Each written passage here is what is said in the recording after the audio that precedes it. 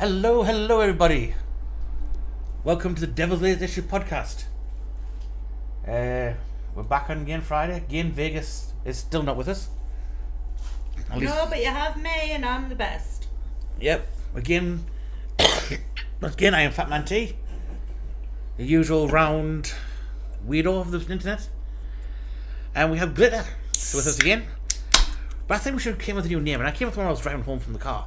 I think it's quite apt for my dear sister. You ready for your new name? I'm ready for it. Mother Goose. It is. Right, that's the other side for the other bits. Right, I'll sort that out in a second. Yeah. Cause that's going to be a pain in the ass to dig through because it's fucking... Or PDF download things. Yeah, it's a PDF runner. Yeah. Yeah, anyway.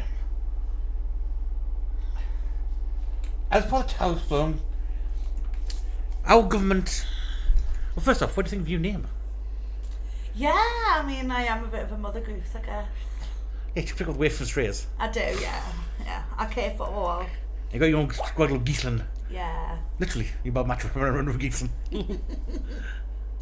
And just an FYI, if you're listening, Vegas, I did get your little message. And Mother Goose would like you to keep up with said messages. You should be fucking watching, you twat. Anyway, on today's show, we have 3 topics to cover. Got a few, yeah. A few little things. First one we'll cover is the UK government's idea of what disaster relief is. And preparedness. Oh, that's gonna hurt my head. And this one's 2 topics, like I say, I found randomly when I was bored today. And one was on abortion, the pro-abortion crap, because I've never talked to you about this. I've never ever brought it on the podcast before. No, I do know that in the UK a while ago, just after COVID, I think it was, they were talking about, I'm not too sure whether it was to fully abolish abortions or make it a bit like the olden days where it was a lot harder to get one. Yeah. Like, unless it was like medical grounds. I know it has passed in some places in America that. Well, that's the main thing. America abolished Roe v. Wade, which is what the lefts use there as right to and right to abortion. Yes. But it was nothing to do with abortion. No. It was to do about privacy. Yes. Privacy policies for women's bodies. Now, That's all it covered. I know in the UK back in the, I want to say late 50s, early 60s, it was only if it was medical grounds you could have a legal abortion. Yeah, at the moment it's pretty much first trimester. But obviously there was a lot of backstreet abortions and a lot of women were like dying, had really bad complications. I think we have it now somewhere around the 12-week mark. Yes. And you can't get abortion after the first trimester. Yes. Well, in America, in some states, it's up to 9 months. You can be crowning the baby and still get an abortion. Right? Now, to be honest, both sides of this argument are idiots. Because the way they're arguing about it is just... it's like, well, life begins when sperm is egg. No, it's a clump of cells like an amoeba. Like, I know there has been a few arguments about, like, where the woman's wanted an abortion but the father hasn't, and they've had to take each other to court, and... Well, actually under our law and under the American law, that father has no rights about the abortion part, because it's a case of woman's body, their rights. But that brought up another argument with that one was, well, if the man doesn't want a baby at all, but the woman wants it, can he have the problem saying, I want nothing to do with this bin, to all my rights, I'm not even going to pay for it. Yeah, so like child maintenance and stuff like that would be invoked and things, yeah. Whereas both in America and in England, that even if you sign your rights away, you're still on the hook for child maintenance. Now, see, I do know in a few states in America, I can't fully remember which ones it is. I want to say Ohio, but I can't be 100% on that. But I do know in the States, it's not just the men have to pay child support, the women do too. Yes, if the man has full custody. So it's like 50-50. So even if you break up, the man still has 50% rights to the child. And if the mother makes more than the father, the mother has to pay child support. Right, which works in America, for the thing is, most states automatically go with the idea, mother has full physical custody of the child. Not legal, but full physical. Right. Usually. England is a bit more... I know there's a few states that don't follow that though. Yes, a few of the more progressive ones, like more red states, that go more father's rights. Yeah. But under the general rules, anyone who has full physical custody of the child, so more than 50% of the time, I think about 60 minutes threshold, Yeah. has to pay maintenance. Yeah. If it's equal 50-50 time, then no maintenance is required because you're paying for the child there, you're paying for the child there, we don't care anymore. Yeah. Right? Some states still make the man pay the wife, but some states I know some states now it's the female pays the husband if she's making more. And it's 50-50. Still the alimony. That's where it's been going recently. Yeah. England, it's still iffy on that one for us. I know in England it is, yeah. Although technically, whoever most has custody of the child gets the out. I think it's because in England it's like you can tell who the mother is because it pops out of her. Where 9 out of 10 you can't prove the father. And we don't have mandatory DNA testing. We don't know. I do know when my children were born. My first two eldest, because me and my partner weren't married at the time, both of us had to be present to sign the birth certificate. Yes. But once we were married, he no longer had to be present. I could just do it without him. But he couldn't do it for me. He couldn't just go there and say, my wife's not well, I'm Rochester, and the child was like, no, you can't. Yeah. But I could for him. Yes, once you're married. But even then, though, right, seeing you weren't married, right, you can go to the restaurant first, right, and saying, oh, I don't know who the father is, and he has no recourse about that. Yeah, like, when we weren't married, he didn't have to go on the birth certificate. And, like, but obviously because he is on the birth certificate, he had to be present. No, you didn't? He did. Right, but even if you were married, right, you can still say, I don't want his name on the birth certificate. He has no legal cause on that one. Which is a stupid rule we have. Yes. But there's one person who's come out about pregnancy. And I'm a big advocate for it. I don't think, why do you need it for when you trust each other? I believe mandatory DNA testing should be carried out as soon as the child's born. As a matter of medical course. Right? People call me nihilist about that, but like how far you stay, there's many a man who rocked another man's baby. Oh yeah, I mean, especially from the olden days. Yeah. Because obviously women were shunned, they were pushed out. Mm-hmm. You know, some were killed once found out they had an affair. I mean, like I say, for me, I know my husband's or my kids' father. Well, yeah, because fucking Neanderthalness comes through. I mean, to be fair, you cannot deny it. They can't deny it. I mean, you can try, but it won't work. even his own family said he couldn't say that's the milkman's kids. Yeah. You could try, but it wouldn't work. Like, yeah, that's. It's like Maury would say, look, he's got your eyes. Like, no, literally, he's got your face, mate. Yeah. There's your brow ridge, there's your ears. When you see those memes where it's like you love your child for 9 months, you nurture it in your stomach and they come out looking like the bastard father, is completely true in my case. Oh, yeah. Not one child takes after me. I know. Not the youngest, but the second youngest of the twins. No, she's her father. She is. It depends which twin you think is the eldest twin. Aha! Now I got you. Psychopath. No, she's the youngest twin. She's the youngest one, is she? She's the younger twin. She is a spitting of you. By 52 seconds. She's spitting of you when you were younger. Mm-hmm. Right, always down to like not when body she was shape. born though, that's what I'm saying, when she was born. Which is no, but now she's. But as she's getting older, she's starting to develop my features, yes. Your oldest starting to somewhat, but she doesn't have our family body trait in her. No. Which I think is a shame because that body trait gives us like extreme strength, which unfortunately on your children seem to have inherited. Unfortunately, like I say, in society, I agree to somewhat a woman's body is a woman's body. Yes. And if she feels physically like she can't carry a child to full term, she should have a choice. But then at the same time, if you know you're not ready for a child, you shouldn't be spreading your legs.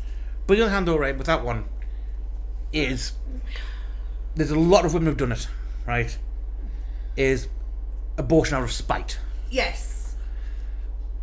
And that. No, but that's what I'm saying. It's one of those where I agree a woman's body is her body. Yes. Just like a man's body is his body. But at the same time, I'm one of those people that I don't really agree with abortions unless it is for one, medical, two, like say it was the product of a rape or I've always an abusive situation. I take the Crowder approach to that one, right? With the being of the abortion. Take the stand outliers out. You know, extreme medical problems, danger to the mother, product of rape, product of incest. Yes. Remove all those other players as extreme models, so they are fucking rare.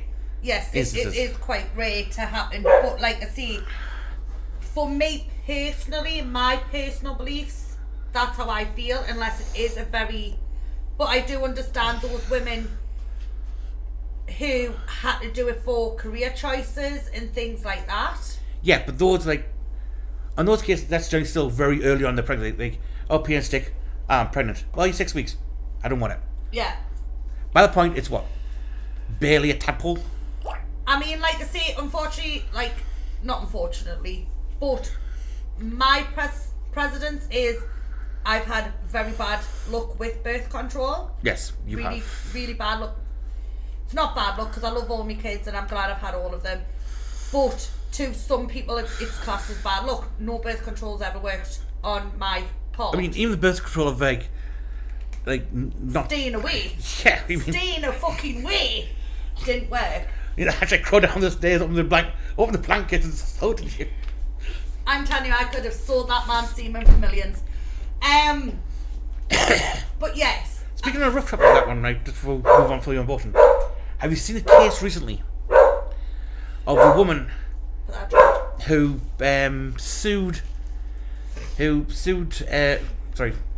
used Freedom of Information Request to get her sperm donors, literally went to sperm bank, yeah, got his details, and then sued him for child support and won. Yes. Right, now that one is messed up. Yeah, it's a violation on so many levels. That is really messed up. And but court allowed it, and I'm thinking how? Because when she signed a contract to buy the sperm, yeah, she knew she was buying anonymously. I do know you can request information for like medical grounds. Yeah, and but they give out your fucking name, address. Like say you've had your baby, a few years down the line the baby gets a complication and you need medical history to solve said complication. That generally becomes part of the package when you buy the sperm. And that. Not all times. 90% of the times, because any reputable one would take a detailed medical history anyway of the person who's donating. Because I've been through this with fostering and adoption. When you foster and adopt a child and you don't know their full medical history, it brings problems when the child has problems. Fostering and adoption is different because, well, it's basically you down the line on the mother to give all the details most of the time. Exactly. Whereas with like most sperm donations in the centres, is they get a full medical history first. Your first sample you give out isn't actually one they use for like selling. Yeah. They do like a lot of genetic testing for like genetic abnormalities, viability testing. Yeah. All that type of stuff on the first sample. Right? So they get a full genetic and medical breakdown first beforehand. Yes. Because most of them have to handle your medical records anyway before you could donate. True. As well as any STI checks, that type of stuff. But I do know in some cases they do miss certain ones. Like they do check for, major ones like Down, that type of stuff, that's all Down checked. syndrome, dwarfism. But yeah. Those little finer 1 in a million shot ones, yeah. 1 in a million shot disorders they don't screen for or check for, because it's expensive or to screen family for. history of. Again, they're really needed to screen for because it's a 1 in a million fucking shot. What's the odds of someone gonna catch it? You know what I mean? But it happens. It happens, yeah. And unfortunately, if you don't know the medical history, you are kind of. But usually in those cases, the poor bastard with lady sperm has no idea of that history. Has no idea exactly. Your great Aunt Jemima, well, she was a bit small, but yeah, she had this irreplastical disease. Like, really? Really? We thought she was a character. It's one of those things. It's one of those things like they really know about. Yeah. But she didn't do it for any reason. She went purely for the money reason. Oh, yeah. I mean, I totally agree. That's absolutely wrong, and it's a huge invasion of privacy and legal obligations, to be fair. But see, we live in a society now where this is happening a lot. I tell you what I do, right? Make the context of this both one. Because the main reason why I bring it up for is because I was watching the Whatever podcast. Now, I know you've never seen that before. Right. Right? Basically, Whatever podcast is a sort of... How to best describe Whatever podcast? They basically talk about shit. No, it's... Basically what he does is he brings on like a load of like OF girls, that type of stuff, and... Right. stuff on. It's supposed to be like a dating program, Right. but it also dives into like more of the idea of like feminism, that type of crap, and add that on top of like that type of thing. Right. Now the one for this debate is with someone called Destiny. I don't know if you've heard of him before. Yeah. Oh, you've heard of Destiny, have you? Yeah. Yeah. Yeah. I'm really surprised you heard Destiny. Yeah. Right, carry on. Well, he's for the pro-choice argument, which is rare for Destiny to be in that position. Uh-huh. And he's against two women who No. basically, well, how best can you describe them? Well, bitches, really, to be honest. Okay, let's see.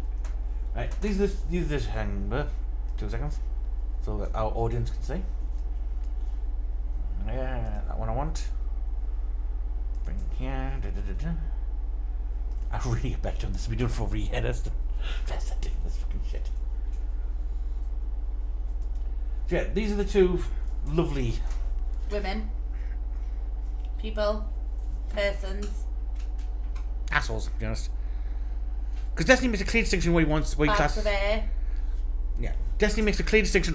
For Destiny, Right. he makes a clear distinction on what he thinks abortion. He says a 20 weeks cut off because scientifically they say that a child develops the fetus develops capacity for consciousness around between 21 to 24 weeks, Right. up to 28 weeks. That kind of bracket.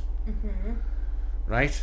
And he says, and he classifies like a viable, for human right purposes, like right to life. Right? You have to be able to have the ability to produce consciousness. Yes.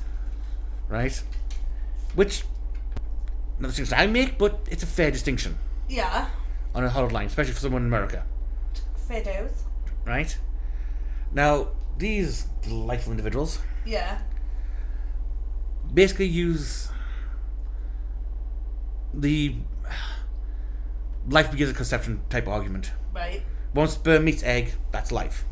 Not all the time. It depends if it implants, but okay. And it all produces like a unique individual in child, where I don't think they've ever thought about stillbirths before in the entire history of consciousness, but Right. hey. And now, Destiny is an arsehole. I admit that, and he deserves to be beaten around the crotch with a spanner half the time. But the way these two are trying to win this debate over abortion is, well, disgusting. We'll go on about it. Right. We'll see. We'll start from here. Or pro-choice or pro-life, or in your case, pro-abortion or anti-abortion. What is your basic stance on abortion? My basic stance is we try to figure out what is a person, what makes a person. Person is granted some positive, some negative rights by governments, and probably morally and ethically separate from governments, we also grant people some type of right. I don't believe that a person is a collection of cells. I don't believe that a person is just a body with a brain. I think that very specifically when we speak about a person, we speak about something that has the capacity to deploy a conscious experience, because that tends to be the thing that we're usually talking about when we're figuring out if somebody's alive or dead, or whether or not somebody ought to be protected. When we say a person, when we say who is suffering, we don't say what is suffering. We're not talking about a body. We're not talking about a heartbeat. We're talking about a person having an experience. So when I try to think of abortion, I try to think of who is being harmed. I would say that for 20 to 24 weeks, that's about when the scientists say that the brain has all the parts necessary to begin communicating, to have a conscious experience, that about at that point, there is some experience there that we can speak of as a who or as a person. But prior to that, the first trimester, that really experience is not happening yet. So if you want to have an abortion, there is no who that's being harmed. There's just a what, which is whatever the body is up to that point. So generally, I'm pro-choice in first abortion up until that conscious experience has been formed, because I think that's what's worth protecting, because that's when we look to see when somebody's dead. So that's what we should look to see when somebody's alive. So are you... Right, so that's Destiny's view, clear on abortion. Right. Don't What? say anything really Wrong with that one. too wrong. What could be wrong with that one? His argument there.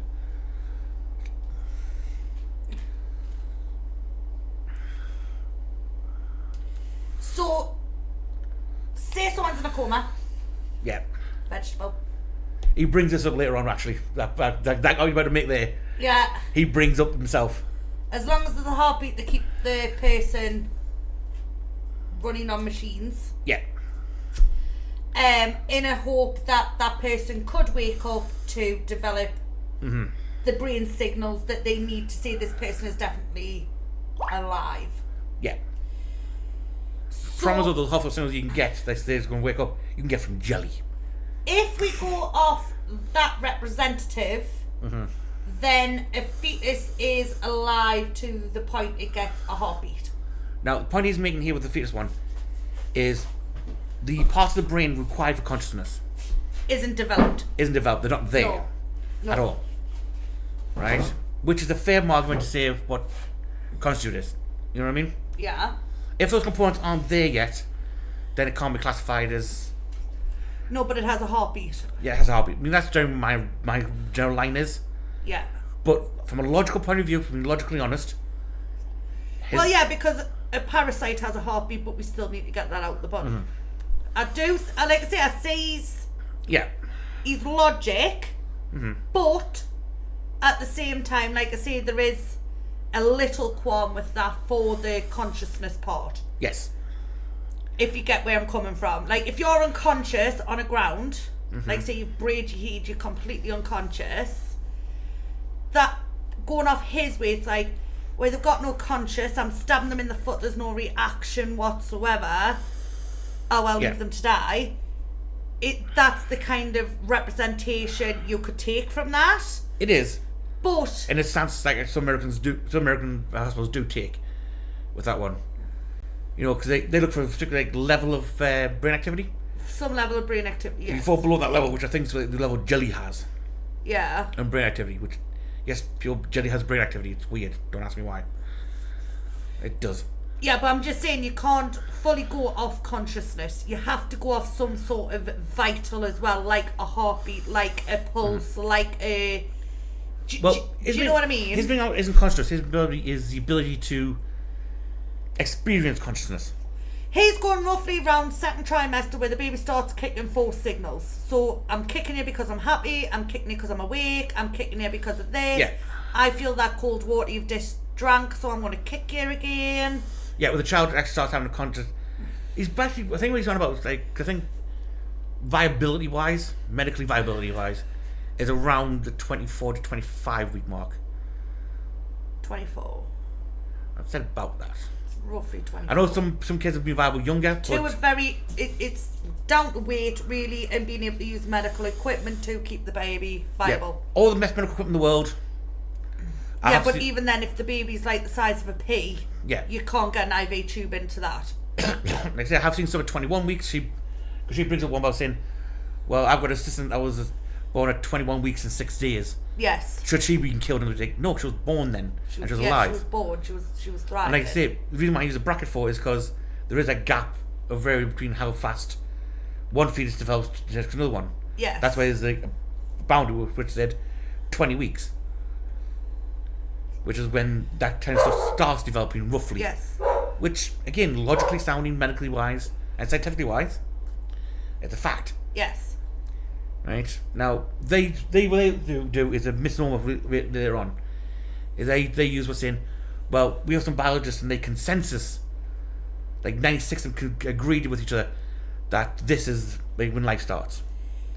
And my argument always along with that one is, that's not how science works. Science does not work on If consensus. you go off the first sort of week of pregnancy to 2 weeks, your baby's a ball.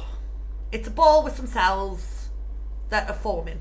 Yeah, it's pretty much... There's no human distinction, there's no fingernails, there's no... If I'm correct from the charts, and like medically wise, Yeah. up until the 3rd week, that ball of cells is basically stem cells, It's stem cells, yes. which have no form whatsoever. No, there's no hands, there's no feet, there's no... You've got a heartbeat and that's about it. Even then, it's lucky at 3rd week you have a heartbeat. No, you've got some form of a heart. It doesn't look quite like a heart, but It's 2 cells banging against each other. it's a heart. It's a degree. Because another text heartbeat bill is 6 weeks when they say heartbeat starts. No, I had my heart rates taken quite early on. I think that's when they actually say developed heart-ish. They're going for that one. Now, where we go wrong in saying those cells are a full life is if that cell doesn't implant properly, Yeah. it can't become viable life. It falls out at some point because it Yes. hasn't implanted into the womb properly. If I'm correctly, a chemical miscarriage. Yes, called a chemical miscarriage. That can happen up to like the first trimester, end of the first trimester, To a degree, yes. for the most part. So, the way the doctors go, because I've obviously had a miscarriage, and it's after 10 weeks. If you have a miscarriage at 10 weeks, that's when you need to go to hospital to get checked out to make sure there's nothing, Checked and cleaned, is what they call it. anything is left. Under 10 weeks, it's classed as a chemical miscarriage because the baby either didn't implant properly or whatever. Now, at the 10 weeks, your baby does start looking like a baby. Yeah, it's To a degree. a shrimp. It looks like a shrimp with arms and legs. It's a tadpole. Like, I can't call it tadpole And stage. I'm calling this very nicely because my daughter, we had a very early scan with my eldest, and she looked like a Christmas turkey with the paper fucking things put on the legs. She looked like one of them. She was like big round ball with two crossed legs sticking out in an arm. And we still have that ultrasound, and we still call her a turkey, you know. Yeah, it would be, if you want to think what a child looks like that, I mean, when I come in first, you're like, what is that? Yeah. It's a baby. No, that's a kidney. It's a kidney with legs. So yes, and obviously we had to talk about the first miscarriage. Yeah. And because it was under 10 weeks, it's classed as a chemical miscarriage. Yes. So it's technically not a real miscarriage. It's a miscarriage due to failed implantation. That's what they class it. Yeah, the class is busy a heavy Class it period. as. Or the Plan B pill does the same thing. Basically. But obviously chemicals can happen for many reasons. Main reason is you don't know you're pregnant and you're still living life Yes. as per, and if you've got a weak womb per. I think not so much, mostly weak cervix cause a lot of chemicals, like damaged cervix. It's also womb because if you haven't got enough cotton, That's a very nice way of putting that. that's a really nice way. So if you haven't got enough fluff in your womb to hold the egg in place, then it's gonna necessarily fall out. That's a very PG way of saying things. It is a very PG way of saying things, yes. I mean, going to say off PG and slightly off topic, right? Is I found a weird fetish someone was on about in Reddit when I was. Don't even start me with fetishes. There are some fucked up ones. Yeah, this one was a very weird one. Right. Right, cervix breaching. Right. Have you ever heard of this one? Yes. Now, most people know like trying to have anal is very painful because it's very tight, and it clamps down. You could break said member. Yeah. As far as I know, the cervix muscle is about 10 times stronger. Yes, and it's quite far up there as well. Like, I'm not being funny, right? If you're a man, right, and you're sitting there saying that's my member. I mean, literally, fair enough, you can touch the lining with a hand to a degree. It's about 6-7 inches up there. But it is quite far in there. Problem with this fetish is mostly Asian. Has this fetish. Now, as you know, chemically Asian male members are short by standards, Yes, but so is the vaginal canal. it is. Yes, it's quite a very, short. It's a very. They average about 3 to 4 inches Yes, it's a very breached area. for them, which Yes. an average Westerner, we're at 5 to 6 inches, could easily.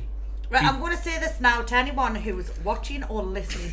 Do not do it. You could cause damage to the woman. You can cause damage to her getting pregnant. You can cause damage because some women have what's called a tilted uterus. Yes. And that means that lovely opening is not quite set where it's meant to be. I am talking of this from experience. Mine has had to be ripped forward quite a few times during pregnancies. Not just that though, right? Don't do it.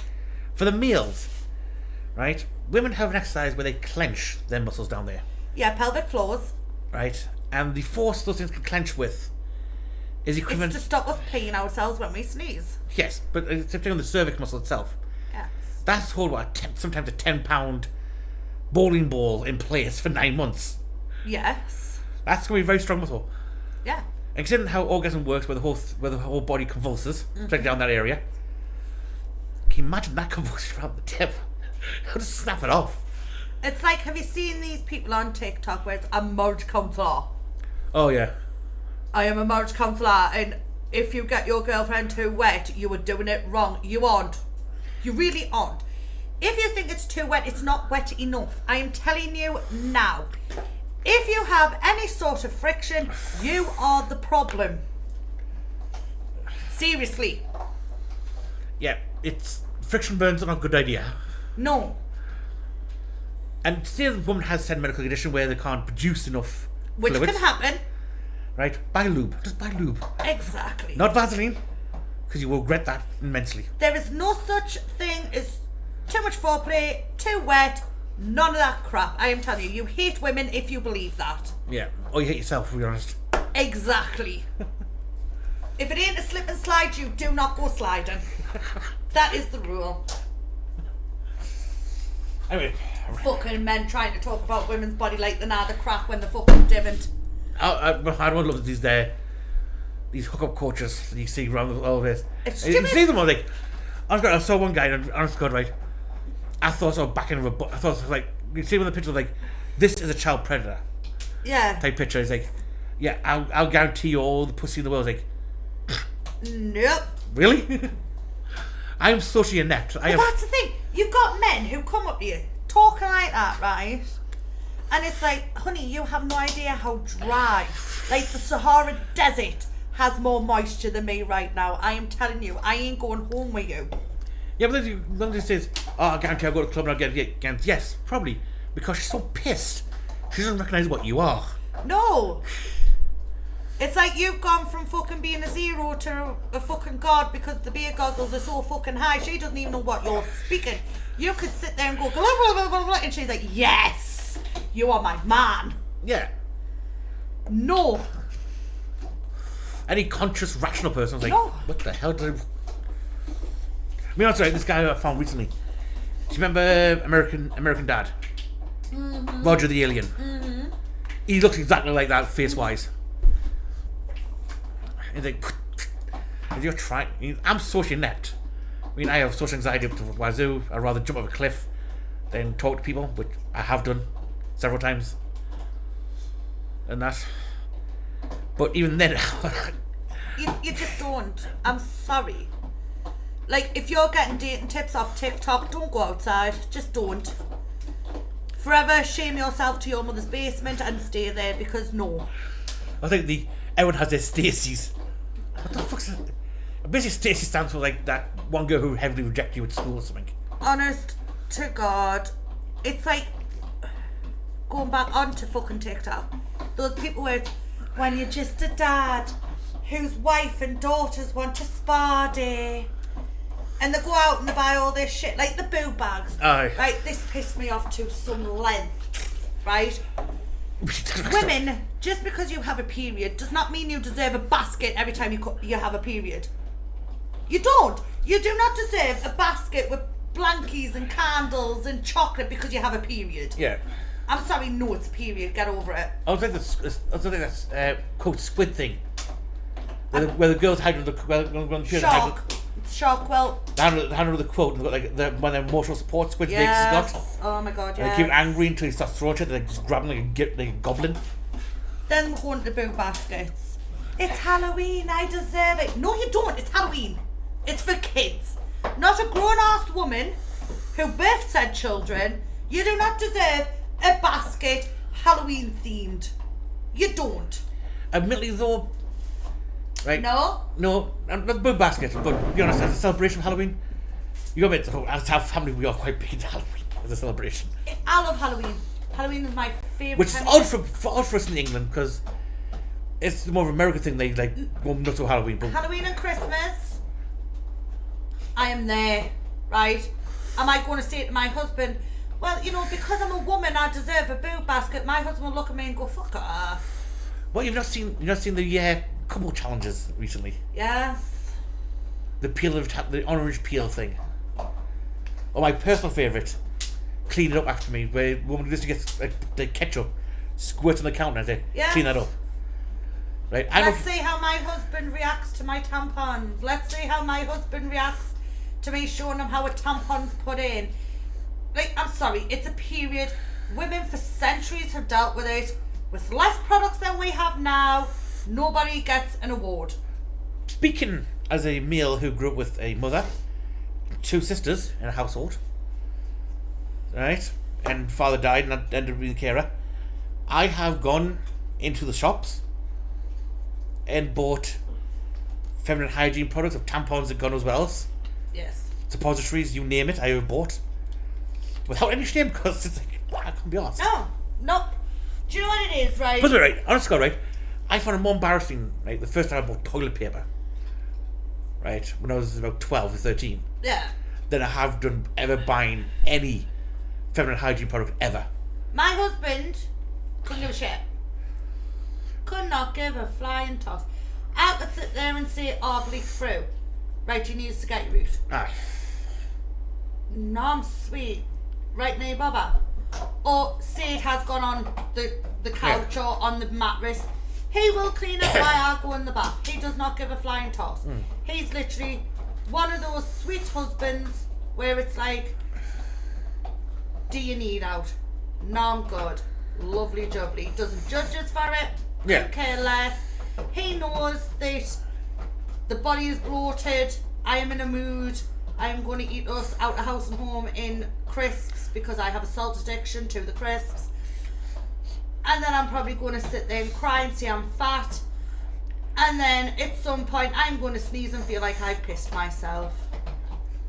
I mean, going back to the thing before we get back on this one, because we're going back to this, is the number, when I used to work as a chef back when I was like 17, 18, the number of waitresses that used to come in, because there used to be young waitresses as well, like Yeah. my age, and they've asked me questions on, you know, how does the period work? How does the pill work? Yeah. You know, how does this work? Like, for fuck's sake, Yeah. am I your father here? See, in my house we have a very open policy on periods. Like, obviously my younger kids, it's a bit like, leave mummy, she needs a bit of time. But with my older kids, because obviously my daughter's just started, Yeah. it is very, if there's out the matter, come to it. If there's nothing the matter, you know where the stuff is. Brings up with you and your parenting, you don't babyfy No. embarrassing words, as people call them. No. Because I've got, like I say, I've gone to the doctors, like, and that, and worked in hospitals, and you used to get the parents say, like, as an adult going to the doctor say, well, my beeps are hurting. You go, what? My beeps? No. What the fuck is a beep? Or my favourite one, the nanu. Are you Mork and Mindy? Oh, I'm telling you now, my younger son, who is 9, has just learned about periods in school. Better horrify him. He sat there and he went, I've just had to learn about periods, Ma. Right? And what did you learn? I shit you not, right? I'm going to let you in on my family, right? So I have my older son, my young son, and one of my daughters, right? And my young son goes, had to learn about periods today, Mum. I went, right, what about them? I don't want to talk about it. Well, no, it's nothing embarrassing, son. You know, everyone, it's natural, it's nature. So Mummy would like know what you've learned. I cannot, Mum, I cannot repeat it. Well, you can, you won't embarrass me, I'm embarrassing myself. And it goes, well, Mummy's going to ask you one question. Who has periods? My eldest son comes to me and goes, wait, obviously men and women. And I looked at my son and went, Yeah. what? Well, yeah, he goes like, men have periods. What? Well, that's what my teacher, Mr. Scott, taught us. Oh, fuck no. What? He's got a feminist science teacher. He was like, Fuck. my teacher said boys have periods. And I went, son, what do you have? A penis. I went, right. What products do you use when you're on a period, son? Well, obviously tampons and shit. I went, yeah. Where's it going to go, son? Brain Well, it's fog. what my teacher said. I don't believe it. I was like, son, you've just physically said boys can have a period. So explain to me. I'm sorry, that's a trans bullshit. that's infecting schools of... This was his science teacher teaching him biology. Yeah, I'm saying that the science teachers are going that way lately. Yeah, both men and women can have periods and both men can give birth. No, they fucking can't. No. There's a biological fact that exists called a uterus. Exactly. Men don't have uteruses. So obviously me and my husband had a brilliant laugh on this. While my eldest son sat there and went, "We don't even know." Because his voice is starting to break, which made me laugh even harder, right? For the fright, treat your children. Right? My dog's in the humpy stage for some reason, even though he's fucking old as fuck. Yes. And the kids were down, the babies, and he was doing his usual, Yeah. trying to up everything that's on the floor, including the children. Your youngest comes to me and goes, is he actually trying? And I said, without thinking about it, no, he's doing it because he's horny. Yeah. And she turned to me bright, I was like, what does horny mean? And I said, oh shit. And I tried to get out of it because I don't want to explain it to your child. No. I went, ask your sister. She turned beet red. Yeah. I think, you explain it. No, you explain it. And he goes, well, no, ask your oldest son. He's like, no, I'm not.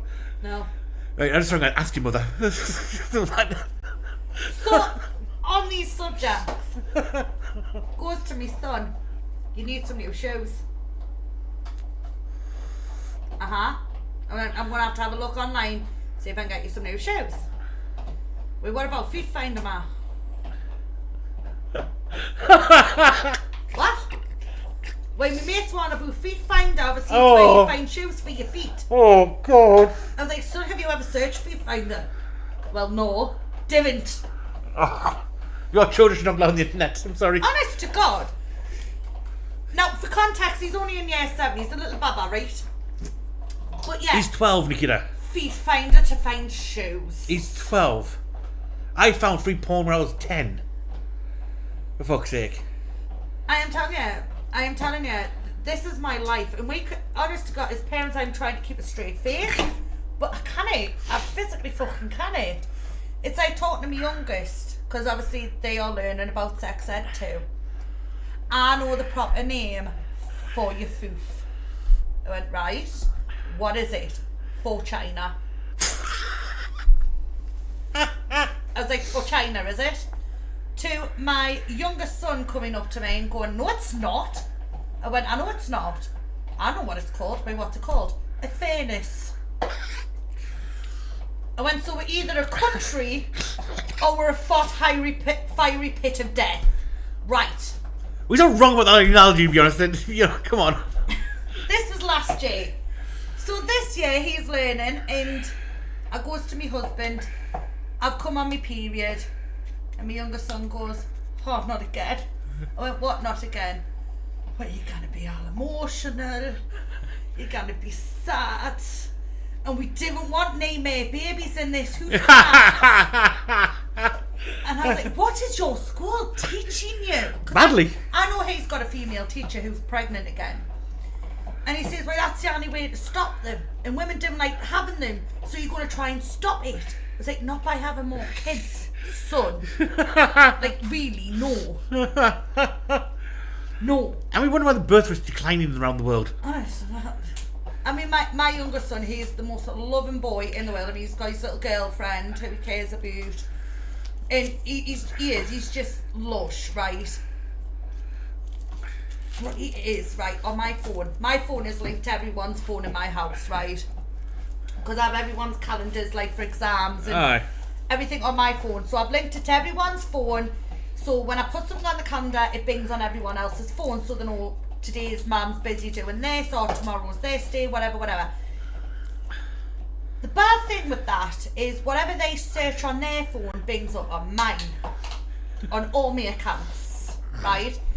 So, like on Facebook, say you search, I don't know, knickers. Aye. You'll get ads on Facebook for knickers on different. You get a load of weird fucking algorithm sites. shit, aren't you?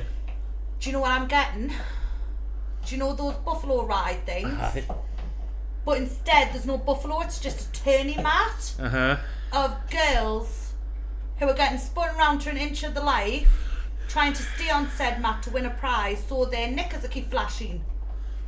I'm like, what is this shit on my phone? Why am I looking at 19, 20-year-old knickers Basically, and boobs. the adolescence of... That's the state, right, as a man, I'll tell you, that's the stage where it's known as in adolescence as men grow Soft up. porn. It's soft porn. It's a soft jerk, basically. Yeah. So I look at my eldest son. I go to my eldest, like, what are you watching on your phone, boy? No. As I don't you lie to me, because everything bings up on my phone. Mum, it's not me. Then who is it? You do have another son. Right. So I go down to said younger son and say, what are you watching? Nan. What are you watching? Nothing. Gives your phone. Took his phone. Mr. Krabs getting spanked against the wall by SpongeBob while Patrick plays a song. Carry on flicking. Let's do some exercises. Boobies bouncing, bouncing, bouncing, bouncing, bouncing. My young son. So he has obviously lost his phone. He's grounded from his phone. The worst part of it is, right, I know in fact which phone he has. I know because it was my phone. Yeah. And I also know the fact that it was an American type purchase I got. Which means the restrictions on what you can use it for are very limited compared It's to... safe to say his YouTube is getting deleted and he's getting kids' YouTube. You can't delete the YouTube of it. I can try. You can't, it would actually mess up the whole... You have to reset the phone then. Because actually deleting YouTube messes up the whole... I will reset his entire phone. I don't care. Unfortunately, like some of the game apps I've warned you about, they're hard coded into the phone's coding, so you can't get rid of it. Trust me, just because your child is sweet and innocent, check their phones. It's like, you remember how sticky the fucking science books used to be when the sex talk came around? Oh. The biology lesson where they had to talk about reproduction. Yes. I'm not talking about the boys being sticky with these books. When the girls first saw the penis, like, fucking hell. I mean, I've got to sign off on all of these sex talks at the schools. Like, we get an email, it's happening next week. Message us if you don't want them involved. That's fair enough. I mean, at least getting consent over it. Yes, we get consent, and we also get, a PDF to download on what parts they will be teaching which year what. Yeah. So, like, my daughter, she's in more, like, because obviously she's 13, 14, so she's now learning about, like, porn. She's learning about... My problem with that one, right? I saw a book that's recently come into circulation in schools for, I think, 9 to 12-year-olds. Yes. Called The Book About Love. Yes. Have you seen this book yet? No, none of mine have got that. Basically, this book is a cartoon illustrated version of every possible conceivable vanilla sex position you can think of. My younger one, my 9-year-old, he's learned how babies are made, but not fully how they're created, if that makes sense. So they've taught him bare basics: sperm meets egg, egg blooms into baby, baby's born, blah blah blah. Obviously, they still haven't taught him, like, penis has to be inserted to do this. It's just solely sperm, egg, done. This is a period. This is what you can expect when you hit puberty. That's about it. Me 12 and 13-year-old have both learned Well, they're doing the science part of it now. that it's proper. It's sex. That's what creates a baby, and how a baby develops in the stomach. Mother gives birth. That type of stuff. I can remember the old adverts about, like stupid adverts, like, I can remember the one about the old McDonald's ones, where the daughter's sitting there planting seeds, like, Daddy, how does babies come out? Yes. Well, yeah, like, plant a seed in your mom's belly and it grows. And she ran more questions. He's like, how about McDonald's? Yes, that'd be great. Then you can be all about it. It's like, oh shit. Yes. Now, all my kids have had somewhat known that a baby's created by a woman. To a degree. Yeah, because apart from your youngest two, they've all been there through your pregnancies. Exactly. And my younger two love the pregnancy stories. Yeah. So they all roughly know the babies are in my belly, I grow them in my stomach, they come out. The biggest problem with you and your pregnancies is I've held each child. Yes. Right, so it was privileged to be born. As you see pictures of me holding said child's. Yes. Right, probably pictures are very awkward for me because when, you see people holding the baby. For me, it's like through the apartment. Shit you not, right? We were going through Facebook and obviously we got the old photos. Aye. And we have a photo of you, eldest sister, me when I was younger, and One really old ones then. one of the old friends of the family. Aye. Right, yeah, it was older sister's engagement to Ginger. Ah, that's what. Right? And my kids look at that photo and go, who the fuck is that? Find about me other. I went, here's me thinking it's the friend of the family's. Aye. And it's like, you know who that is? No, we know who that is. That's we're cousins biological. Right? That's obviously you, ma'am. Right. That's obviously Auntie. I went, yes. And I'm sitting there getting a bit confused about who they're seeing in this photo, who they don't know who it is. That. Who is that? Your uncle? Don't you lie. I'm not lying, that's your uncle. That's never. I went, that is your uncle. So we had to go back in older pictures. Now I don't know if you remember this photo of yourself, Fat Man T, when you had the curly afro with the blonde streak in. Yeah. I remember that. I got that for a funeral, didn't I? We had that picture. Was it Dad's funeral or was it one of the grandma's funerals that had that? That was one of the grannies. You were quite young in it. It's back when the passage was bright yellow.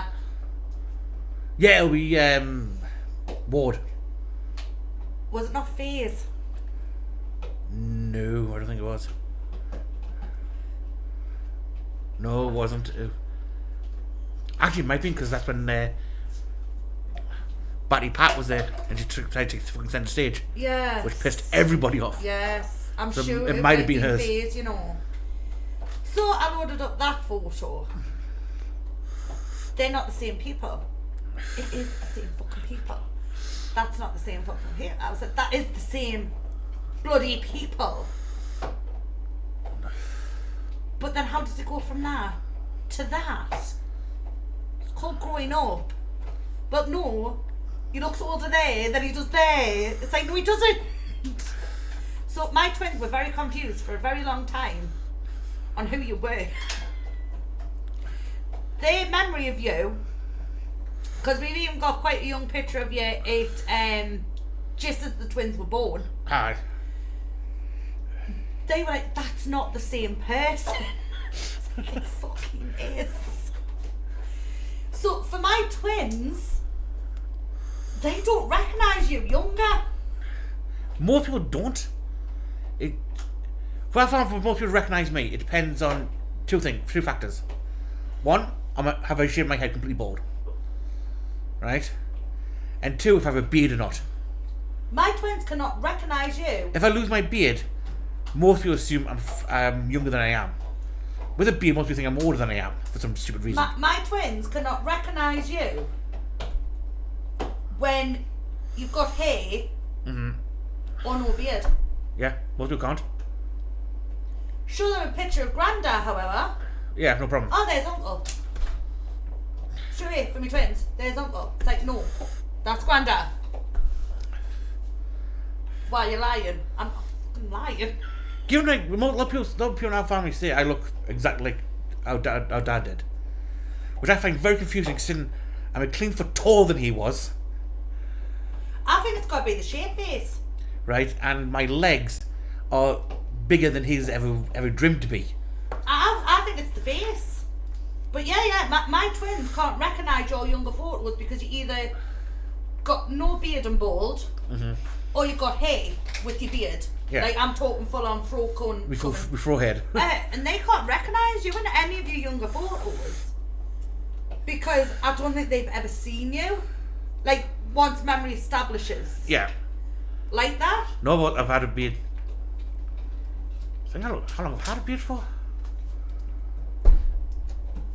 I had a beard since I left high school, to be honest. When I started growing my beard out. I tell you when you had your fro actually. I'm sure it's when my eldest was born. I'm sure I've got a picture of you with your fro. See, I started going bald pretty much after she was born. Yeah. After Dad died, when I had fully hair. Because that was the last time I got my head burned off from the friggin' furnace I was working in. Yeah. But as for my beard, I think I've pretty much had one for quite a while now.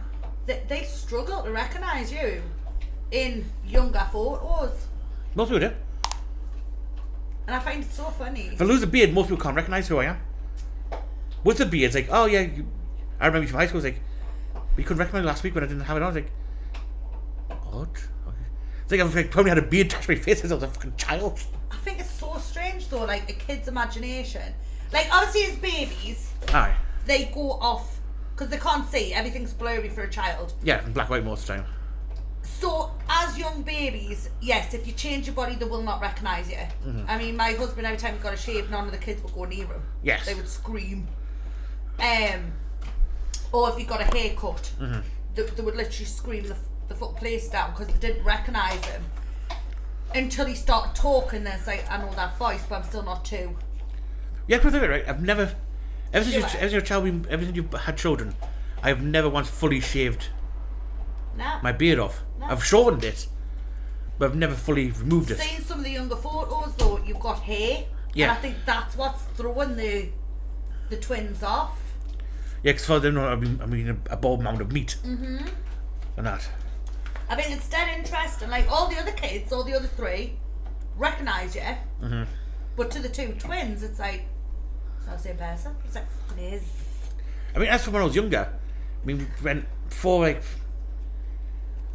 between some of the pictures when I was younger, you can tell from when I, particularly when I was in high school, you can tell the point where I started playing rugby. Because I gained like 3 foot, like 2 foot of height, and about 100 pounds So strange though. in a very short space of time. Because that's why I started bodybuilding at the same time. It's like the family friend in that photo, how much he's changed. Isn't that much? He has, you know. From that photo, from when we were like, wait, I would have been 12 at the time.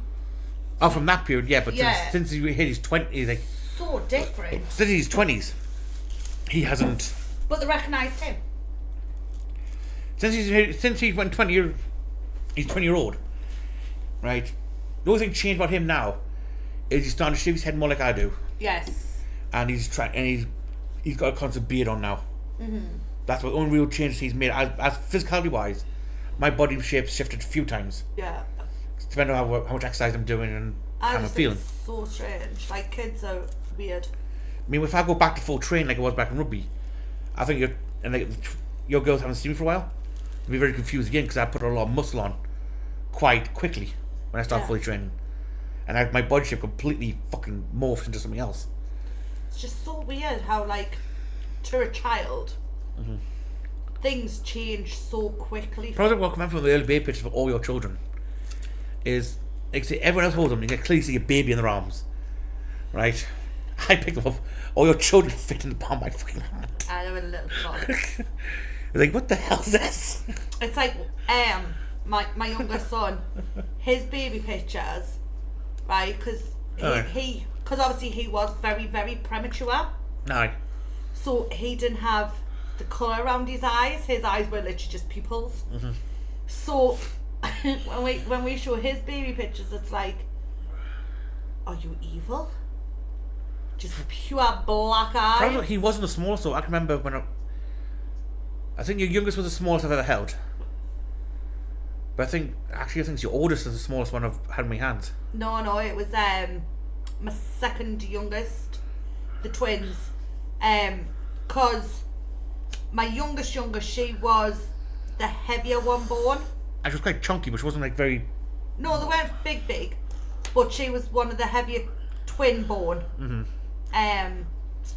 But out of all of them, it was my middle child. He was the smallest out of all of them. The other pictures, you see, because he fills my hand quite well, whereas the other ones. No, he like- was the. I mean, people can't see it on camera. I mean, the head was at the tip of my index finger. I think it was only your oldest whose legs went beyond my wrist Yeah. as I held them. Everyone else, the pretty much all fitted squarely, neatly in the palm of my hand. No, Squishy. He was the smallest. He was literally £4 1 born. Because he was 5-6 weeks premature. Best I can describe for you at home to try and get a mental image of what I'm about here is Harry Potter when Hagrid first carrying Harry. Yes. Get that image in your head, and that's what like, and all these kids, it's like a mound of meat standing there, holding this thing in his hand, looking at it. It's so funny.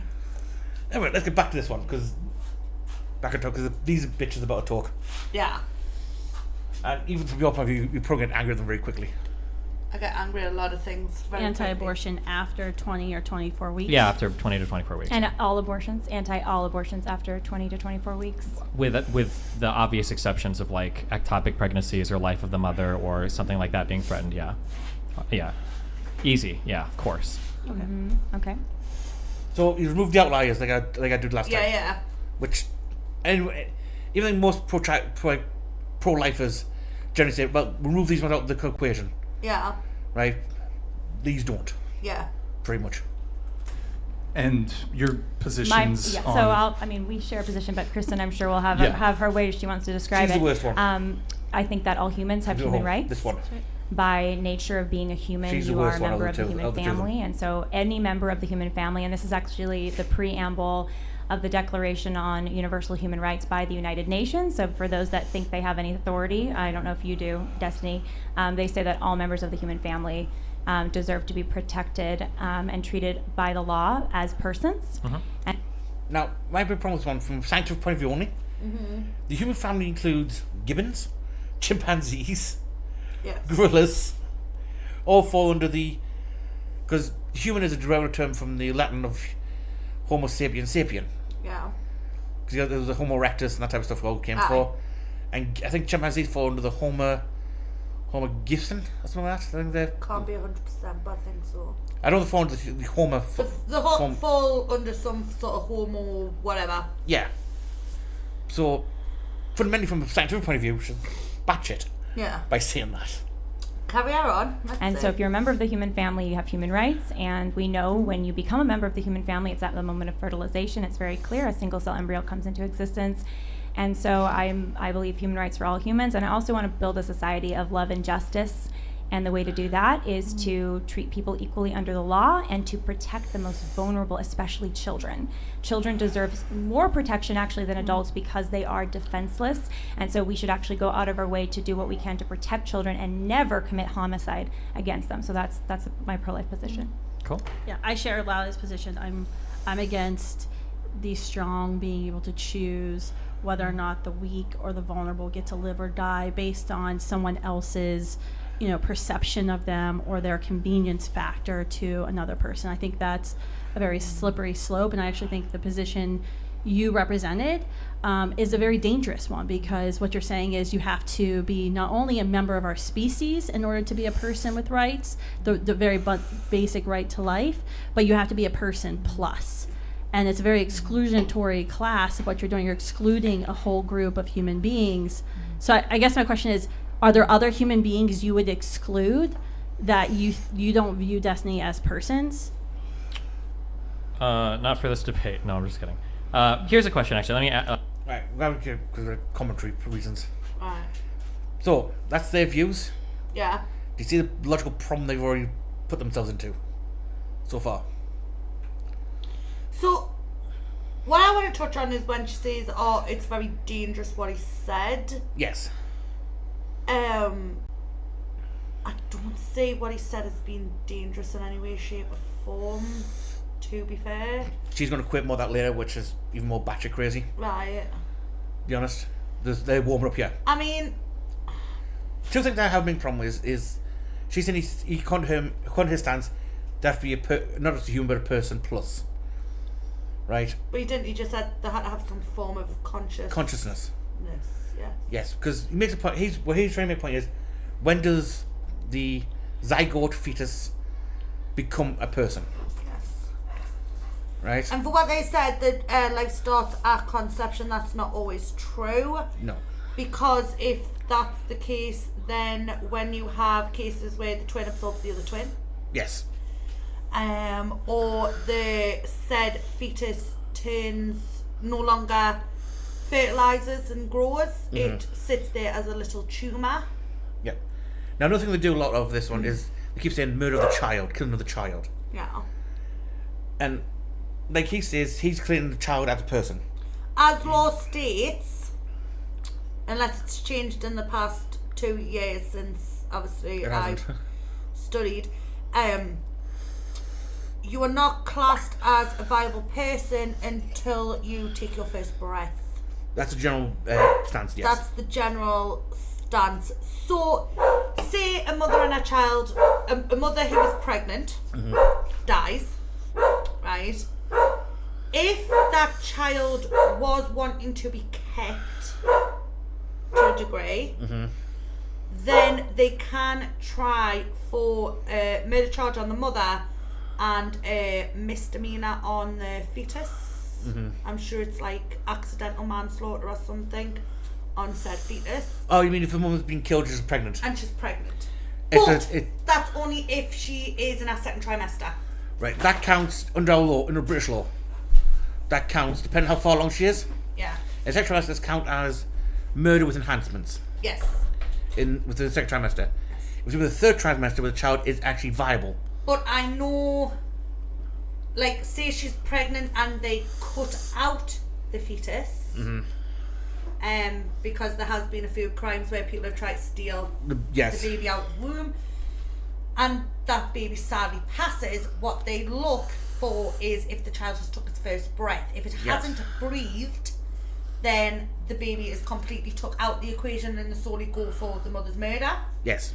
Because the child wasn't viable because it didn't breathe its first Yes. breath. It can't be classed as... Now, under our law, and most American law actually does the same thing, is in the third trimester, you kill the mother and the child dies in womb. Yeah. It counts as a double homicide. Yeah. Because that child at that point in the third trimester is completely viable. Yes, it's a viable child. But if the child is outside of the mother's body, so say the stress of being murdered forced her to give birth, or they have cut the baby out from her, Yes. then they can only go for the double murder if the child breathed. Yeah, because then they're going to go for like, either enhancements, like murder with an enhancement, or it's murder with desecration of a corpse, I believe. It's something strange like that. I can't be fully sure on what they call it once It's a weird one with that one. the fetus is there. Because obviously this is classed as a homicide regardless, because the child's cut out. I just know if the baby is outside of the body, it's whether it's took its first breath, and then Yeah. it classes as a murder charge because the child could have lived if it had medical intervention. Right. They also look at the same for children who have been abandoned, things like that. They look for if the child has sadly passed before it's been found. Yeah. They look to see if the child was alive by seeing if it took a breath beforehand. See, this particular topic's best talking with you than is Vegas, because you are a mother and you've Yes. worked in the industry for Yes. yourself. I haven't. I know law, and I've done I've went through a lot of these logical arguments with people before. Yes. Saying a human life is straight away as soon as the child is conceived, I don't agree with. But then, like I say, one of the fun fallacies I bring up with this one is well, biologists all agree that life starts today because new DNA and that type of stuff. No, right. Right? No, that's what I'm saying. 68 biologists agree that this is true. And my always argument about someone saying with climate change. If that's the case, then, like I say, they wouldn't class it as a chemical miscarriage. It would be a full-on miscarriage. But no, my biggest problem. My biggest problem with that is a lot of climate change activists do the same trick. Yes, they do. 80% of all scientists agree to this. And my biggest problem is, as a great science, as a heavy in science when I was younger, and even now, science does not work on consensus. Yes. Science works on facts. It doesn't matter if a scientist agrees with me. As a scientist, if my thesis I put forward, experimentation prove it as a fact in the scientist community, it doesn't matter if that trial agrees with me or not. No. It's a fact. I don't need someone to agree with me because I know it's a solid case of fact. Problem is, if you go for life straight at conception, so as soon as sperm meets egg, then anyone who drinks during those first week or so where they don't know they're pregnant should get done. Hold your horses on that one. Those people who smoke. Well, hold your horse on that one. Because Destiny actually brings that one up. And she comes out with some of the most lunatic ideas I've ever seen. Because if you are unfortunate, like I was, Yeah, you went for a smear test. for 2 of my pregnancies, I was 6 months along before we even knew that I was pregnant, because I was on birth control, which completely stopped me periods. Yeah, I still the fact is you both times you found out because you went for a smear test and they do a Yes. pregnancy test as standard Yes, for the smear tests. when it's your first, yes. Yeah, and it's like, we can't do it while you're pregnant. Fuck you. And then I go for a scan to see how far along I am. 6 months, boosh, bam, bosh, got 3 months to prepare if you're lucky. You did this first one. You're pregnant. Alright, okay, fuck you. Fair dues, I'm pregnant, no bother, can't be that far along, we'll go take you for a scan tomorrow. Went for the emergency scan, you're 6 months along. Right, nothing I haven't dealt with before. It's twins, you cannot count it. There is no way that's twins. No, I'm telling you now, it's twins. It's not. And my eldest child at the time went, look, mummy, there's 4 legs. Oh, shit. Yep. Yes. Probably told the legend found that one of them gave birth to twins and it was fucking yeah. But that's the thing. When there's medical issues involved, sometimes you don't know you're pregnant. Yeah. And it is stupid things like going for a medical procedure where you find out. Yeah. Or for the really unfortunate people, you're giving birth. Yeah, I mean, it's rare. I've seen stories about it. Because even then, when you were still like, before you found out, before you smear, you were still going out like having a keto gin and tonic, and you were still smoking and I that. had no clue. Yeah. I literally did not know, because I was on contraception. Contraception stopped my periods full frontedly, like literally there wasn't even any spotting or anything. But not that though, even like with something like Aldous, she has polys, Yes. which can throw off hormone damaging. Now the problem with that is she could be pregnant, which gives up like elevated hormone levels, which is what the pregnancy tests look for. Yes. The problem for her is her hormone levels just go to what classified as a normal female. Person, yes. So the test won't even show. But this is what I'm saying. You can't go straight at conception, because a number of things play factors, like your lifestyle, Yeah. chemical problems, your uterus lining not being strong enough to hold said fetus. Or it could be the sperm meets egg towards the end of the pregnancy when the release happens. Now, my twins were not conceived on the same day. Yes. So what Because they're not fraternal twins, are they? No, they're not fraternal. So what happened was I got pregnant with one twin, and then 2 weeks down the line I got pregnant with second twin. Yeah, double Yorker. No, 2 separate eggs. Yeah, I'm making a joke about double Yorkers. 2 separate eggs on 2 separate occasions. So technically one twin was 2 weeks more advanced Yeah. than second twin. So when I went for my 6-month scan, well, I didn't know it was my 6-month scan, but it was. Yeah. One twin was 2 weeks behind one twin Yeah, on that fucking graph scale they use. on the graph scale sizing and uterus What's lining. it's called the macro scale, the Marco scale or something, isn't it? Not stupid like that. Fuck knows these days. I know it's like I know it's called the long term is like the embryo It's your zygote percentile. The go development by the, percentile, yeah. Yeah, it's the developmental percentile. So most kids, you look to be around the 95th percentile. And they go off the weight of the uterus and the water sometimes, some shit like that The now. size of the womb is how you know roughly. So for every week you're pregnant, your womb grows a centimetre.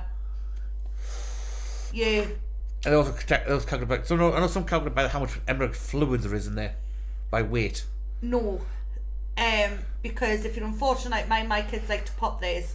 Yeah, but that's I think that's how Denmark does theirs. They don't go by the size of the womb because they say people can have expanding wombs for no reason.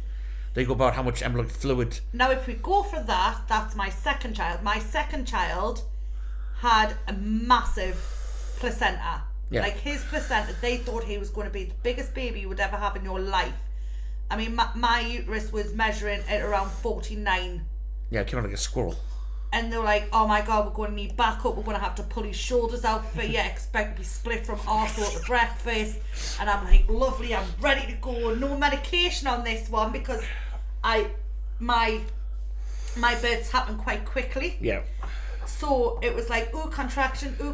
Baby. Give it half an hour. Go to the hospital. You're 7 centimetres long. No point in medication. We're bare bone in this. It's like, right, we can do it. And then they measured, and they're like, oh shit, he's going to be massive, get ready. And I'm like, I'm ready.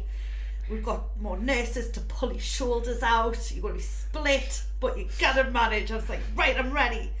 And he shot out like a bloody bullet, and he was only like 7 pounds, and he was like skinny anorexic.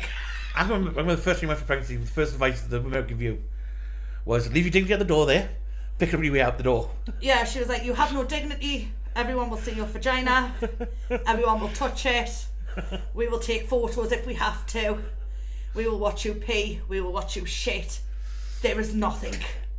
And I'm like, lush. And that was never more so than my twins. I went to give birth to them, and the amount of doctors, nurses, and God knows who that came and looked at my foof. You will not believe. In fact, some of your favorite story is Mr. Monkey Hands. Oh. As you call him. I was a good quick check. What the fuck? Oh, honest to God. So, for a birth story, to give you all context, right? My second twin liked to hide a lot. She was very tinkerish in my stomach. So, they thought I had preeclampsia. And they were like, we don't know what's going on, so we're going to induce you. I was like, lovely jubbly. We'll get induced. So we started the inducing, and halfway through the inducing, they went, where's baby number 2? I went, what do you mean, where the hell's baby number 2? Where the hell could she have gone? So they brought out a lovely little monitor, and they're like, we can't find baby number 2. Like, we can't find her heartbeat, we can't see her on the ultrasound. Someone already kidneys, wasn't We she? don't know where baby number 2 is. I was like, right, so what we're doing, we're going to give you 10 more minutes, we're going to check again and see if we can find baby number 2. I was like, right. In the meantime, baby number 1 went where she was meant to, so they thought, right, if we quickly get her out, we can get baby number 2. I was like, lovely. So they popped her waters and went, where's baby number 1 gone? I went, what do you mean, where's baby number 1 gone? Wait, she's not engaged anymore, she's not in the birth canal. So they'd done a quick scan. She floated back up and went into my hip. So they said, we're going to have to get the doctor. I was like, get the doctor then. So the doctor came, and my God, when I say he had hands like shovels, this man had hands like shovels. He's like, I'm going to check. I was like, you check, sir. And he was like, yep, she's definitely gone back in. I was like, so what are we going to do? We'll give her 5 more minutes. At this point, my heart rate was doing God knows what. They were like, your heart rate, baby's heart rate, what is going on? I was like, you're going to send us for an emergency C-section. Of course we aren't. Just sign these papers just in case. I was like, because we are. No, don't you worry, ma'am, we've got this. In the meantime, an Italian doctor came in, and he was like, I'm going to assist. I was like, right. I'm going to check. Fabulous. Yep, baby's still stuck in hip, and baby number 2 is nowhere to be seen. Lovely. Your heart rate's funny. Never. We'll give you 5 more minutes. In that 5 minutes, another 4 doctors came in to check me. Another 3 nurses came in to check. We could not find baby number 2, and baby number 1 was not leaving my hip. I don't know, when you think about gynecology, you think, oh, small dainty hands that don't cause, like, many problems down there. Like, no. The guy with his hands from the bad dragon section, like, way! So they rushed me in for an emergency cesarean. As I'm going in for an emergency cesarean, they take my husband to another room because he has to get gowned up and all sorts. Mr. Banana Man. While they're doing that, I'm sitting on a freezing cold bench while one doctor's pushing my head down to put an epidural in, another doctor's pushing me up to try and find everyone's heartbeats, while every other fucker's introducing themselves.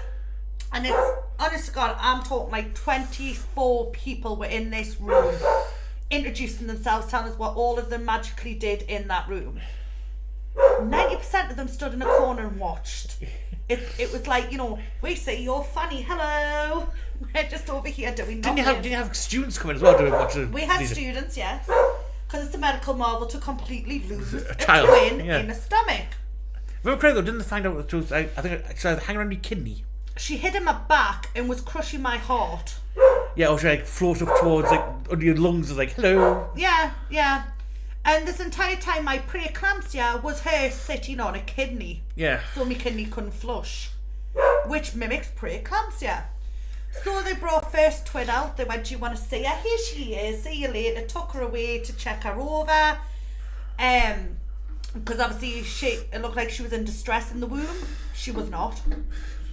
So they brought her out, gave it to my husband. My husband's doing his husband stuff of crying and going, oh my God, she's gorgeous. Look at her. I can't because I feel someone's fingers going up my gut.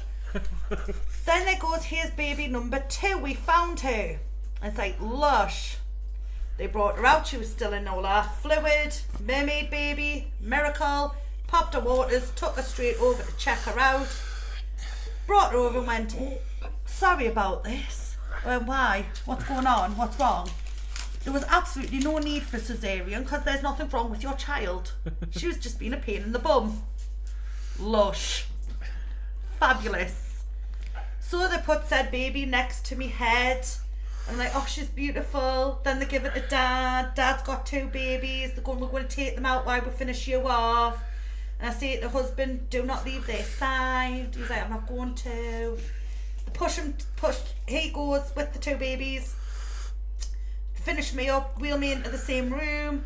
Can I hold my babies? No, you may not. Why? We've got to give you like a good hour, 2 hours to make sure you heal them properly the way we want you to after cesarean. Okay, but baby's crying. Dad can deal with it.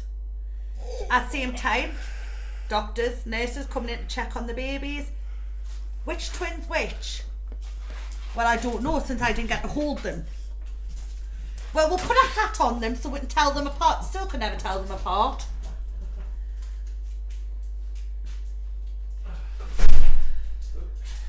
And at the same time, that 2 hours had passed. I went into another room with the twins, and they expect you to walk within the first sort of 6-7 hours after giving birth. And you have to pee. And it's like, if you don't pee, we're putting the catheter back in. It's like, I can't pee, but you need to pee. And it's like, but I can't. Then you're getting the catheter back in. I don't want the catheter back in. Well, it's called tough. And just for context, after this, about 3 months later, she got her husband neutered. Yes. Well, no, me and my husband's always had a deal. If I could never do it naturally, we'd stop having any. And since birth control didn't work on me, and they didn't tell me about getting my tubes tied till after I'd already been sewn up, Yeah. it was a bit late for me because we would have to wait another sort of couple of months for that to heal before they would reopen. I know, because I just remember people from the hospital after they got neutered. You know, it was like trying to walk. And it's stupid thing, like, before you go for, like, to get a snip, like, first you need a sample. Why? Yeah, they need a sperm sample to see what your sperm was like beforehand. Yeah, they're like, after a couple of weeks, we need the sample. Like, there should be nothing left there. Yes. You sliced them off. Yes. Well, that's what the check, because it takes a while to drain all the tubing. Aye. You know, in case there's any little swimmers hiding in nooks and crannies. Yeah, but see, you can't masturbate until we might think, we're sure if I masturbate more, they will be drained out faster. No, you just can't do it. No, you gotta leave them to die naturally. Like for the sperm to die. But if you're unlucky like my husband, you know, it took like 4 samples before his was fully cleared. Yeah. Like a good 2.5 months. He says it's super Geordie spunk, and to be fair, I fucking believe him, because my god, them fuckers did not want to die. Last batch, you know, out somewhere. I am telling you now, them did not want to die. Well, say this, come on. Right, worked out when you got pregnant with the twins. You were downstairs for a good month and a half sleeping there because you bad back. And the youngest at the time wasn't well, so Yeah. with his asthma, so he had to stay downstairs in case of an emergency. Yeah. Yeah. And you weren't in, you had no intercourse whatsoever. That's a time span. It's like, it was like crawled out in balls, crawled up the stairs. And the fucking founders. Founders. There's into like, best analogy, right? Oh, you twat face! Stop destroying it! I just bought that! Little asshole. His, Family Guy, Stewie in the sperm boot camp. Oh, aye. Honest to God. I mean, I love all my kids, and I am so happy that I've had all 5 of them. Like, I would not change it for the world. I really wouldn't. But, like I say, to some people, birth control doesn't work. Yeah. I mean, even condoms are only like 95%, sorry, 97.9% effective. Yeah. But, like I say, remember back in the early 20s where someone was poking a hole at the factory? Aye. Like, he went around poking holes in all of them at the factory. Aye, it's just been the It was just Durex knobhead. scandal. Aye. Not bad. Like, remember it was on Antiques Roadshow back in the day when we were kids. And someone brought like a pack of condoms out. I said, oh, these are the very first condoms. Really? Yeah. Yeah, what they're made out of? Oh, human testings. Yes. Just tied up the end. It's like, what the fuck? Yeah. Sheaths, they're called. Sheaths. Yeah, cock sheaths. It's like, what Men's sheaths. You know, but like I said, you can't say as soon as fertilization happens, it's a viable human Yeah. being, because that is not always. Yeah. Like I said, that could turn tumorous. Yeah, the cells. It could get absorbed.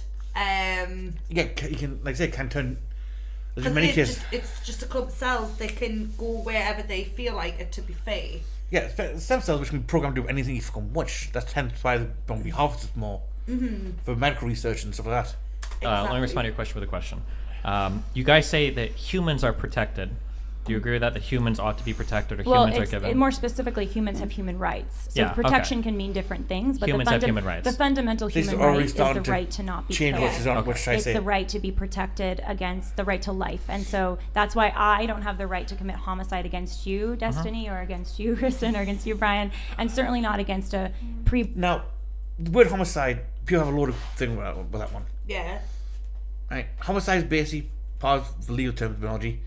It just means the death of a human. Yes. Right? Murder is the actual act of illegally killing a human. Yes. Where homicide is the fact of just killing him because you have justified homicide by you kill a home intruder who's trying to attack you, that type of stuff. Yes. But it's a very loaded term It is. for most people to understand, from a legal point of view.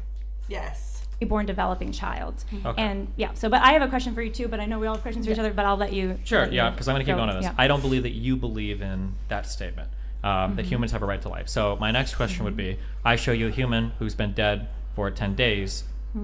The corpse is still a human, we agree, right? I think to clarify, a right to life meaning a right to not be killed, not a right not to be killed. It's Meaning, fundamentally different, abortion and end of life care. I watched one of your debates this morning when I was on the plane coming here, and I found it interesting because you kept using this end of life and argument. You fundamentally have a right not to be killed. Abortion is an active killing. It's an active dismemberment. It's actually a violent ending for another human being. So morally, that act of abortion is much different than someone who maybe is brain dead, or we're not sure their brain activity that's been in a hospital for 3 months. That's a much different position to take, because you're not actively killing that person. You may say we have to withdraw life support for this reason, or the doctor may say we have this reason to believe this person is brain dead, but you're not actively killing. You don't say, well, they're going to die, so I'm going to take a gun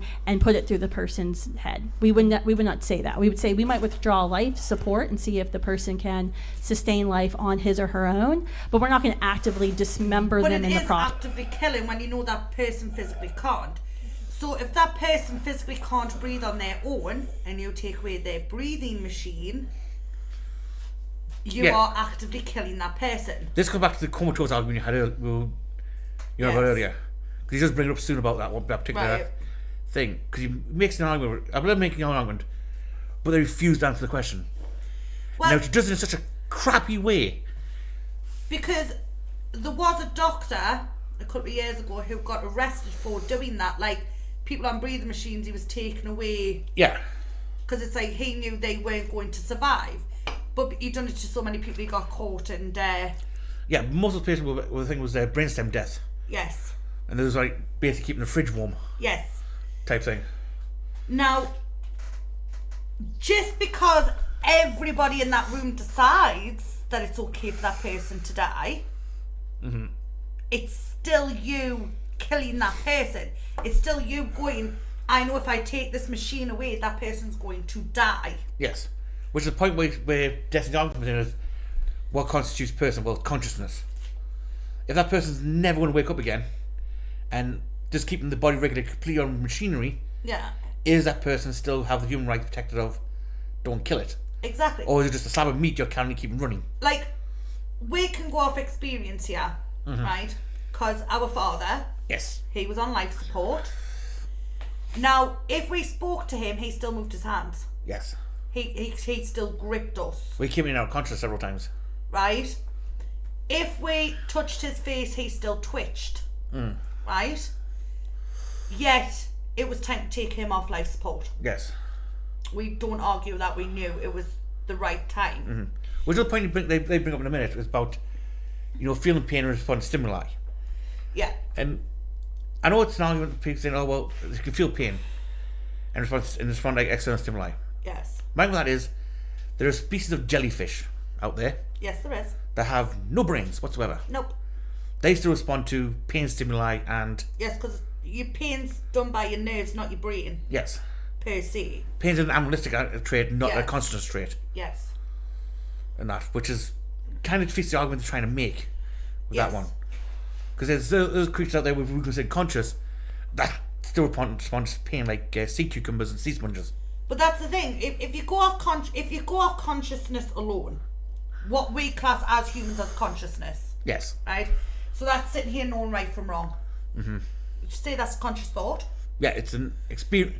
What you're trying to think is the ability to experience consciousness, where open your eyes, look around, see the world, Okay. take in information in. So, what about animals? Normal animals, Yes, right? Normal animals will kill for fun. yes. Well, no. Yeah, some do. Some kill Very for fun. few species kill for fun, and I can Right. name them. Some animals kill their own young. Give Most- birth too many. Most I will do actually, apart from humans. kill them one, suffocate that one, I'll eat that one. As for killing for fun, only bears, humans, dolphins, and tigers do it. Yeah, but they still kill for fun. They're the only species that kill for fun outside. Still Cats kill in for general fun. kill for fun. Still kill for fun. Most animals don't have a right or wrong census. Right? Instinct based, most of it. You don't have an animal that comes to you, say a bear, and go, oh no, that pure human is struggling in the wild. This will I'll help. leave it alone. Funny enough, that's another question that comes up recently in the TikTok bullshit. And the feminist side is, who would you rather be left alone in the woods with, a bear or a man? And a lot of these stupid bitches said, oh, I'll stay with the bear. Really? The bear will have fun with you. The bear will literally do it. Do it. Right. So, if we go off animalistic, because we are animals, that is proven, we are all animals. We have a conscience because we were taught it. No, not consciousness. We have consciousness because we are taught it. No. We are. No, you're talking about conscience, where right and wrong, Right? right? Consciousness is just the act of being cognizant of the way of Yeah, your but that's ego. where I'm coming from. Animals have that. Animals wake up, they look at the world and go, oh, lovely Yeah, morning. animals have an ego, which is what, but in most part, we refer to ourselves as our ego, which is what he's referring to, ability to develop an ego, Yeah. right? Until the fetus it reaches like the 20 to 20 week point, that's when the baby starts having the components in the brain, Yes. develop the components in the brain, allow them to develop an ego, Yes. and then use that ego. Yes. That's what he's on about, Yes. right? As point where he classifies as that now clump of cells and organs and meat, Yes, is that's now a person. That's now a person. Yes, Because it now has the human ability to develop an ego. Has fingernails, eyelashes, and God knows what. Yeah. Yeah. And now has the ability to develop an ego, Yes. which logically sounding Yeah. is a fair, not the cut-off point I would make, No. but is a fair cut-off point It is a fake cut. Yes. to have. That's what I'm saying. I understand his, right? Mm-hmm. But like I say, you cannot sit there and argue the fact of consciousness and sitting there saying, well, turning off medical equipment isn't killing somebody, because it is. Yes. We all know if you take away that heart machine, that person's heart's going to give out. Yeah. We all know if you take away that breathing machine, that person is going to die. Which is why doctors make a distinction now between death. Right? Because there's like two versions of death nowadays. There's organ death, where the Yes. organs fail, Yes. but the brain's still active. Yes. Right? That's where you have like the... And then you've got the brain dead, but the organs are still yeah, which is what most... somewhat functioning. It's where most doctors cut the line where they say cut off life support is when you get brain death, Yes. not organ death, because No. you got iron lungs and artificial hearts which can keep the organ, replace the Pumping organs. and going. Yes. Whereas brain death, there's nothing to do about it. No, once your brain's dead, it's dead, which Yeah. is roughly 8 minutes without oxygen. Which is why doctors made a new distinction. When he's on about that's the problem they can't grasp around. He makes a hypothetical later on about person in coma, never going to wake up. Doctor has a magic machine, button says, never going to wake up, complete brain death. Yes. Is it right to kill that person? Exactly. Right, now she comes out saying, well, what's this, what kind of death? What kind of coma? Medically induced? Like, no, he's got no chance of waking up, he's completely brain dead. Yes. And she won't answer that question. Because she says, yes, perfectly fine to kill that one without consciousness. Yes. If she says that's fine, then also questions her argument saying, well, the fetus without that capability of consciousness Yes. is also capable of being aborted. Yes. And because you makes the point, she won't admit that fact because it then breaks her argument that she'd be making. Yes, it'll fuck her argument completely. But this is where this is where I stem from. When you know, you know. Like if you've been around death, right? Or when you have seen the dying, right? End of life care and things like that. Yes. You know when that person is going to go. Well described because when I was with Dad quite a lot of time towards the end of it. We all were, yeah. I spent a lot of time at the hospital. And I go, because the hospital were out because they're notorious for end of life stuff Yes. and cancer. And I can remember telling you and Mum and all that, this, because you couldn't get it, is the smell of death in the air. No, I got the smell of death. I know that. Man never could understand what I was on about because I couldn't stand the hospital because of the smell. Yeah. Now, how No, should I clean can it? smell death. No, you can still smell death. I will be back. 2 seconds. And we're not really on about rotten corpses here. We're on about just like No, it's a funny smell. It's almost a calming but cold. It's hard to describe. I call it chemical cleanness spell. Right, where should the thingy?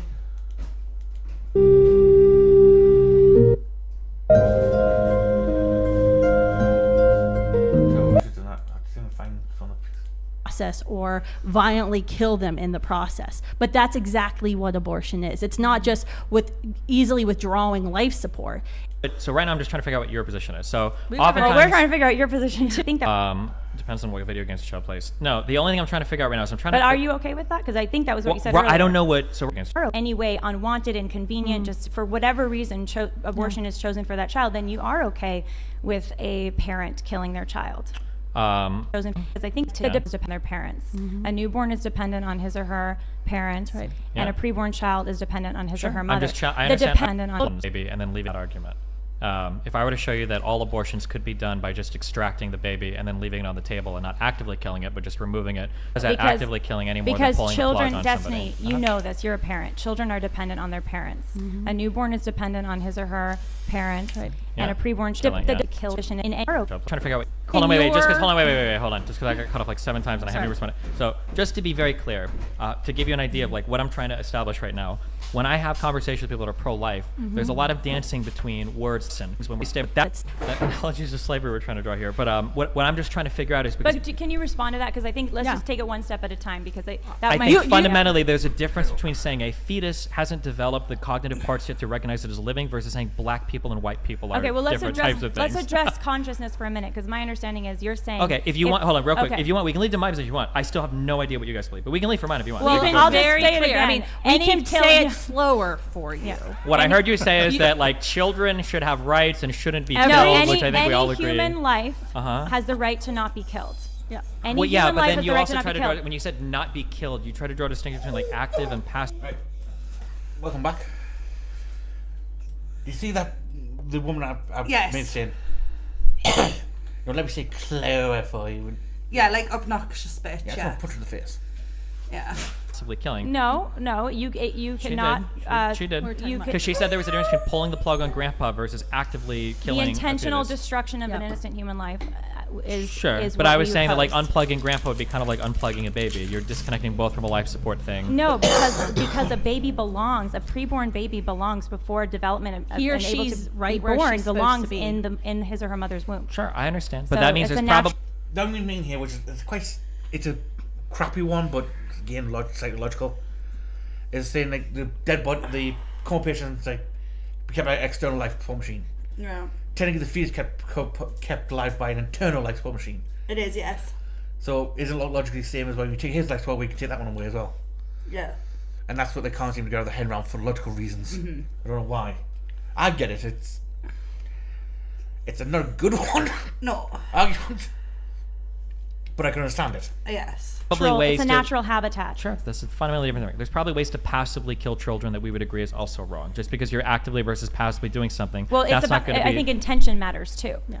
Sure, yeah, So, absolutely can be. yeah. Yeah, I agree. But that's important to qualify. We can't just say like passively Sure. killing somebody is fundamentally different from actively killing somebody. Therefore, one is ascribed like moral weight and the other isn't. Because if you starve a Well, child to I death, think that's there's- passive, but that's also I bad, think right? there's a few other things you have to get into and what you mean by passive or active. Sure, I agree. That's what I'm trying to get into. But you can ask me questions if you want. I'll just I Okay, can pause I this do here. have a Yeah, question go ahead. about consciousness Yeah, go for because it. my understanding is that's your big line.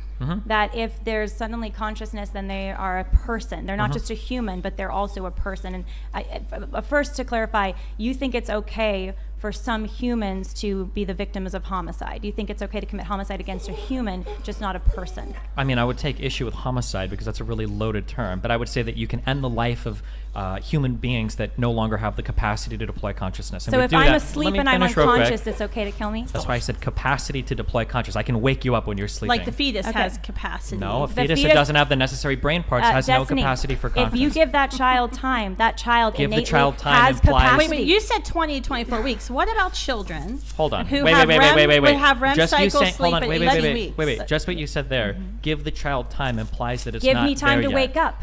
Do you think that a seed and a tree are the same thing? You're making a wrong equivalency. I'm here. not making a wrong No, equivalency. you are, I'm saying that a Destiny. seed Because given enough listen, time, a seed given enough Destiny. time will grow into a tree. Right. Right, I've got a perfect argument for them. Do you see what I mean about how they? Hang on. No. No. We're going to get into this. Okay. We have to give the child time Yes. to wake up. No, time to develop the brain components for Yeah, consciousness. to wake up. She said to wake up. Yeah. Right.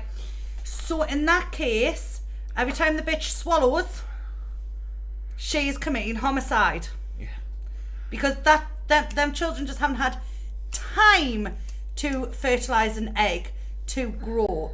Every time she has a period, she's committing homicide because she's not giving the egg time to be fertilised. If she is on any type of birth control, she's committing homicide because she's not giving it time. So the Catholic argument about using condoms and stuff. Yeah, I bet she's Catholic. yeah. No, but I'm using her own words. You have to give it time. Yeah. So for every semen that is on a sock or a towel there, or some woman has swallowed or wiped off her belly button, You know what's funny though, right? We said about the stock one. Teenage male teenager's bedroom is like a war zone of just death everywhere. exactly, right? The war crimes teenage boys commit. Because you haven't given them semen or those eggs time to develop a conscious. Now she has a tune which says the semen has to combine with an egg first to create a unique genetic code. But that's not what she's saying here. She's just No. saying you have to give it time to Yeah. develop. Now if she goes on later on, she says you're down to age discrimination. It's like no, it's point of... It's got no age. It's not born yet, so there is no age. Yeah.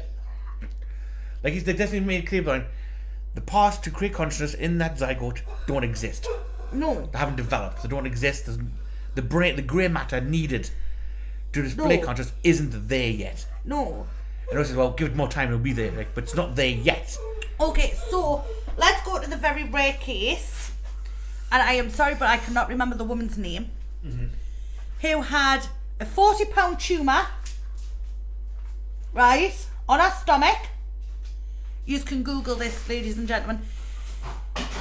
And when they cut off said tumour, it had teeth, fingernails. Oh, yeah, I remember that one. It had a bit of bone structure in there, and basically it turned out it was some form of a fetus. That had... There's even more case. Remember the kid with the alien induction syndrome? Yes. Where it turned out he ate the twin. He ate the twin in vitro, yes. Yeah, but some of the brain matter from the twin infested some of the... Yes, into his brain. And other cells, yes. and he was getting random firings from that. Yes. Controlling the other part of his body, making him say things, making him do things. They found out mainly it took over on a night time when he was unconscious, so that one could have consciousness. Yeah, it was there when I saw the house. Remember they did something. They done a hand one. No, house did one with the child abduction one, the boy one. But yes, so basically, right, anything could have viable life Yes. if we give it time. Yes. Anything. Which is what they are with there. Which is is a what they tree? are. Was a seed and a tree the same thing? Right? If you give it a seed of time, it becomes a tree. It does. But we don't count them as the same thing. We don't say, oh, this seed's a tree. No, It's we a say seed. seed, and then it's Potential a tree. seedling. Potential seedling. And Yeah. then from a seedling, it's a potential tree. You know, I grow. So in my garden, I have a number of potential pumpkin plants Yes. that some arseholes keep eating. Right? But I don't have pumpkins. I'm not sitting here saying I have pumpkins growing, because I don't. I have pumpkin plants, but not actual pumpkins. I have pea plants, but not actual fucking peas yet. Yes. I'm not going to sit here and say to my kids, I can make you a pumpkin pie In 6 months' time. out of this pumpkin plant because it hasn't produced me pumpkins yet. Yeah. Right?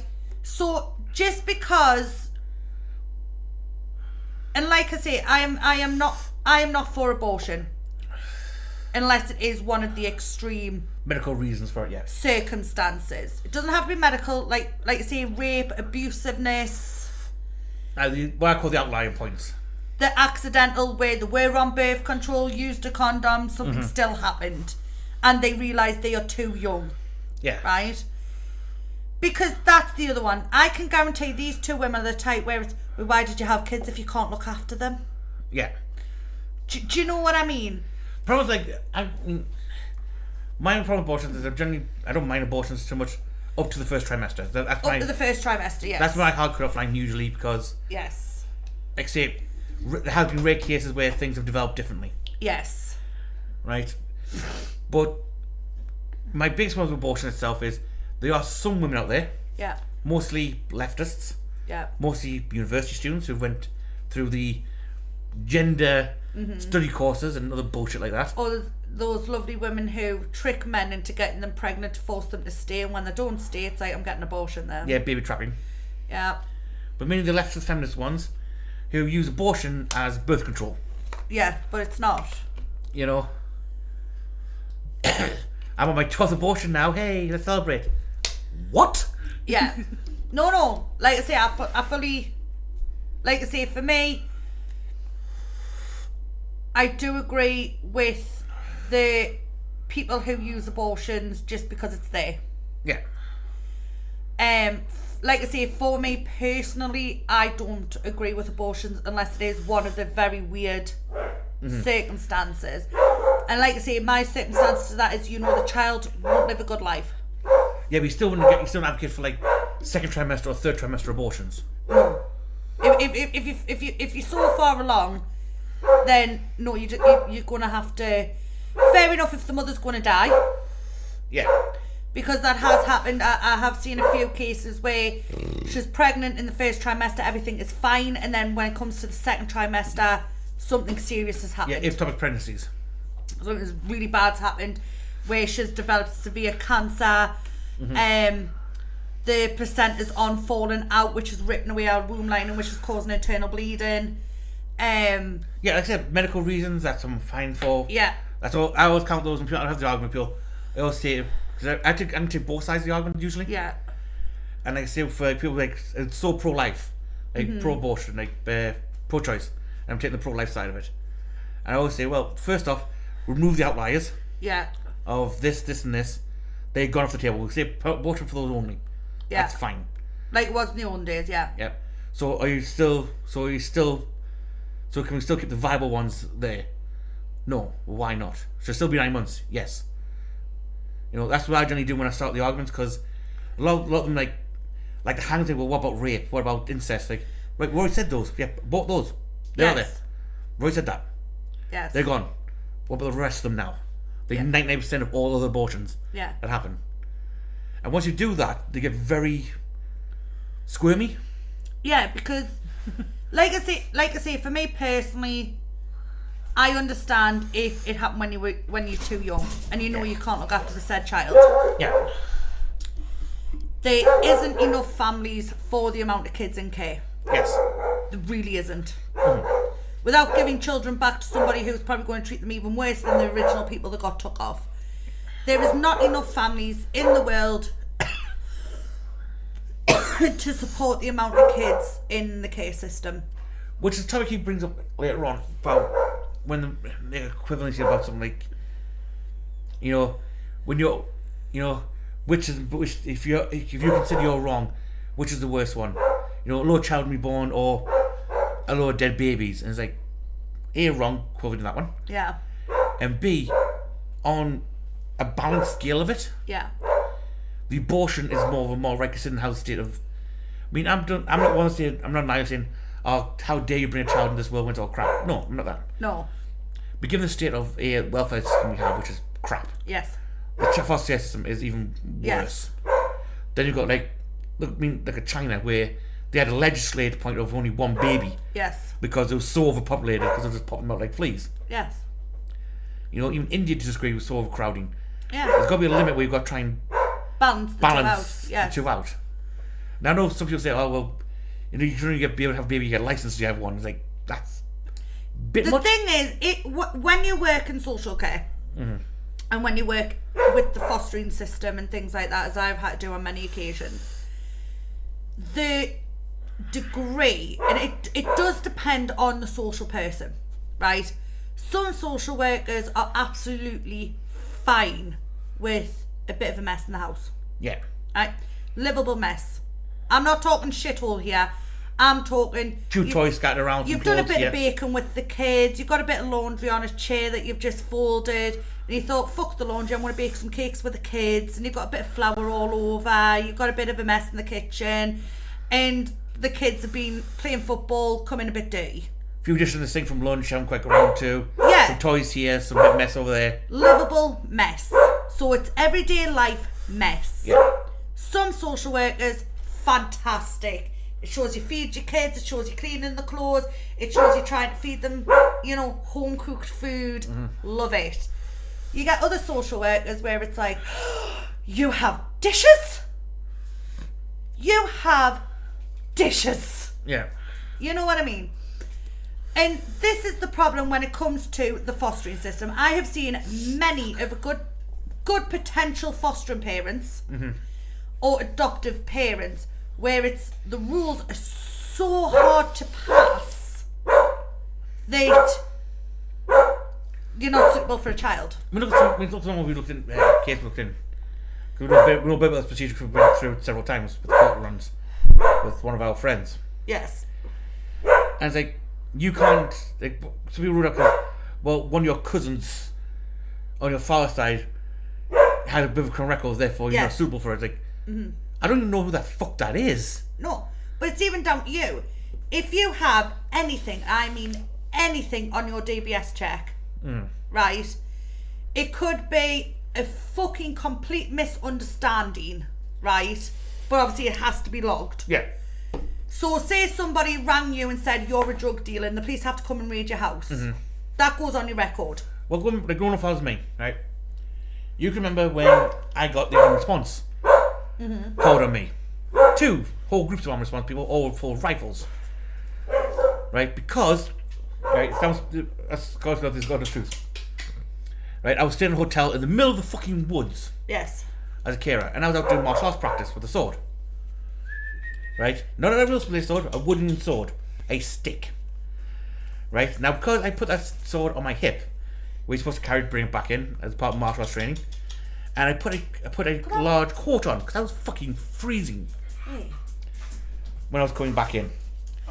Right? A car drove past, saw me walking back into the hotel that I was staying in the garden, and I got the armed response team at my door with guns pointing at me over a fucking stick. And in fact, I wore a long knee-length coat because it was fucking winter. Yes. And I was going back into the building. Now that's on my permanent record. Yes. As long as the fact that I've done martial arts, that's on my permanent record as well. Yes. Which all my classifies anyone reading my record as a dangerous individual. But that's what I'm saying. If you have anything, even if it was a misunderstanding, like I say someone dobbed you in for growing drugs, they come and raid your house and find no drugs. Yeah. Do a drugs test, you're completely clean. That is still on your record. We can remember one of our friends, right? He got raided, right? No drugs whatsoever in his house, even though we know he's fucking weed dead. Aye. Right? They had no drugs, no like pipes or bongs around. I remember the rest of them because they had paraphernalia. Yes. Because he had a corner ripped out of his fucking pack of fag papers. Yes. Like, well, that's drug paraphernalia. What is? Well, you ripped off there to make a joint. Like, I made a roast my fucking cigarettes. Yes. Like, well, that's justified for the raid because that's paraphernalia. Like, what the fuck? That's what I'm saying. The slightest thing on your record stops you fostering or adopting. Or people with micro scales. Like me who used to do fishing weights. Yeah. And I had a pair of micro scales to like weigh the weight out to get the right weight I needed. Those count for having the right to oh well, you're also weighing drugs. It's like, no, it's for fucking weighing no weight, you twat. And then the health reasons. You're overweight, you can't foster. Yeah. You're underweight, you can't foster. You have 7 toes, you can't foster. It is absolutely ridiculous. The benchmark they expect you to reach to be able to foster or adopt. And then there's the ones who pass all that and it's like, ooh, but because you're Catholic. Yeah, the religion checks. And because you celebrate Christmas, we can only allow you to have this age group of kids. So what kids have you got in that age group? None. Yeah. You know, I mean, I knew a man who wanted to foster a kid. Right? I used to babysit for these children, and they got took off their mother. And their uncle, who lives in Scotland, tried to foster one of the kids. But because he was single male and has never been around kids, like he doesn't have kids of his own, he can't foster. It should be too difficult for you because she's got special needs. Even though I remember that one, I remember that one. Because he did coaching for the youth group. He done everything. Yeah, He was a scoutmaster. But because he doesn't have kids of his own and he was single, Yeah. they said no to him because she'd be too difficult because she was disabled. I remember that he was a scoutmaster at the time. He done coaching for like kids groups, and he was. He didn't even just have like I think he had a qualification as a nursery for nursery teaching as well. No, he done all the training they asked him to do. Aye. And when it came down to physically signing the papers, like he went to all the meetings with the child. The people at the group home were like, "Oh my god, he's amazing with us. She loves him." The Guardian liked him. You know, it was just no, because he was a single male and doesn't have kids of his own. And he was like, right, if I had kids of my own, would you give us that? No, because well, no, because your hands would be too full.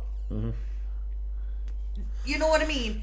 It is so hard to pass the fostering system and the care system, yet there's so many kids. I mean, I read in the papers that in the northeast of England where we live, they open up 3 children's group homes because there's not enough homes to give kids to. I mean, I looked into fostering as well because I was thinking, because I don't have kids myself, right? Now I was looking at asking for fosterers, Yeah. right? Now even giving my mental health, Screaming out for fosterers. even giving my mental health side, I can't foster. No. For one reason, it's not just a thing. It's because what they classify as I have odd upbringing. Yes. Because where my upbringing was, where I didn't play football, I didn't do any what they call classified normal children stuff like being big talk about loads on the channel. I learned martial arts. I learned survival training. I learned hunting. I learned how to build a fucking raft. You know, build a hut out of sticks and stones and survival stuff. That disqualifies me from fostering because I might teach those children those extremist things. Like, what's extremist about what I learned? Mine is, because I've got 5 kids, so I can't foster. I'm disabled, so I can't foster. I am, what was the other one? My house is too small. To foster. And I'm a nursery nurse. I have all the qualifications in the world to bring up a child. What gets me the worst though about this whole thing with the one is, can I tell you about Brat Camp? Yes. Right? Basically, we took the kids to the middle of the wilderness, gave them nuts and berries, and made them. Like, Yes. right? That's fine to do to the kids. Yeah. Which are like some of like foster kids or thingy. Mm-hmm. And one of the pros I remember I was talking about with the police and the Borstal, like staff, a while back, was doing like an idea of like instead of putting kids inside Borstal, Yeah. where they're still quite comfy, is get large land or an island somewhere, Yeah. give them tents and say if you want something, build it. Want more food? Won't we give you? There's forest there, hunt something. There's land here, dig it away. Mm-hmm. And build it yourself. And there for a couple of years, learning all this stuff. And like a lot of people both said that would be perfect for the kids. Like A teaches them A, how to survive. Yes. B, gives them practical skills of like carpentry, woodwork, and teach them the value of shit. So like, you know, because even like juvie, they still get access to PlayStations, TVs, not any real questions and stuff like that. And I said that doesn't teach them not to be twats when they come back out. Because like the most famous one I can think of for this scenario is the Rock did a remake of it based on a true story. What the fuck was it called now? Where he was working as a juvie in America, and there was a juvie kid, and he took him to play football. Yeah. I have no idea what you're on about. I don't really watch a lot of them. Those Gridiron Gang, something like it was called. I have no idea. Well, basically, the idea what he was trying to do was like, he knew himself the reoffending rate was fucking ridiculous. It is. It's ridiculous. It was 80%. All the kids would reoffend. And like, give them something that won't reoffend. Like, give them football. Why football? Because teach them structure, Yeah. respect, Discipline. working as a team, discipline. Mm-hmm. All that's required to do it. It's like, because one kid he was picked after. Do you know what it is with most kids, right? And I can speak professionally here because I've done child psychology. Mm-hmm. Most arsehole kids, right? And I am one of these people. I would call a child an arsehole if they are one. Let's see if I find the name of the film. Cause the teenagers. They want to know unconditional love, most of them. Once they realise no matter what they do, you will be there and you will help them, they will stop.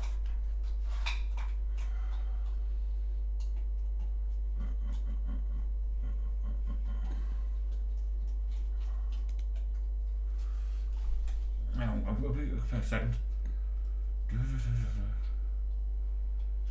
God, a lot of films he's done. I think he's done. Is this it?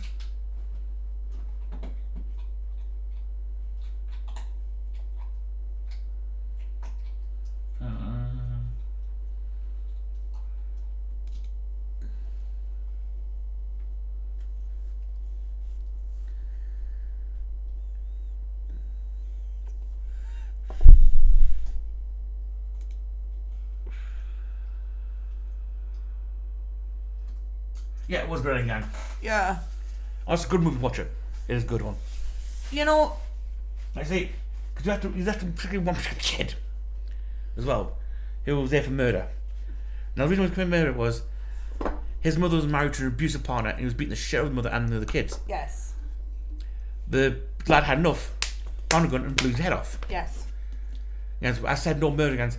Most kids in here who aren't even murdered because they were shit shots. Yes, but that's Americans. No, it's not Smatic. He did it to try and defend somebody. And that's why he won't do it again if we raise him right. In this scenario. Because he went to the point where he went to his girlfriend's parents' house because they couldn't contact. He said, look, he's a good kid. Yeah, but he's a murderer. Yeah, he murdered to try and save his family. Because even his mother turned his back on him. And he took his brother away because he killed somebody. Like, but he done it for the right reasons. Yeah. He was protecting you. The problem is, like I said, there was too many kids. One for the system to keep up with. And two foster or adopt. Yeah. Which is why gangs form a lot of times. I mean, we say, well, we have a gang problem in the UK and America. Yes. Gangs form because these kids have nowhere to go. They have they've got no one to talk to, they've got nowhere to go, they've got nothing to do. I mean, where we're from, we had a lot of youth groups Yes. when we were kids. Yes. They've took them all away. Particularly Boise, which is a big one for us. They've took them all away. There's nowhere for these kids to go. Even the Scouts are pretty much have most evangelical. Down south still. But up here, most of the Scouts clubs, which, even though we have a big military background up here, because they go on military bases around where we live and that type of stuff, Scouts are a big part of our life up here. There's no way for these kids to go. There is no adult to talk to when there's a problem. This was when we were moving there, very young. We had the Woodcraft folk, Yeah. which is odd because run by a Christian group, which is fucking weird, even though they based the entire teachings of an American Indian culture, Yeah. which was even fucking weirder back then. I could never figure that part out. But this is the problem. I mean, in my street, we've got a load of kids who they are little gates. Yeah. Right? Parents don't give a shit. Both the wannabes, as I call them. Parents couldn't give a flying fuck. There's one lass in my street in particular, right? Police are at her door at least 3 times a year. Parents are braying on her mum's door nearly every fucking week Yeah. because she's battered somebody in or she's talked about inappropriate stuff. She is 10 years old. We had my kids outside playing and she's running around with a ball up the top going, I'm pregnant because I've had sex in my vagina and I'm pregnant. Yeah. And then she pretended to give birth and then said, me baby's pregnant because I had sex with me skin. You know, and I'm sitting there and it's like, my God, that's highly inappropriate. So I moved my kids on because it's like, Now, I don't want them listening to that shit. Most people say, that's because, leftist twat arseholes say that's a good thing to explore. It's like, no, that's because you've left educating your children to the school system only. There was another 10-year-old who this other one hangs around with, chasing a 17-year-old up the street going, do you want to have sex, make-up sex, bad sex, rough sex? And I'm sitting there going, he is 17, he is trying to get away from you. He's running for his life. He's running for his life because he doesn't want to make a name for himself. Yeah. And these girls are following him around, talking about different types of sex at 10 years old. Was it I remember one of my mates from years ago, when I was back in college, who met the lass at the club, Yes. right? Got in, you had to be ID to get in the club, you had to be over 21 guaranteed. Yes. Met her, they're drinking, took her home, had sex. Mother phoned the police saying he buggered me 14-year-old daughter. Yeah. And he got arrested and got convicted because the judge had to do it. Yes.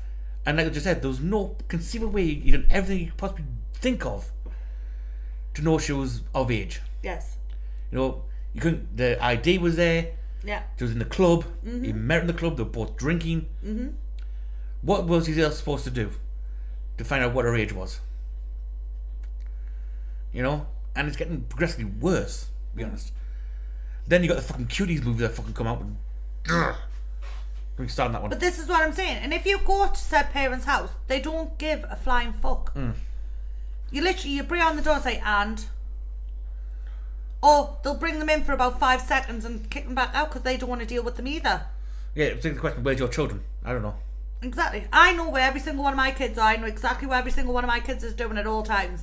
Like, they do not go outside unless me or their dad's out there to keep an eye. Yeah. You know? And if they do anything wrong, which I'm not saying my kids are fucking angels, because they're not. If they do anything wrong, there is repercussions. Like, they are grounded. Yes. Or they lose their phones, their Xboxes, whatever the fucking weather. And this is the problem. These kids act up. And if you talk to half of them, they'll sit there and say, wait, my mum doesn't care, so why should I? Yeah. Wait, my dad doesn't give a toss, why should I? Mm-hmm. And it's like, they do care. And it's like, but they don't. And then when you actually look at these parents, they don't care. No, they don't. I mean, I had another little boy. He goes to school, my son. And What's the out of kids having kids? But they're not kids. This is what gets us. I was 19 when I had my daughter, right? Mm-hmm. I was 25, sorry, when all my kids were born. All 5 of them. I was 25. Is it 2 years between your youngest? No, only a year. Is it? Yeah. So all yours are Irish twins. Yes. Because remember, they were meant to be born on Squishy's first birthday, Yeah. and I said, no, you can wait an extra day or 2. And as 19 years old, I still kept close eye on my child. Yes. I was very picky who watched, who looked after, who picked her up, the whole shebang. Saying kids having kids pays me off to a right fucking standard. Right. To be honest, I kind of grew that statement. Something like, you're 19 years old. Yes. Yes. I mean, we classify a lot of kids like adultish at the age of 16 in this country, in UK. But the difference was, though, you worked. Yes. Right? So you actually took on adult responsibilities at a young age. Right? Point out about kids and kids is the kids who don't do that. No. They go from high school, go to college, still think they're fucking drinking around, don't take any responsibility for themselves, then get pregnant without actually understanding what the world is. Or the people who blame the disabilities. Where I'm disabled, what do you want me to do about it? I'm disabled. Now in America, that's 21. Now I must admit, most American kids, if they came over to England at 16, wouldn't survive us No. at that age. No. They have no concept of what our life is like over here at this age. You know, mum and daddy don't cuddle. It's like, oh, you're 16, want money? Go earn it. There's a cap over there, go and work at it. Now, as I said, most American kids do have jobs. But when you're 16 in England, there's a lot more responsibility you have to take on at that age. Like in Scotland, you can get a mortgage at 16, oddly enough. Yes. Because, I mean, Vegas had this talk about this fucking very topic. But this is what I'm saying. It's kids having kids. They all right. But at the same time, they have parents. Mm-hmm. That's the problem, though. It's... I will say this. Millennials have a big problem in this one. My generation, because... we will... be honest, millennials will shit parents. To most degrees. I completely agree. We need to bring back baby classes in schools. I mean, to be honest, most millennials are alcoholics, or barely functioning alcoholics most of the time. Well, And that's... Yeah, right? And when they raised their children, they went with the average because of like Montessori crap, and then new things came in. Oh, you can't smack your children. Why? yes. Because it's wrong. Why is it wrong? But I don't smack my kids. Yeah, but then there was like... Because I remember when you went to the nursery, you know, your child did something wrong, right? What do you do? Why do you punch them? Well, you talk to them. Do you think you did something wrong? No. Are you sure about that? No. Oh, well, go away then. Yeah, that's Montessori crap. Which was a big mainstream of how we raised our children for quite a lot of years. Yes, we raise our kids now with, I don't want my kids being raised the way I was raised. Right? Mm-hmm. So, my parents grounded me, I'm not going to ground my kids. My parents punished me, I'm not going to punish my kids. Yeah. And I blame TikTok, YouTube, Facebook, Yes. for all of this shit. Because it's like, oh, because your parents said no, you have childhood traumas. I tell you the biggest one I remember, right? It was on a recent Reddit thing I was watching over. Like one of the also ones. As a girl put a comment on, saying because her father was disapproving of her daughter getting pregnant again. Yeah. At a very young age. I think she was like 21 is on her 4th kid. Mm-hmm. And it's like, again? Close your fucking legs. You know, you can't afford... Me and your mother will raising your kids, you're not doing it. Mm-hmm. as common my father was the same way, getting stressed. So I keep getting pregnant just to think I'm on my 8th child now, and guess what? He isn't happy with the fact that I don't have to work because I'll get all the benefits. And I plan on more kids like, you bitch. Yeah. I guarantee you're not raising your kids. No. Your oldest child is now raising your children. Yes. For you. Because I'm basing about them big ones in, I have 30 kids, look at them all, like, you're not raising them children. No. Because I can see from that, your oldest children, if you get them up saying, well, feed the kids, feed this, they're raising your children, not you. You're just popping the fuckers out for... Aye. And that really gets my fucking Aye. goat up. I don't mind having the kids if you want kids, but fucking raise your children. But everything that's classed now is childhood trauma. Yeah. I mean, me and my eldest daughter, we joke about this, because obviously she's old enough to have TikTok now. Yeah. And she's like, Ma, look.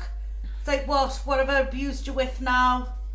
And she's like, oh, because apparently you said I can't show me belly to a 30-year-old man, it's abuse. I went, oh, yeah, I'm abusing you then. My worst one with TikTok is the fake mental health bullshit. Yeah. Right? One of my biggest peeves is, I'm neurodivergent, therefore I get away with it. Do you know what so you're saying autistic? Yes. You mean diagnosed autistic? No, but I know I am. Yeah. Then get fucked. Yeah. Really get fucked really hard. But the schools are doing it too, though. Like, my youngest daughter, right, I will admit, she patties. She will patty from arsehole to breakfast, that girl. Right? Because she is a mummy's girl. She was one of them babies, if she was left alone in any way, shape or form by me, she would hurt herself. So, because of the current new bullshit age, it was take her out of nursery, homeschool her until she reaches proper school age. So but when you I use did that. I took her out of nursery, we left her at home, and it made it worse. To the point I couldn't even leave her with family members without her screeching her heart out. So now that then COVID happened, so she was at home full time anyway because of COVID. So when she eventually came to this school, it was, why do I have to do this? Why do I have to sit down? Because you have to, but I want to know why. I don't want to. And it's like, oh, I think she's got problems regulating her emotions.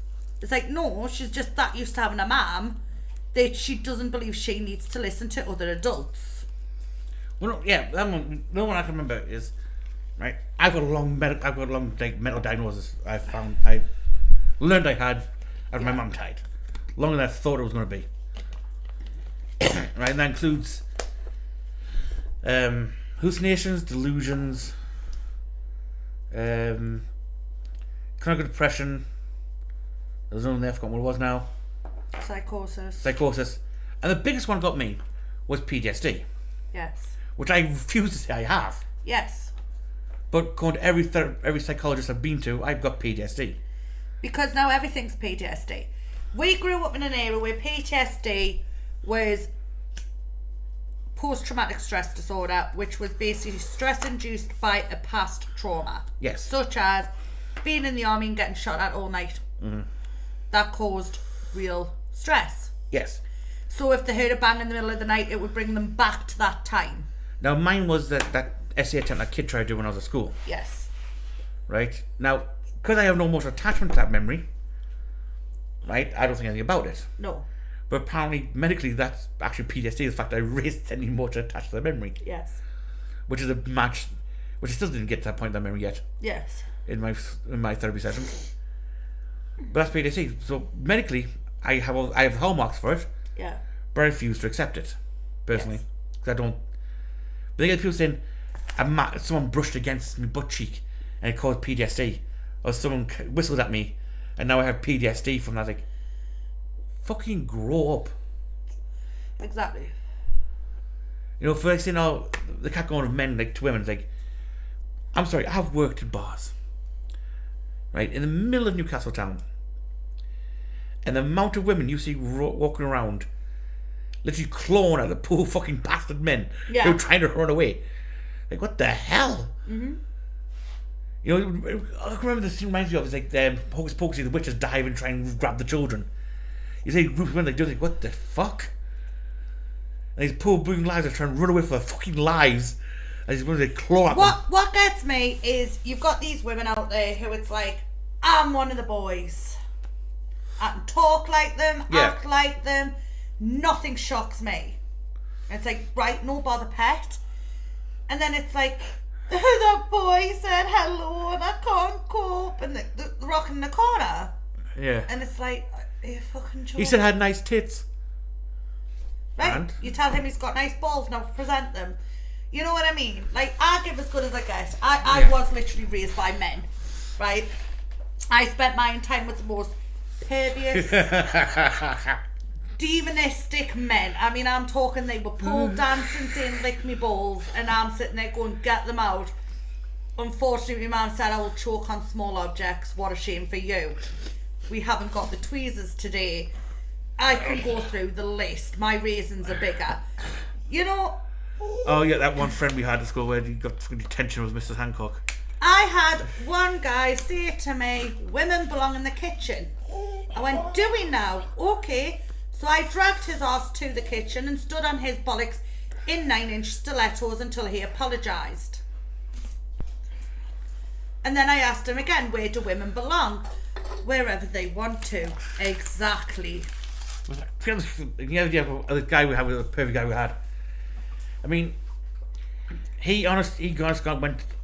I feel sorry for the nurses that fucking our virtual Planned Parenthood. You go there every week with some kind of bullshit with them. You know.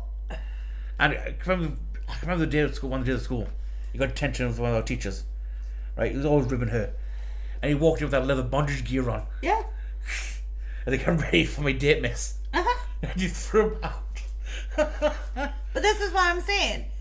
You can't sit there and say, I can deal with men and then cry at the slightest insult. Because to be honest, and I'm being honest with you women, whoever's listening, right? Men are dickheads to each other. Yeah. Never mind yous. If a man puts on a little bit of weight, it's like, oh, babes, I can see your tartars. We're on a C cup, and they will grope them. Yeah. Men on the anime memes where they grow up the tits quite frequently. Exactly. They don't care if it's a female's tits or the best mate's tits. They'll just grope them. It's a pair of tits. If they call you darling and give you a wink, you don't sit there and cry in a fucking corner saying you're being sexually harassed, because you haven't. They will do that to their gran. They will do that to their balls. They will do that to each other. They do not care. They are very simple people, men. And if you give them back as much as they give you, 9 out of 10, they will be so shocked, they won't know what to say. Plain and simple. I've worked in many of a bar, dealt with many of the dickheads. Oh yeah. Right? You know, talking about fucking frothing their heads, and it's like, pet, you haven't even got a head to froth. You know, give as good as you get. 9 out of 10, they'll back the fuck off. Promise me, you're the definition of what we used to call a tavern wench. From the olden days. Yeah. I can do fine fuck me, like. Now, I know a lot of people think, oh, wench, prostitute. No, wenches weren't prostitutes. Get that out. Yeah, I got the word. They were the old grizzled bar lady who, when the grizzled pirate captain who killed 20 men walks in and starts making his mouth go, she'll bash him over the head with a lit tub of ale and kick his ass out the door. Exactly. And he won't say fuck all about it because she knows he would gut him where he stood. Right? Or the old pub landlady. I'm one of these people. I'm very hard to offend. Yeah, there's one person who came up with a great saying which I do like. Right? Offence is not given; it's always taken. It is. Right? You know, I have the right to say one. You can be offended by it, but I don't give a shit about it. No. Whether I meant to offend you or not doesn't matter entirely. But you can I will call them cheeky bastards. Yeah. I will call them dickheads. But it is very rare someone can say something where I'll go, I am offended. The problem with most of the crap with this women going about, oh, the sex of men, right? I point out because I've had a few people talk about, like, you know, to catch every man who wants to have sex, it's very simple. Be a woman. Yeah. Right?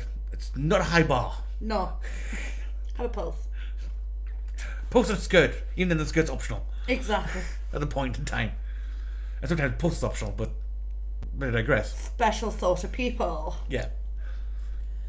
Most of the thing of fat shaming and that type of stuff for women happens by other women. It does. Very rarely would a man do it because he doesn't care where it's going as long as it's going somewhere. I say for a man to feel pleasure, like the crevice of a couch, if it's soft enough, would do at the point in time. Wet and warm it'll gam. Yeah. You know, and this is what I'm saying. It's if you want to be one of these women where it's like, I can deal with men, then deal with them. Don't sit there and get offended. My biggest one, the latest trend I've seen, is the women hitting men. Yes. Right? Then they get shocked when they get slapped back. Yes. And like one person pointed out, which I kind of agree with and don't agree with at the same time because I was raised, is if you think you're ballsy enough to think you can step toe to toe with a man and punch him, Yeah. then be prepared to be hit back. Yeah. Now, let me say, don't because that woman's weaker. And my analogy is going to so say there's a wimpy guy goes up and punches Dwayne The Rock Johnson. Yeah. Can Dwayne Johnson then punch him in the face? Well, yes. Why? He's weaker than he is. Exactly. By some margin here. You know, there's very few people who can punch Dwayne in the face and live to tell a tale about it. Yeah. You know, but does Dwayne have the right to punch that guy in the face? Yes. Then why can't the woman who slaps on him have the right to turn around and backhand her? Yeah. Same logic applies. Yeah, I can say that. You know, and it's normally I disagree because of how I was raised, but in this day and age I can see it more and more because the amount of videos you see of women walking around and guys just like start attacking them on the train, and you get signals of fuck off, and like you hit too hard. You look at the land like 5 feet away, like because he's a man. Yeah. You dipshit. He's about 3 times stronger than the average woman. Yeah. Of course she's going to land 5 feet away where he gets a scratch. Did she not deserve it? I raised my boys to see you never hit a girl. Right. But obviously, you know the wrestling matches at my house. Yeah. So when my eldest daughter decides to pin my eldest son to the floor and they are full going WWE here, I will just sit back and it's like, let them finish. Yeah. Because I've probably told them 500 times before that incident to leave each other the fuck alone. And they don't. Right? To be fair, your youngest one, I don't think Harry has a problem with someone hitting her. I'm more worried about the people around her. Yeah. To be honest. I mean, I do. I teach my boys not to hit girls. I really do. Like, we do say don't hit the girls. But when the girls are bringing them first, Yeah. you know, so say my daughter comes up to me and goes, Mum, he pulled me hair, what did you do to him? Where I punched him in the face, where then it's your own fault. Yeah. Do you know what I mean? But I don't sit there and go, like, if my son comes and says, wait, I've smacked her in the face. Well, why? Because she touched my phone. Then it's like, well, we told you about hitting girls, you don't do that. Yeah. Do you know what I mean? It's one of the shots I watched the other day, right? And it's basically a lad sitting there, pretty much minding business. The lad's going, you're not going to do anything about me. It's literally full force punching him in the face 6 times. Right? He gets sick, he stands up. She falls over panicking, and then police, he's attacking me. He's like, he stood up, you dozy bitch, and you fell yourself. He hasn't touched you yet. I mean, don't get us wrong, me and my husband, I love a good play fight. Like, we never really fight, but we play fight. Like, I love a good wrestling match with him, to be honest. And yet again, I would say that's from me upbringing of being raised with lads my entire fucking life. Like, I think it's absolutely hilarious when, you know, I give him a good slap and he pins us. It's funny as fuck. Probably, right, with you, is you raised, because I played rugby when you were in high school. I was around a lot of men. Yeah, around a lot of rugby players, which, if you ever been around rugby players, Yeah. if you want crude behaviour, right, if you want crude behaviour, find a chef, group of chefs, or rugby players. I've been around all. Yeah. All. Because to be honest, when you work in the kitchen for 20 hours a day, you don't see your girlfriend, most conversations involve 2. Yeah. It's, you know, and I don't mind. I love how I was raised. I'm not a girl's girl, Yeah. but I'm not a boy's boy. Like, I wouldn't sit here and say I'm one of the men I can take a punch. I know fine well if a bloke punches me in the face, I'll be down like a bag of shite. Yes. You know what I mean? But at the same time, if it's a play fight, I will fucking give as good as I get. To be fair, if someone tries to hit you in the face, so you just pull out one of the many firearms you have lying around the house. I mean, to be fair, I have been punched in the face once or twice, but I'll give as good as I get. You learn how to defend yourself quite effectively by utilising the environment as your weapon. You know, and I would sit here and say I'm quite good when it comes to Yeah. the banter with men. You've got to know the difference, and I think this is where a lot of females have the issue. So, like, when a man sits in and goes, shut up man, you slag. Yeah. It's like, you called us a slag, oh my god. Where, for me, it depends how they say it. If they say, shut up you slag, it's like, oh fuck you, you could. You know what I mean? Where I think with men, it's very easy to tell that's a serious, tell you that's one- a bant. Tell you one thing that gets me is the first date argument recently. Right? Should a man always pay for the first date? No. Right? And there's one video popped up recently where the waiter comes down to the guy and goes, are you paying for this? And he turns to the lassie he's on the date with and goes, are you planning on giving head tonight? Yes, I've seen that, yeah. Yeah. And she almost spits the food out. And it's like, well, is one of those things is he's forking out. I've seen the arguments, it's a bit crude, but I've seen the arguments like he's forking out the money, time to take her somewhere. Yeah. Right? What value does he get out of the date? And what he's putting down for it. Now a lot of the women say, well, because I'm there. What's special about you Yeah. that makes me want to fork out your £300 food bill? Yeah. You just cost me. I mean, to be fair, me and my husband, we've been together for a very long time. And I mean a very, very long time. We're coming up, like, you know, nearly 20 years. You beat the odds for your generation. We're literally coming up with 20 years if you want to go from first date upwards. Kiddo, right? It's actually longer. No, it's coming up 20 No, years. it's longer. Do I don't know it's longer? Because I know when your relationship first started. And where it started on. I was 15. Yeah. Yeah. But you started talking when you were 14. Because that's when you got your hands on my computer. And downloaded MSN Messenger. On my said computer. Right. And infected it with MSN Messenger. And you having 5 fucking calls. Yeah, but On MSN Messenger. And video chat. On the fucking phone. And texting the same bastard time. if we want to go, like I say, we're coming up 20 years, right? And we have been married for 12. Yes. Yes, 12 years. Because my just after Dad passed. Yeah, just after Dad passed away.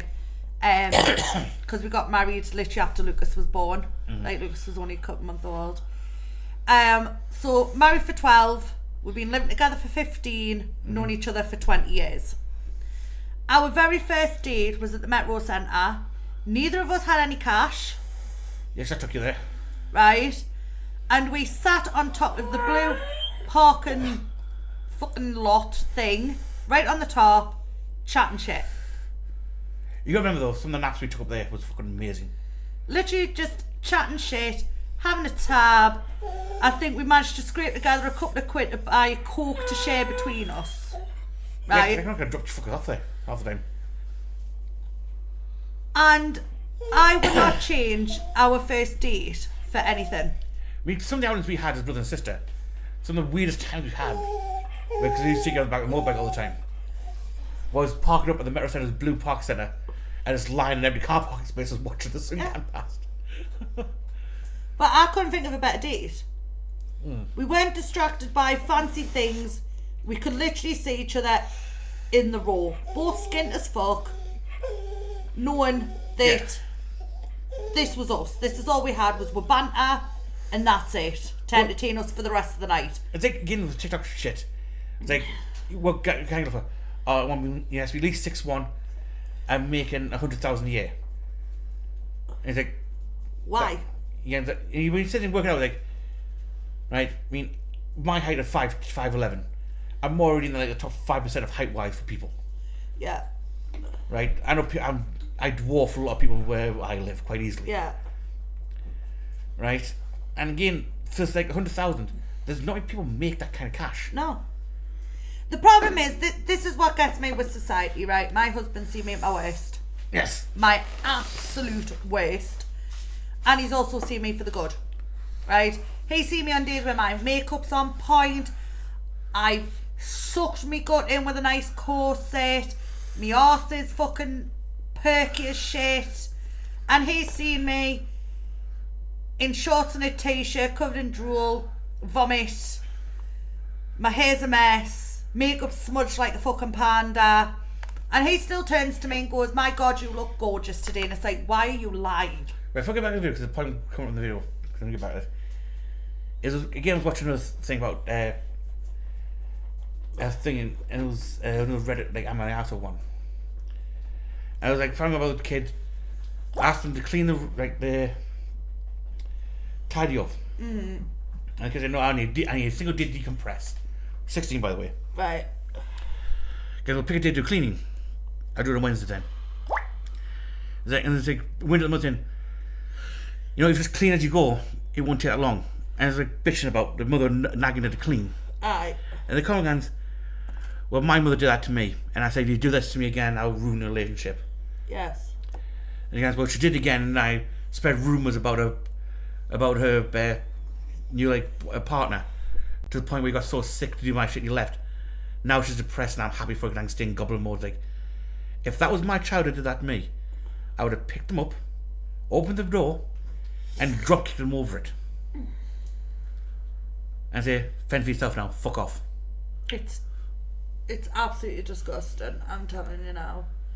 I mean, if we did that try to do that to any of our parents, you know, like, even if they say, right, we bounced out that house or had our arses tanned so fast. Yeah. I wouldn't have, and I got smacked as a kid, but yeah. No, you're a precious little... I was a precious little bundle of joy. But no, this is the thing, right? I was treated as a kid who knew what she was doing. Yes. Right? So I went drinking, I smoked, I went to parties, I was allowed boyfriends at the house, right? I never lied. No. I was literally sweet as a donkey. I could go to my parents and say, getting wasted tonight, can I have some vodka? Because I don't want to trust other people's drinks, because you don't know what they put in it. And my parents would go, be home in a reasonable time. That's the thing about, like, you know, with me, is I started drinking quite young. We all did, because our dad brewed. Why I? So we learned how tolerant of alcohol was quite a young age. Yes. And unfortunately it was quite high for a pair of us. Yeah. You know? I was a good drinker. And except by the time we reached 18, it's like, you're legal to have a drink now. It's like, I can't be arsed to drink. Like, I got my first motorcycle then, it's like, I'd rather ride on a motorcycle than be pissed. If you talk to kids, right, they'll go, I was so wasted, didn't know where I lived, so I had to sleep in a field. Yeah. Right? I didn't. I knew fine well I could ring my parents up and go, Dad, I'm completely drunk, don't know where I'm at. What happened? And he would come get me. And I wouldn't get a lecture, I wouldn't get punished. I knew I was safe. We would get a lecture about, you know, drink less when you had a hangover. Well, I mean, to be fair, I didn't though. I got, well done for ringing. For remembering your phone. Same with sex. I could go to my mum, talk to her about any type of sex. Any type. I mean, to be fair, she knew more about my boyfriends' penises than fucking any, not even my boyfriends, to be fair. They didn't even know their penises. I mean, the dad was still quite in denial. You know. Over that. Which, like you said, it has happened. I got so drunk in a field because I drank absinthe. Yep, Blues Festival. Had no idea what I was drinking. I rang my dad and I went, I don't know where I live. And he goes, what do you mean you don't know where you live? Where are you? I ain't sure. I'm surrounded by a bunch of hippies drinking some green shit. What do you mean some green shit? I don't know. Someone got us it from Quick Save. And my dad was like, is there anybody there? Hippies. Put someone on the phone. So I gave my phone to somebody. Right? It was my mate. It was one of your mates from school, but I couldn't remember who he was at the time. And he said, she's at the Blues Festival next to the library. She is wasted drinking absinthe. And my dad goes, can you get it to said library, because we know who this is on the phone. Yeah. And he went, we will get her to the library for you to pick her up. On the way to said library, I'm still drinking. Going, am I going home? Yes, you are. I don't live here. No, your dad's coming. Dad picked me up. Do you think you should still be drinking? I'm safe because I am in a car, Dad. Fair dues. Got home, ex-boyfriend showed up, and Mum and Dad were both hanging out the window laughing as I drunkenly slurred shit in his face, calling him worse than shit, because he was. And the next day I woke up to, did you have fun? Can't remember the night. Couldn't remember shit. But also, like the same mate, was the riot that happened in our school. Yes. Caused by you in a way. Yeah. I caused a lot of riots. Because a certain teacher's touchy-feely hands. Yes. You thought it was a wise idea to go and tell my mates about it. Yes. Which caused a chain of you finding my friends to try and stop my friends from killing a man. Yes. And trying to make sure I didn't hear about it at the time. But that's the thing. I could be safe. Yeah. I knew how to be safe. Because I didn't need to lie. I mean, admittedly, like, what's weird about where my friend group at school is we were the... I mean, best friends, Americans have the cliques where they have the goths and all that. We weren't the goths, we weren't the rockers. Were you the misfits? We were the actual literal dangerous crowd. Because although we were idiots at the time as well, we also had the intelligence to do some really dangerous crap if we got our hands on stuff. No, but that's what I'm saying. These new age parents where it's like, you are never to smoke or I will kick you out the house. Yeah. Drinking? How dare you? Where I'm raising my kids to go, what are you doing? Wait, can I try a bit of your Wicked? Maybe. Why do you want to try it? Because it looks cool. Yeah, there's like two types of parenting. There's like, I don't give a shit what my kids do. Mm-hmm. And the other ones, it's like, I'm like almost like the hyper religious Christian upbringing. It's like, but you're not Christian. I don't care. It's like, don't pretend, Sheila, that you weren't in a field sticking fucking cock up your ass while you were fucking smoking some bloke's joint. Yeah. Do you know what I mean? That's what I'm saying. I was no angel. I'm not expecting my kids to be angels. I'm telling them the dangers. Like, I will sit there and say, if I see you with a cigarette, it causes this, this, and this. I wish I never smoked. Well, to be fair, right, we've all joked. I said your youngest son's going to be the one who's going to come back to you at age 15 saying he's got to latch up the duff. Probably. And I think it's this new age parenting where it's causing kids to lie. Yeah. We're not supposed to lie, they just don't care. A lot of kids believe that, even if the parents being strict, a lot of kids have under the belief that there's no consequence to their actions No. in this world. Because TikTok has allowed them to say, oh, the cops can't touch you, they can't do anything about it until you're 18. Yeah. So you can do what you want and they'll get... They can. I also like policing has turned a bit weird because on one hand you see a lot of crap. I mean, I'm still for the police. I think they're a necessary thing in this world. Yeah. I won't say they're angels No. by any way, shape, or form. Like, crook cops do exist. As I always say, analogy, about the same way, there's about the same amount of crook cops as there are thieving twats at a Walmart cashier counter. Yes. Right? And like, even I always say, if the police ever come near you, like, arrest you for anything, even if you're completely innocent, the first words out your mouth should be, lawyer. Yes. And that's it.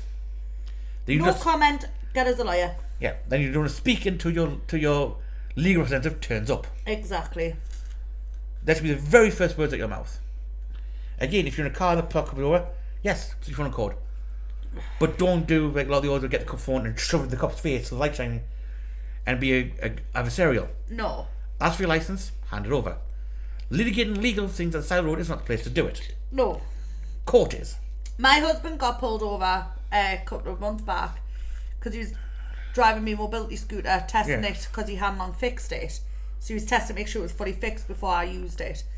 And the police pulled him over and they said, "What are you doing?" He goes, "I'm testing the mobility scooter." "Why? Are you disabled?" "Well, no, I'm checking it for my wife, I'm her carer." "So where are you going?" "Well, Tesco's and back because that's her normal journey. So I need to make sure it makes it to Tesco's and back safely before she goes on it." "Haven't been causing any trouble?" "No, I'm just literally testing this. I know it's a bit late at night because it was quite dark because it was in winter time." He goes, "But I've literally just managed to finish fixing it because I was helping her with the kids during the day." And they went, "All right, no bother." And he went, done his test, came back, told us about it. And he says it was a bit weird. And I says, "Yeah, it is a bit weird, but at the same time, can you imagine a fully fit young man riding a mobility scooter in the pitch black?" And he goes, "Yeah, I see their point of view." I just thought it was a bit weird. Well, I mean, you got pulled over once when I was on the bike Aye. by the cop. And he's like, I was like, "Okay, why have we done? Why have we put over? Speeding? No. Why put over? Well, because someone was reported like robbing the place when like there's a court." And we looked at each other like, "I'm wearing a bright blue like biker jacket. Yeah. Yeah, they're wearing black and on a black bike. Yeah. It's silver. Uh-huh. Bright fucking silver. Yeah. Yeah, it was a scooter. It's like, 'cause remember you looking like you look at the bike like, Two men. Cheeky fucking bastard. you know, because they had the shadow. Yeah. You know, a massive arse cruiser motorcycle. It was like, it was on a scooter. I was like, I remember it was both of them. Scooter, footwell, doesn't exist. A Cheeky fucking bastard. V-twin engine. Cheek. You know? And you get one of the cops was thing to out and was like, "Oh, how fast your bike go?" "Well, you know, it can top up at this." "Oh, I've never done it, you lying bastards." Yeah. "No, I've never done this, officer." Like I say, there is some canny police out there, but there is some who's just purposely out to be an arsehole. Oh yeah, I admit that. You know, and But not every time. If you want, if any time on YouTube or TikTok, it's not the academic portions that they're trying to make it out to be. but it's not just that though. It's when you consider what police have to go through, right? And there's no perfect thing, but what happened in Stanley I think it was last year, where a load of kids were throwing stones and rocks at the bus station. Trashing. And the police came and they were hurling abuse and stones at the police officers, saying, "Well, you can't fucking touch us." Yeah, wrong. Is the answer to that one. You know, and it's like anyone. If someone's throwing a fist at you, you're not just going to stand there and take the punch. Yeah. Do you know what I mean? I mean, I'm all for, right, because my biggest pet peeve of the police is when you see 5 police officers trying to wrestle one person to the ground Yes. and they're struggling doing it. Now, to me, I think all police should take at least 2 years worth of martial arts training. Any martial arts you pick, apart from Brazilian Jiu-Jitsu, because that's bullshit. You know, a bit of karate, a bit of judo, particularly judo, I think all cops should do. Because then it may take 1 or 2 cops at the most to take down even the biggest twat out there, because that's what judo teaches you how to do. And pin them there. Yes. And I think that'll improve policing it 1,000-fold. Yes. Both in the UK and in America. Yes. And that. But you get a lot of people say, step into the police, like, "What are you going to do about it?" Because I watched one video of a guy in the gym, like, on the rack, the police cop trying to get him out, like, "What are you going to do?" It comes to pull out your chin and that. What people have to understand is the police are human too. They are humans. And whatever you expect yours to be, theirs is heightened because they don't know if you've got a knife or if you've got a gun or if you've got... if you're going to physically hurt them in any way, shape or form. You've got to remember, these people have to go to strangers' houses. They've got to go up to strangers' cars. They've got to... You know, they are risking their lives every day. I think next week we'll do some order stuff with you. Because I think something's very interesting. Like, given your age, I think your take on it might be interesting. What? Order. You see when I show you next week that stuff. It'll be fresh for you. Okay. Look forward to it. Because some of the things they come up with is... Oh, this is fucking weird. Anyway, back to this, because it's come to the point where... One of the points I wanted to make with you with this particular video. Not have developed the capacity yet. Similarly, if someone is in a coma or unconscious, they're not actively, that capacity is not activated yet. But if you don't interrupt the life of that child, if you don't kill that child will absolutely be conscious in just develop consciousness in just a few weeks. And that's the difference between the question you were asking me earlier when you tried to trip me up about the I'm end not trying of to. life. You guys are the ones trying to trip me up. No, I'm trying to we're take notes, trying figure to what clarify. You have a very murky position because you said between 20 to 24 weeks, I believe a child has rights. Which one is it if you're the one making the laws? Sure, And who I gives have you the right to make those crystal laws? clear position. My position is the thing we ought to defend is the conscious experience because that's the thing we look When to. does that conscious experience begin? About here? 20 to 24 weeks. You don't Well, have that's any- a big time period because there's been children who've been born at 21 weeks and 5 days. So were those children, when they were born prematurely, so I had an intern a few years Yeah, ago was an who was intern. one of the Well, youngest trying to children do a ever lot. to survive. Okay. At that age, she was 21 weeks and 6 days old. Okay. So she's right in between your 20 to 24 week time range. Okay. So when she and her twin sister were born, do you believe that the hospital, the NICU, did something wrong and giving out care and spending hundreds of thousands of dollars in care to sustain her and her sister's life? Why would I think something wrong was done there? Well, because Well, you that's- don't think it's a human with consciousness necessarily. Yeah, You're you're I not don't think sure. a Your argument's 2-week-old trying is to a kill human them. with consciousness, but that doesn't mean there's anything wrong with supporting it. But you're saying it's okay to kill it. So you're saying my Kill him vagina or is her. magical. So something happens. No, first of all, as a and- child born by C-section, I'm very offended. Okay, But we're I mean, humans too. that's a Number one, position you're no, taking. hold on. Is it hold on. something- Wait, something magical hold on. happens Wait. during birth? The vagina magic guy is not in the room right now. I Well, didn't give you any were qualification talking about birth being the magical time that made somebody a human. I've never said that ever. So I have no idea what position you're attacking there. To back up, very I'm attacking clearly, your position that's not clear because My you said position is- 20 to let me say- 24 weeks, and I'm asking you a very direct question Yeah. about child born at 21 Your question was weeks if a child and is 6 prematurely born days. at 16 weeks, the mother and the father have every right to try to find support for that child. Why would you not? But why? What makes that Why? child Because it's going to grow worthy into their kid. Why would they of not? care? But you're saying it's okay to kill the kid at 16 weeks. Sure. And I think that's the See he's made his point clear. Right, once the child is out of the vagina Yeah. or the stomach, if this is cesarean, and it breathed air, law state that is a viable human being. Yes. So that is when you try Keep it alive. keep it alive. Yes. Because it breathed air. Right? By the way, that law has not always been the case. No. No, big point I'm getting at with her. I think this. Oh, I'm trying to think of a word that's not too offensive. Right. Is she's gone about saying 20 weeks, so should the child die? He's like, no. But it falls on your dead brain area. He's like, no, Right. because it's The between 20 reason and why 28. we're going between 20 and 24 weeks, right? And I will give this explanation to anyone who does not know. When they assess a child in your stomach, right, the picture is shit. Yeah. It's grainy. Alright? The child kicks a little, the child moves around. We can't get accurate measurements. Yeah. Okay?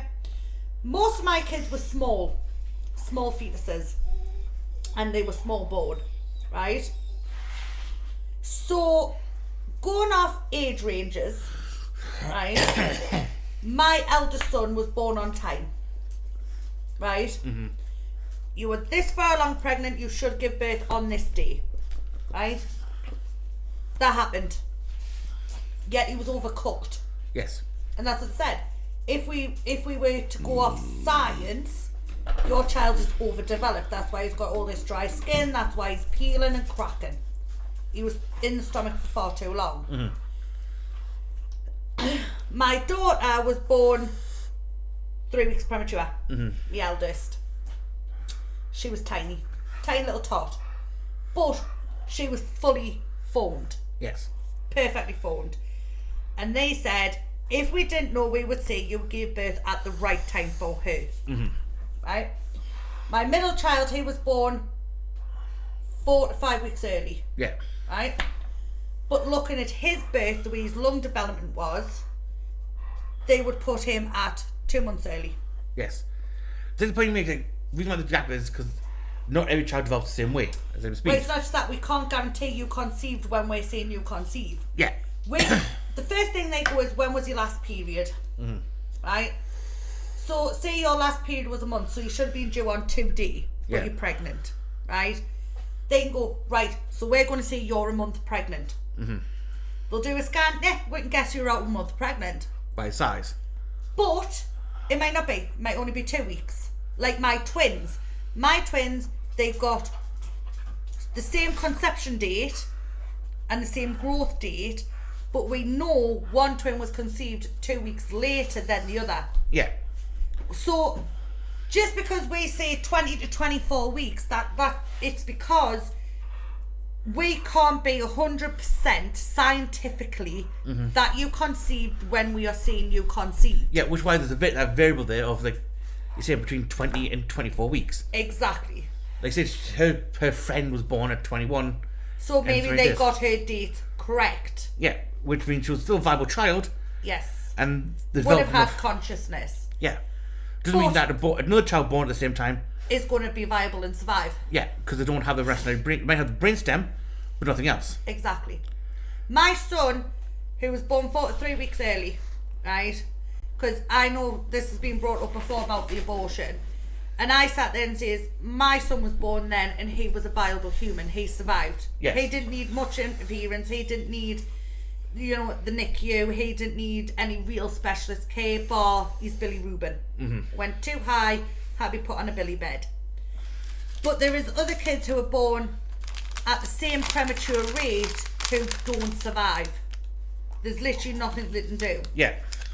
And yet again, that is because we can't be fully exact on Conception dates time. of conception. Yeah, but she's trying to use the cudgels. Like, well, you said there's time frame. It's about it's because of the developmental range on It things. is. The 9 month gestation period is not like exact science on pregnancy. Nothing is. No human being is exact. But legislation wise, you need to make a hard line legislation wise. And I agree with him. His hard line is 20 weeks before most of the brain development is started at that point. Yes. Which is a strong hard line. But not like I would pick. I'm a bit earlier than that, 12 weeks, but I can give him his dues on that line. Roughly, yes. You know what I mean? But it's the same as all development. So it's like when you have a kid, it's from 2.5 to 3 years old. You should start potty training, depending on when the child shows signs of being ready. Even though when we were children, it was 6 months. Once the child starts walking is when you start potty training. Wean a child at 6 months. By 7 months, they should be on chewable food. Yeah. Right? When we were little, 4 months. When my daughter was first born, 4 months. But when my second child was born, which was a year later, you shouldn't be starting weaning until 6 months. There's a very broad spectrum to children, and we know most kids should walk by the age of 2. Yeah. We know most kids should be, speaking at the age of, 6 months. They should stop babbling. Look at one of my nephews. They're saying that, because he's having trouble with potty training. He is, yes. It's fine at the age of 5. It's like, what the fuck? Yes. When my kids were little, it was, if they're not potty trained by 3, we're going to have a look and see if there's a problem. Yeah. You know what I mean? And this is what I'm saying. It's such a broad spectrum now on children and their developments. Going back only a few years ago, right?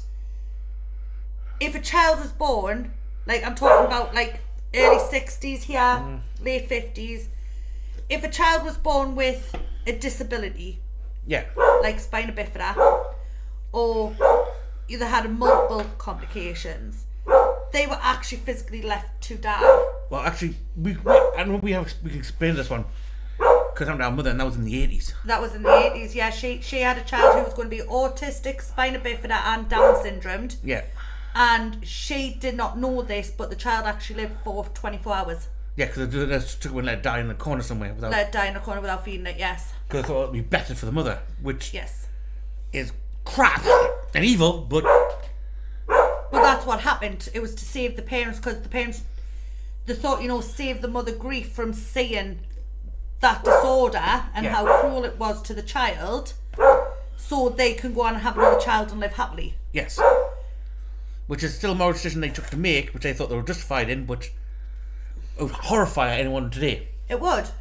And it horrified them. I mean, if you talk to most nurses that had to do that, they will say they've never forgotten every child that they've had to do that to. But it was the doctor's call. It was the doctor's call, and they had to follow doctor's rules. Like the mass child kidnapping in Ireland, where single mothers have given birth and the fucking nuns kidnap the kids and give them to good Catholic parents. Yes. I would have punched that nun in the face. But this is what I'm saying. When you speak of a viable child, and I always go back because I'm very passionate about kids. I've worked in childcare. I have kids of my own. But when you talk to someone who's from the olden days, right, and they use slip-up words like mongrellism for Down syndrome, we went through those videos before, and things like that, right? It is because they grew up in an era where those kids did not have a choice. Yeah. Those kids were put in homes. Those kids were hidden away from society, if not left to die after they were born. Probably even though it's got a bad connotation, like mongrellism and that type of stuff. Yes. But it was a medical term they had at the time. It was. For that. Yes. I see we watched a couple of them documentary videos on the channel. Yeah. On like the old medical videos on like Down syndrome, mongrellism, that type of stuff on it. Yes. And I didn't hear, because we watched with Vegas, because he's like more of our liberal friend we have. Yeah. And like I say, I watched the videos like, yeah, it sounds bad. It does. And now we have better terms for them. Right? But again though, the doctors giving this lecture weren't doing anything out of malice. No, they weren't trying to be mean, they were teaching. Yeah, they're giving a clear-cut scientific explanation is, this is what the mongrel is, this is what the features are, this could be the problem with it, this could be what... And if you can't deal with that, the best thing is to put them in a home, because you can't raise that type of child. Yeah, give them a home where have they the specialist care needed to look after them. Right? Which beyond then, given the time, the religious context, is probably was best for the child at the time. And I watched a documentary a long time ago, and it basically said, when did a child become so precious? Yes. Is it because they thrive more now that we see them as more precious, or is it because we remember the past where they didn't thrive that we've made them precious? No. You know what why so precious for now? It's because birth rates declined. You're talking back in going back let's go back to 100 years. Yes. Right? 1920s, 1900s. People were popping out kids like they were candy. Yeah. The average family was 5-6 kids. Yes. Up to 10. You just pop them out and they weren't on the workforce and blah blah blah, spread out. Nowadays the average is 1 if you're lucky, for some couples. And you got some nine saying, I'm not getting any children because I'm not bringing this thing as well. I'm being child free because I want my money to myself. It's like, yes. Your choice to make, yes, fair enough. Shush! Alfie! But, like I say, in the West, we keep children more precious than they did. Only country treats children as precious as we do is probably Japan and China to some degree because of the one-child policy. Yes. But a lot of the African countries, I can't remember one of the videos I watched. It's about a father, they're going to ask him why he's sending his son over this board where he could be killed. Well, he can die. I can have another kid. I don't care. It's you cruel fucker. But it's true. Yeah, it's perfectly true. He's got a wife then, he can have another kid, no problem. If one or two die, so be it. But it's not just that. In the olden days, it was failure to thrive. I mean, if a parent was poor and it was I can't feed any more kids, why are you still popping them out? Because they didn't have birth control. And them kids weren't getting enough food and the mother wasn't getting enough food to produce milk to keep the baby alive. Yeah. You know what I mean? It was, well, here, we'll sell a few kids to people who can't have them. Yeah. Or we'll sell them to the poor house so we can have a bit of food and they can go to a house that can feed them. Yeah. Or, send the kid down the mine. Go shift down the mine. Exactly. When you consider the failure to thrive rate back in the olden days, it was very high. Yes. because we didn't have enough food. There wasn't enough, you know. If you look at England, you know, it's 80% poorer there, and only 20% of people who actually have money. You know what I mean? But on the other hand, though, the children that did survive that era, right, were physically stronger, Yes. more mentally stable, oddly enough. Yes. Sounds a bit weird, but they were. Yes. Right, and more productive Humans. Yes. compared to what we have now, where, you know, you have a kid, you raise it, send it to university, they come out whining little shit that I don't want to work, I just want to sit here. Mm-hmm. You know, why should I work when I don't want to work? Because you need to live. Yes. But you pay for me. No. I had the same discussion with my eldest, because my eldest was like, when I'm 16, I'm getting a house of my own, I'm going to move out, and it's like, okay. And she went, why are you laughing? And I said, right, so where are you going to go after school? She was like, well, sixth form. I went, right. I went, are you going to do full-time, I'm guessing? She's like, well, obviously, so I can get my degree, mom. I went, okay, so you're full-time college? Yes. How are you going to get college? Because you can't drive at 16. Daltechers. I went, right. So who's going to pay for your bills in your house? I'll get a job. I went, but you're full-time college, so where are you going to find the time to work as well? Yeah. Well, night time, so Who's sleeping? who's going to pick you up then?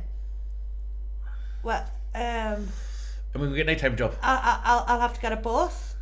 Buses don't work all through the night, Jazz. Like, they stop working at, like, early morning. It was probably when we were kids, it did. You used to have the night bus that ran 24 hours a day. Yeah, but now you don't. Now you 11 don't. o'clock's your last bus. Yeah. So if she's working until 2 in the morning, how's she going to get home? And she's like, I think I'll just stay at home with you then, Mum. I was like, do you think? Well, if I can't buy food or pay rent, Mum, I'm going to be homeless. I was like, right. But I need to go to college to get the job I want. I went, I think I'll just stay at home with you. I went, okay. It's like the kids who always like, how the university students who's like living off the parents' money, like, I think we should be communist and everything we divide equally against. You're a communist until you get your first paycheck. Yeah, and then it's like, fuck the government. You know, your first paycheck's like tax, this, and like, National insurance. you become capitalist very quickly. Honest to God.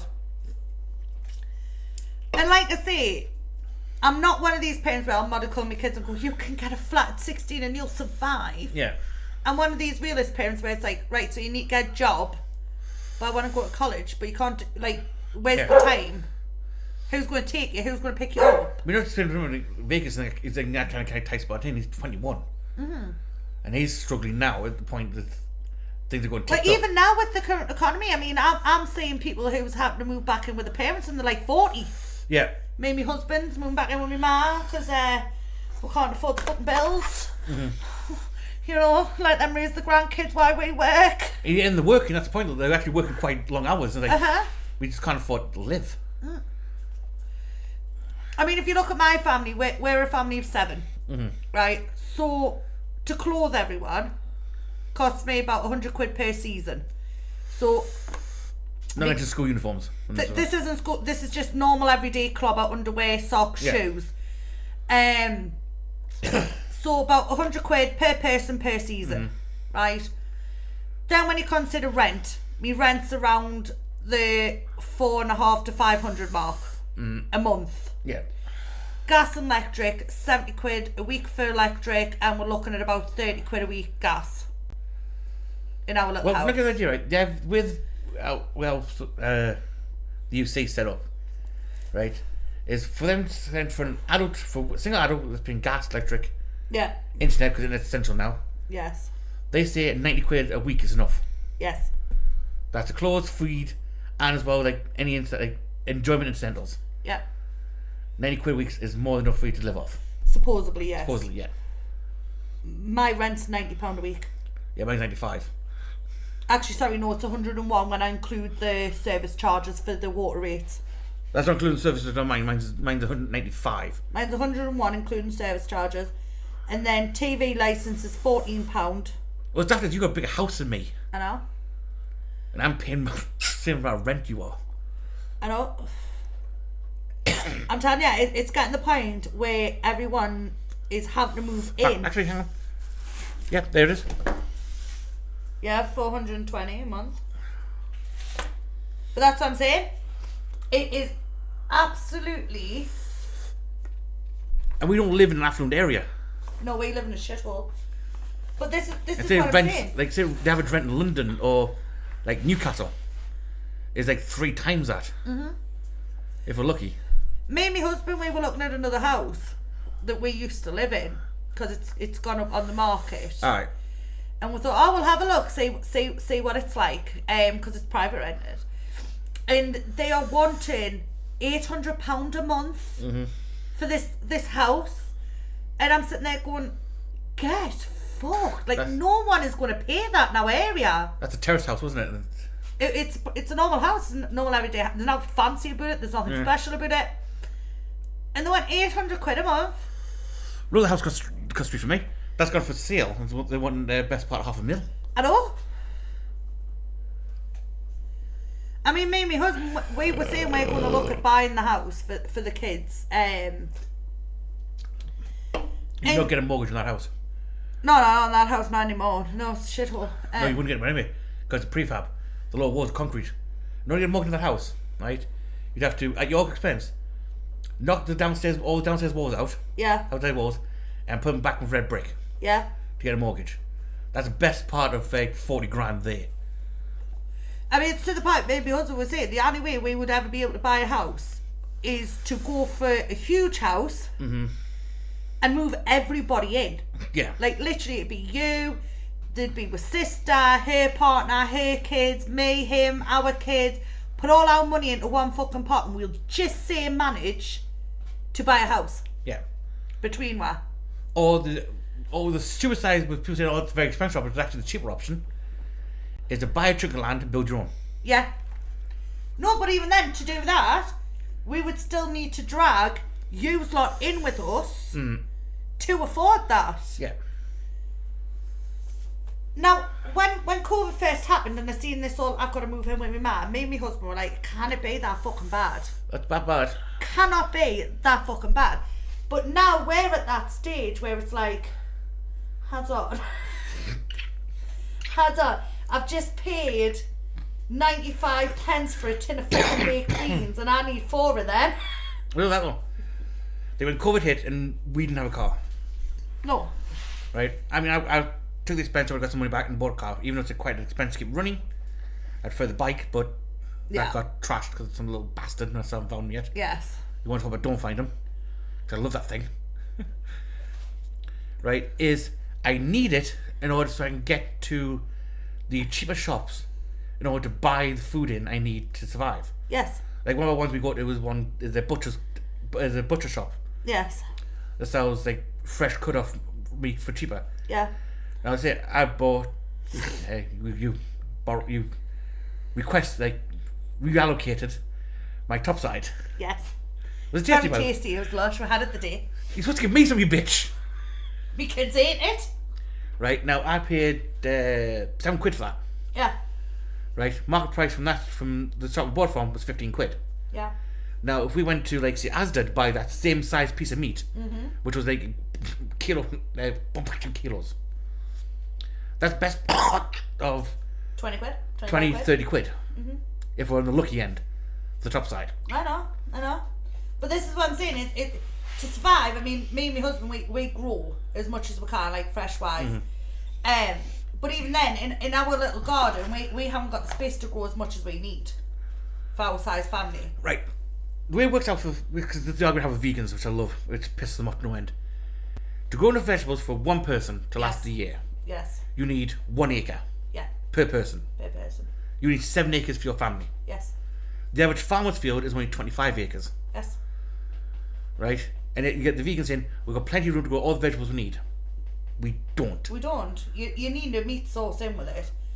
But this is what I'm saying. We grow as much as we can to sustain our little family. And like I say, there's just not enough space. I mean, I'm guessing you could probably alleviate about, at absolute best, at cheap efficiency, everything works perfectly fine. You get the maximum yield out your little allotment. Yeah. You might alleviate about 6, maybe at a very strong push, 10% of your food costs. Very pushing, but yeah. Push to 10%. At best, you're looking Possibly we could. at best, you're looking around the 7% mark. Yeah. That's if everything grows to its maximum yield To maximum yield, yeah. you have. Mm-hmm. You look at 7%. I mean, there is a post that I've looked at, right? And it's the average of what you need to grow per family of 4, Yeah. right? So this is for a family of 4, so we'd have to double that to grow for our size family. So for an average family of 4, you need 2 apple trees, right? Which aren't small things. No. You would need 4 cherry trees. You would need an acre, just 1 acre for potatoes, Yes. right? Of just potato, nothing else, right? You would need 6 cabbages, right? And that's like them growing to full size, you know, the big fuck off, what you see on ads. You would need 24 broccoli. Right. I tell you what, I can do a quicker for you by weight. Right. For the average family of 4, for let's say 6 months. That's how Jenny worked it out. You need 100 kilos of carbohydrates, potatoes. Yes. You need 75 kilos of flour. 18 kilos of corn. Yep. 32 kilos of root vegetables such as swede, carrots, that type of stuff in a Yes. mixture. On average, about 19 kilos of tomatoes. Followed by a generous 35 kilos of leafy vegetables. Yes. That's your cabbage, kale, sprouts, broccolis, cauliflowers, well, I don't like cauliflower, leafy, but it is. Yeah. They need on average between 25 and 40 kilos of fruits. Yes. That includes your tomatoes, your aubergines, that type of stuff, as well as your fruit trees. Yeah. Then you need, on the average, 80 kilos of meat. Yes. And that's for 6 months to survive on. I know. The average allotment is half an acre. But to be really lucky. If you're really lucky, an average is about a quarter of an acre. Right? Again, using every inch of possible growing space you have there, Yeah. and best soil conditions and everything else, will produce approximately, at absolute best, about 18 to 20 kilos of food Yes. in a year. Yeah. Maybe 40 kilos if you do spring and winter veg. Yes. Turnaround rate. But as you know from grower, that will completely fuck your soil for the year. Yes. For next year. I know. I mean, like I say, we grow as much as we can, and I mean, we are so grateful to the growing gods. All my crop, for the first time ever, have sprouted. Now, another thing food tip I'll give anybody really, is if you want a big bang for your buck and flavour wise on stuff, right?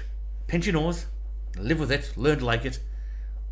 They're a bit more expensive to buy initially, but go to the Asian markets, Yes. right? They are some of the best food. Go on. Which gets back to, because make another point we've got here.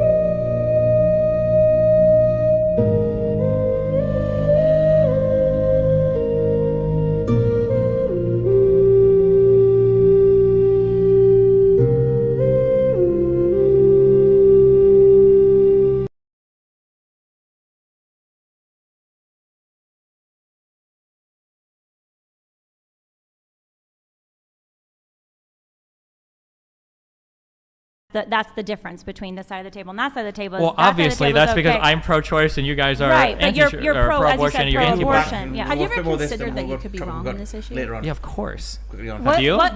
Absolutely. Hold on. To be clear, only one Absolutely. side of the table here is tied to organizations that are getting money invested in them. So Well, if any we side here was I gonna, started my I organization, understand, but so- you're never changing your position. I'm still free to change mine. So in terms of Yeah. asking me if I consider That's why I'm I'm wrong, asking I you. can consider that I'm wrong. You guys will never change your opinion on this. But go ahead. I've considered it. I've had Okay. to consider a lot of Sure. times.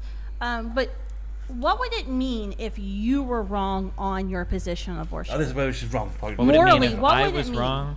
So I don't know if you believe in God or heaven or whatever. Well, I haven't aborted any kids yet, But so say to my you knowledge. say you get hit by a bus Uh-huh. and you go to heaven, and God's like, Destiny, you've been completely wrong on abortion your entire life. You've advocated for abortions between 20 and 24 weeks. No one can really tell because you wouldn't give us a definitive time. Hold on, you're Like, hold on, wait, can you I'm sorry, I gotta address this real consider, quick. like, I gotta, what would wait, that wait, mean I gotta, if you keep, were wrong on okay, abortion? hold on. For you saying that just because I can't nail an exact solid time when That's kind of a big deal. It's not really that big of a It deal. is a big deal. It's a 'cause big deal when There's you're a making line laws. between. It's There's a super line not a between big deal. homicide You could and literally then it just being say totally like, okay. hey, before 20 weeks, abortion is okay, and then draw the cutoff right there if you want. That's a question for policymakers. But why do policymakers? Why does anyone Yeah. get to Why do a decide bunch of whether or men not get to an decide that? innocent person lives or dies? Because that's what policymakers do. No, they don't have the right to kill an innocent person. If any What do you, policymaker if tries to you're kill an making innocent person, decisions that's about that's healthcare murder. and You can triage do and that. who There's gets a- medical treatment first, or if you're making decisions about Destiny, saving can't people you admit from there's a- okay, hold on, can't- wait, okay. I still I'm gonna, wanna know- just be clear. I'm gonna I start kind still of need to know going. if you've ever I considered know, but I don't have a that. chance to answer any question, and you're like loading so many horribly like intuition pump question bags in front of me that I don't have time to answer all of the horrible questions in front of me. Okay, I so just like, wanna know wait, no, I'm gonna considered keep talking. wrong. We're gonna do one at a time. I will answer a question, but you can't keep stacking like dumb questions in front of me and then be like, oh, see, like you want to murder children, okay? I don't If know you wanna- about if dumb I can- if you want me to dumb answer, hold on. questions. So let me address the very first thing because you keep trying to draw like there's some like thing here that you've caught me on. The idea that I can't give you a concrete time between 20 to 24 weeks. Okay? Yeah. I hate to be the guy that does this in a debate, but there's something called a continuum fallacy or a nirvana fallacy. The idea that just because I can't point exactly at when something begins, that I have to say that all of it is the same or I can't point to that thing existing at all. I can't tell you when individual pieces of sand are stacked up and eventually become a pile of sand. I can't give you the exact numbers of sand that I can see for that to be, but there is a difference between an individual piece of sand and a pile of It's a sand. false equivalency, Hold- Destiny. wait, It is. Hold on. It it's, is. It's hold on.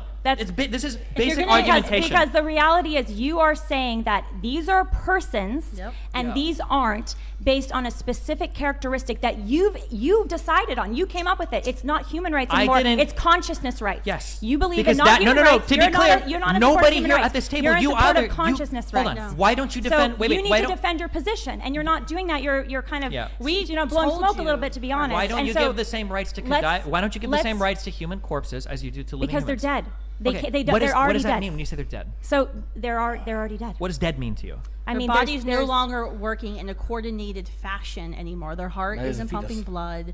Their Okay. brain is not. If I put a producing person, brainwaves. on a table and I can keep them alive with machines Here you go. indefinitely, but they're never going to wake up, is that a human So life that there's should be there defended? is a difference between withholding extraordinary Just to be medical clear, I'm about to care- ask that same question after you, whatever you're about to say, because you're no, not this is answering my important question. because Okay, go ahead. it's a bit of obfuscation. This is the one about the coma patient files thing. Right. Get ready for. I'm ready. In the direction you're going It's here, because absolutely there's a not. difference between withholding extraordinary medical care, which would be like life support, and withholding ordinary medical care. So if I, as a parent, or I as a doctor, I have a patient in the hospital, and let's say they are there being monitored because they're, they have cancer, aggressive cancer, but they're maybe going to die, but they're not dead yet, and they're not on life support, they're just being monitored. And if I withheld food from this cancer patient and refused to bring food and this cancer patient can eat and refuse to feed that cancer patient, that would be homicide against that cancer patient. I don't have the right to. You agree with that, right? Yeah. Well, that's a good Do question. you but agree with that would be homicide? Would it be wrong to deprive I'll say it's food wrong, to a for cancer sure, patient? yeah. Who's Okay. going to die? Well, legally, it would be murder to not feed Whether a I'm not patient going to make in a the legal hospital. argument, but yeah, I would agree that would be wrong. Okay. Yes, of course. So that's the difference between extraordinary medical measures and ordinary measures, okay? And Natural for a child progression and for a versus child in the end. womb, they deserve the ordinary measure of being able to stay in their natural habitat, their mother's womb, until they're old enough to survive outside the womb. Similarly, a newborn who you're feeding formula or you're breastfeeding has a right to that food from their mother or caretaker until they're old enough to, and even when they're old enough to physically feed themselves, they still have a right to be given a plate full of food at the dinner table. You can actually go to jail for child neglect by You know failing to this? feed your child. So, building these analogies that actually don't work with what we're actually talking about by saying, well, removing life support is like abortion, they're not the same, because children have a right to care, and children have a right to food, and children have a right to nourishment. I still think just like a right you to need life. to clarify your position, because you said 20 to 24 weeks, which I gave you a very, very real life scenario of a child who's born, a twin who's born at 21 weeks and 6 days, which in your Don't ask these questions, view actually. could have been aborted because you don't think she would have had the consciousness that you deem worthy of personhood. True. But I mean, what biologist do you know that tells you that consciousness is at 24 weeks? It's a great question. Because I researched this before. I was on internet. I was looking at PubMed at NIH's website. There aren't biological conclusions, and in fact, they actually support the pro-life side, because you look at the pro-life. Biologists don't make an argument about pro-life Well, or no. pro-abortion. Well, they do make arguments about when human human life pain, begins. when Sure. twins Yeah. interact. So there's a very well-known study showing that twins interact in the womb as early as 14 Amoeba weeks. interact with each And other. Pain, children can experience pain at 12 and a Sure. half Germs weeks. react to external So are stimuli. you saying plants those- Are you and saying things. human germs are the beings? same as human lives? I'm still. I haven't even got to. Okay, so let me make a couple things. So firstly, you said I made a false analogy earlier. You've compared abortion to cancer patients getting withheld No, food. I wasn't comparing abortion to cancer patients. Okay, I was talking about the difference between ordinary measures. I'm not talking about and ordinary or measures extraordinary when care. it comes to That is medical a- care. Natural that is an entirely progression separate versus sure. natural That is an end. That's what they're entirely. trying to That's great. conflate. That's Wait, entirely great. if No, I I can was just only if I using could that just to jump in clarify. really No, quick. I don't need you to jump in. If I No. could just jump in No, really listen, quick. listen. Hold on, wait. Let me just say, if we can allow maybe the turn the heat down a little bit on the conversation, I or at like least the slow heat. it down a little No, bit. that's We're fine. making Keep people it. at home uncomfortable. Well, I do want to give. It does seem to be that Destiny hasn't had as No, much that's fine. I'm good. opportunity. I'm taking You notes. okay? I'm good. I'm ready. We needed 'Cause- that other guest there. No, Right? we No, absolutely don't. Let me go. Okay. You're making bad analogies by comparing any of this to ordinary or extraordinary medical care is a fundamentally separate question, okay? That's a separate I agree. question of provisioning resources I or whatever. completely agree. You don't agree because you brought it up as a contrary to No, the I was question that bringing I it up as a said. response I would to you originally about- ask you this question again, and I'm going to ask you the question again because nothing that you said addressed it. And my question was, and I'm going to repeat it, a person that is in a coma that will never wake up, should that person be indefinitely kept alive on life machines? It depends on what are the characteristics of them in that The coma. characteristic is Was that the a person's medically body. induced coma? The characteristic is the person What is was- in a coma. They're never going to wake up, but their body do is you still. know? How do you know they're not going to How wake do you up? know they're never I mean, gonna wake the up? problem is, Because Destiny, you're the coming up scientist has you're a magic Destiny, machine that he pushes Destiny. a button, and the machine says this person Destiny, is never you're going to coming wake up up. with a magical scenario that you are designing without providing any context. Where Just to be context clear, are you exists in telling the me that a real person world. being in a coma is not going to wake up is a magical scenario? No, I'm telling No, you that you- when Okay, so people we agree are that in a people coma, are in you're comas trying and to make it oftentimes we can say- absolute. Guys, You're please, trying one to make it one absolute. one I like microphone it. at a time, No, no, please, let me please, please, answer. please. Because the refusal to engage with the Let me question answer. demonstrates the weakness of your position. No. You can keep doing this, but I'm, Destiny. to be clear, I'm going to ask the same question again. I still like You to get can't my even question engage- answered. Wait, guys, you can't even please, engage with the just no hypothetical. There's a interrupting. reason You're why. listening to what I'm saying. I So am listening, but you're not. okay. You're refusing to engage with hypothetical No. because you know that you don't have a rock solid No, definition of because what type of life you're- should be defended. The because reason why we you want did to it- engage with guys, the guys, question. hold on, hold on, Destiny, hold on. you're making a lot of assumptions. Order in the podcast studio. I am noticing. I can see your face getting visibly annoyed.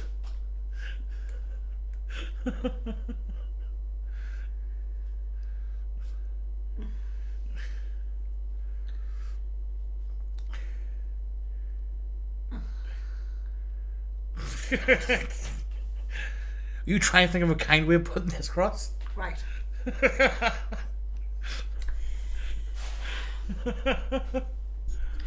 Just because you can shout louder does not make you correct. Yes, I know that. Just because you can keep cutting people off does not make you correct. As to go for, if I have a cancer patient and I stop giving them food, lawfully that's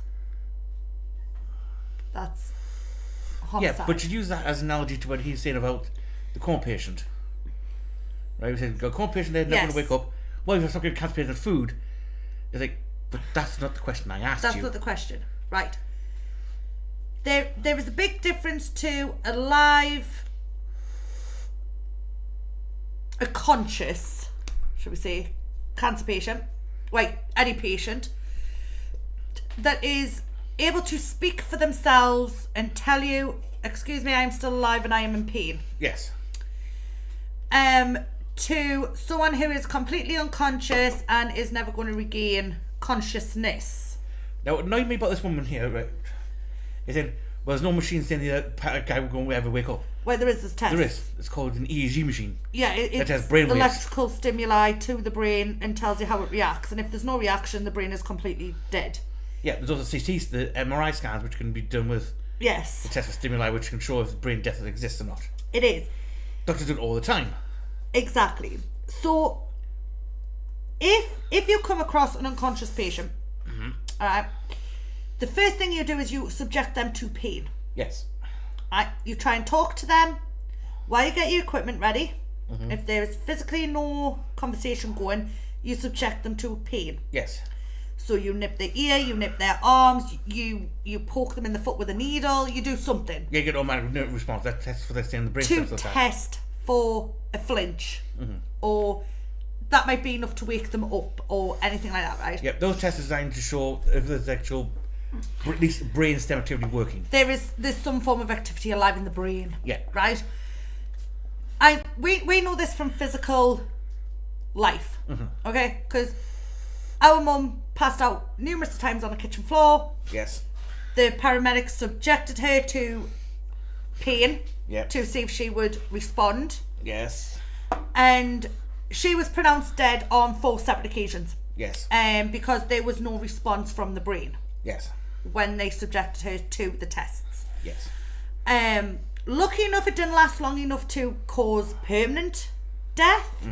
She would come round out of Yeah. whatever it was that was happening to her body at the time, because no one still knows to this day what was causing that.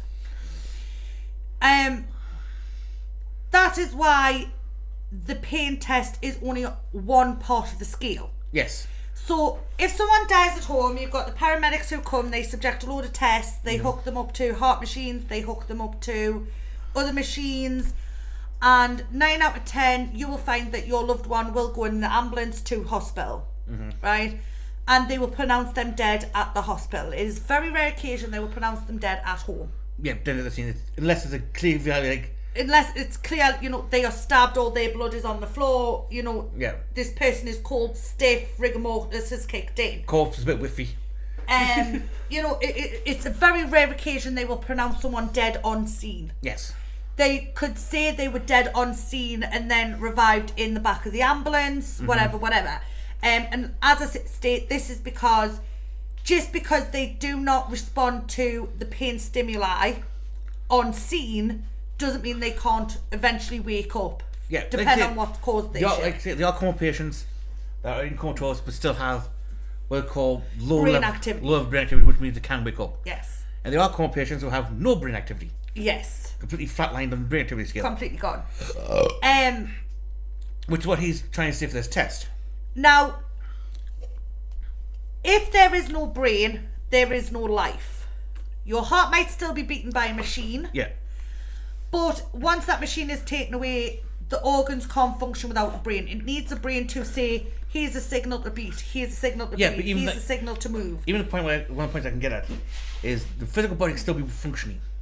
Your heart's still beating, still breathing, Yes. but there still is brain death Yes. because the brain stem's intact, which regulates all the automatic systems such as breathing, heart rate.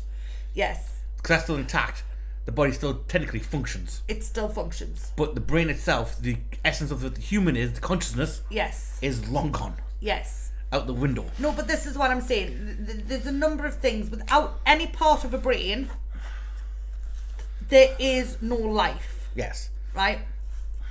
So, what he is arguing is once the brain is fully developed in the fetus, that's when he classes it as human life. Yeah, when the ability of consciousness exists. When the ability of consciousness exists.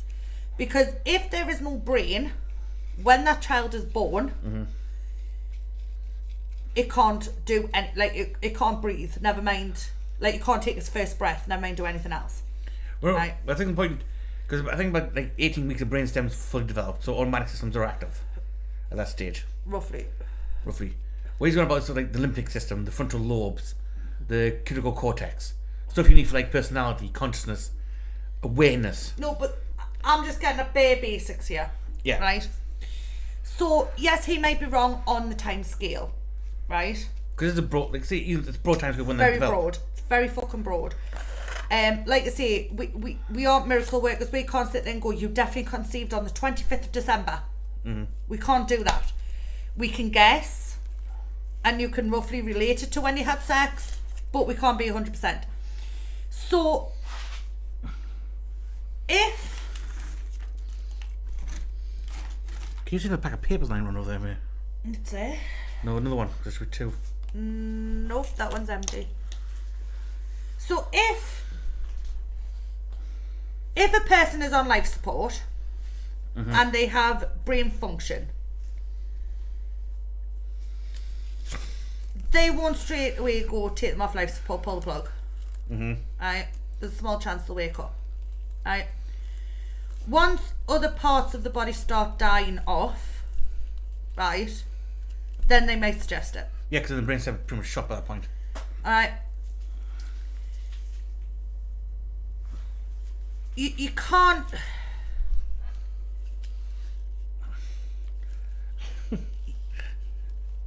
I know you're trying to be kind to this one, but... I'm trying to be kind to everybody because it is a bit of a harsh subject, Yeah. right? As I said, I've got 5 kids at home and I could never imagine aborting any of them. I can't imagine being hurting them in any way, shape, or form. I would never like say will you like accept abortion of my child. But From scientifically, it is proven that a fetus is a parasite yeah. to the body until it starts forming properly. Yes. Then it is considered. So before then, it's just a bunch of cells. Then it turns into a parasite, and then it's a fetus. Yes. Right? They're three.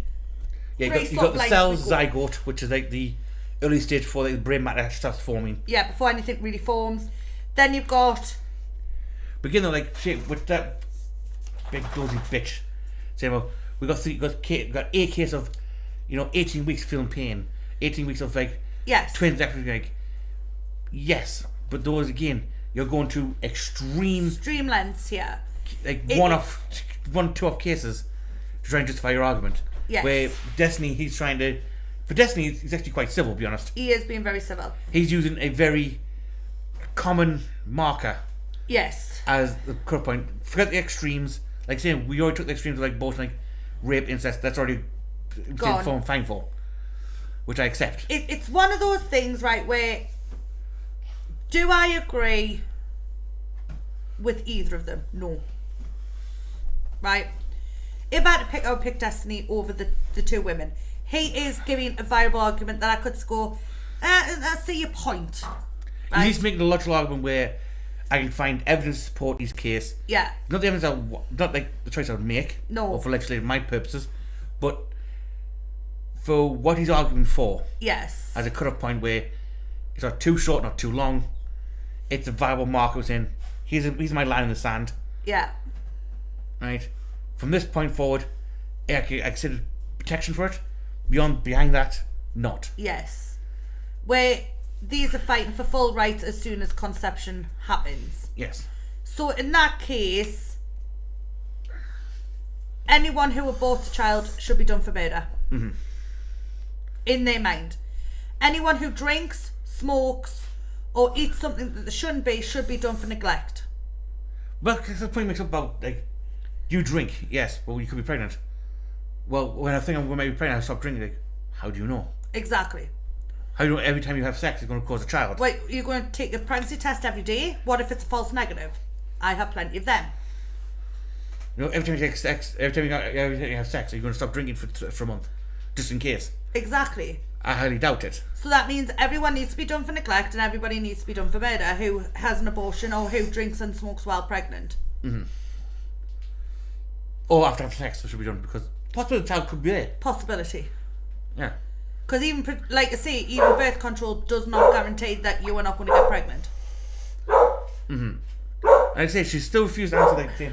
Well, any context, is it is the American just come out? No, he's fucking brain dead. How much clear you have to say? There's no brain there. There's no brain activity. But there's no magical button. Like, there fucking is. Like, I was screaming watching like, there fucking is. There's tests that can do to prove that someone is brain dead. It's... And by the way, for context, apparently these two went to nursing school. No. No, they did not. This is field education. I'm being honest, it's field education. It's a field Google search. At the end of the day, like I say, I am all for pro-life. I do not agree with abortions willy fucking nilly. I certainly don't agree with one day wanting the baby, one day not wanting the baby, then going back saying I don't want it anymore. Yes. Because I have seen that a few times where it's like, no, I've decided to keep it, and I want rid of it again. Yeah. I fully agree with that. I also agree with there are too many kids being born in the care system and not enough people to care for these children. Yes. Alright? But at the same time, I do think the care industry needs to be looked into, because the amount of people who are getting no's when really there's nothing really wrong with them. But maybe, they've got a bit of a bum leg, or they've got a bit of a fucking... You got a beard, I don't quite overweight. I don't quite like having beards. I do think the care system really needs looking at, because there is a lot of people out there who is trying to foster and adopt and can't. Yes. Do I agree that, there's a huge window in the fostering and adoption window, where it's I only want babies.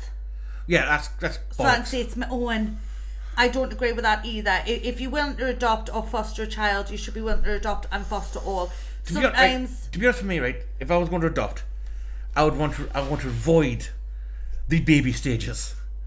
The thing is, if you want to adopt or foster, I understand the mental side of it. Those people who found out they can't have their own. Yeah. So they go straight into fostering or adopting. I understand why they say wait a little bit before you apply. Like, give yourself time to sort of grieve the loss. I want to be able to. I want the experience of but fair enough. You want the experience, fair enough. Yeah. Personally, if I was going to adopt, I'm looking for a 6-7-year-old. To be honest, because I would go older. I've always said, I love babies. I really do. I love the baby stage. But if I was to foster, I would go older, and that's because them kids are always looked over most of the time. Not so much looked over, right? Is honestly, from my perspective, right? I'll be with all my niece and nephew from babies. Yeah. But for me, I've got more to give and teach. Older children. Yeah. That I have. They need more. To the, like say, at the age of youngins now, is I've got more teach her age now. Yeah. Than I did in the past 8 years. Yeah. Because that's not where my expertise lies in. But this is what I'm saying. Without abortions, the amount of kids going in the care system would be overwhelming. They're already overwhelmed. Yeah. Like I say, it's such a spectrum of taking kids into care. I think the UK care policy. I think the kind estimate is we're running at 300% capacity. Yes. Of what our infrastructure allows. Yes. I know the American one's worse. They're about 400-500%. The amount of kids that fall through the gap of the care system's absolutely disgusting. I think our social work has 20 active cases at any one time. I know from the American statistics I've seen. Yes. The average social worker has 175 cases, if not more. And that's in the that's smaller kids states. That's not kids who fell through the gap. Yeah. And this is what I'm saying. The amount of kids in the care system is really overwhelming. And without some people being, I'm not going to say smart enough, but some people knowing their limits, like going, I can't raise a child. Yeah. I'm only 16, 17, whatever. Knowing they can't do that and getting an abortion, it kind of saves the ones who are already out there looking, if you get what I mean. The amount of kids falling through the gap who have gone with people who aren't necessarily good at looking after kids. Yeah. Or kids that have completely gone missing, because they've run away and no one's bothered to check. like I say, I am not for abortions. Like, I personally could never do it. Yes. Me personally, I would never do it myself. I would always try and find a way to raise the children as best I can. Do I understand why some people get abortions? Yes, I do. I understand that overwhelmness of how the fuck am I going to raise a kid? I can build it for myself, let alone another small creature. Or I've already got 5 kids at home, I can't raise another one. I understand field protection. I've been there myself. I understand the surprise of finding out you're pregnant. It's so far along. I mean, fortunate and unfortunate for you, when you found out about your pregnancy, it's always way past the point of abortion being considered a table marker. And I like I say, for me personally, I would never consider abortion for me. Yeah, but I'm saying, like, any woman in your situation, the stage you found out at, which is quite common to find out that stage, you're already way past that marker point. And like we're saying with people saying, oh, about 6 week marker people complain about, like the Texas heartbeat bill. Yes. And like some say, well, what didn't find out? Most people going for the abortions aren't the ones that are found out late. No, it's the ones who find out very early. The ones they say, don't take a pregnancy test, and like, well, I don't know if I want a baby yet, and wait. And then saying wait 12 weeks, like, oh yeah, now I want a book because I can't be arsed with it. Yeah. Like, why just give you 12 weeks to think of that when you could have done it, you could have done the blind pea. But also some people don't have a choice. There is some kids out there where it's like, right, you have this baby, you're fucking homeless, get out of my fucking house, I don't want nothing to do with you. The boyfriend's like, my ma can't find out because it'll be the same for me. And she's lost, she's stuck, she has nothing, she's got nothing, she's got nowhere to go. Oh, you know. Things like that exist. And again, there's no support for those people. No, there's not. And that. Like I said, Destiny's making like, Destiny's a rational twat. Right? I've watched some of his stuff and I generally want to kick him in the balls. Yes. And make sure he can't have kids ever again. Yes. Right? For him to be the sane one in a debate is, and me agreeing with him is like a miracle in itself. It is. I mean, like I say, I fully understand where abortions came from. I fully understand why they were legalised. Yes. Because trust me, if you search back alley abortions, it is the most disgustingest thing you'll ever see in your life. What some of these women had to fucking go through. Yeah, I think the term, like someone pointed out, was safe, legal, and rare, which would be the market for abortions, right? Which again, it should be. That should be the marker for it: safe, legal, and rare, right? Unfortunately, it's not. It's not, and I think my biggest problem with abortion is I don't mind it so much as a concept. No. Except for the fact it's wholly abused. It is abused. Right? Not so much in England, in the UK, because we have very strict... But I think teaching kids about it too, though, this is the problem, like... That's the thing, though. I can remember in one of my ethics classes we had at school, when they changed our rate to, like... Yeah. Religious and moral education. Like that, yeah. Right? Because I had it with Llewellyn, and that, would be honest, for an ethical guy, it was a bit weird to have that kind of discussion with him. And our old class, he forced me to take the pro-abortion stance. Yes. He was an arsehole for that, but he did to me anyway, even though he knew my stance on it. And I did argue, and I used the argument like, well, why was simple against? Well, until a certain point, that is a parasite in the body. Yes. You can't say that against. I fucking can, because scientifically that's what bastard it is. Scientifically true, yes. Logically, yeah, but what about the morals? Yeah, fuck morals. I'm not doing morals here. No. I'm doing cold hard information. Yeah. From this point to this point, it is nothing. Right. You know, and I think I marked it like saying like the 18th week or something like that. Yeah. When the brainstem fully developed at the time, so I was marking it at. And from that point onwards, there's nothing there apart from a squishy ball of goo. Yes. At best. So logically, that can easily be get rid of. Yeah. There are more complications to it. Beyond that, then they start going to more of, well, nervous system's developing, so the capacity of pain's there. Yes. Brain starts developing, the capacity there. Yes. But the heartbeat, again, it's just a muscle. Yes. It doesn't convey life. People can survive without a heart. No, there's artificial hearts that do exist. Yeah. Look it up. If that, no, heart transplant wouldn't work. You know, I've had that kind of cold, hard, rational discussion with myself, and I've had to argue from that point of view, which is why I'm good at arguing, like, opposite perspective of my actual beliefs, because I can't just take random facts and keep morals out of it. Yes. And again, Destiny's making an argument from he's trying to make a moral point using logic, which is a dumb argument in the first place Yes. to do that. Because you're never going to win that argument. Because morals and logic have Very different. very different things. If he's done from a logical point of view, he's won the debate. Yes. When you try and fit a moral point into it as well, is when things get murky. Yes. Which is what these two women are trying to do. They're trying to base it purely on A, bullshit science. Yes. Because she comes on a minute saying, well, the consensus of science, like, there's no such thing as consensus of science. No. There's facts of science, that's it. Whether someone agrees or not, they're trying to prove it, but facts exist.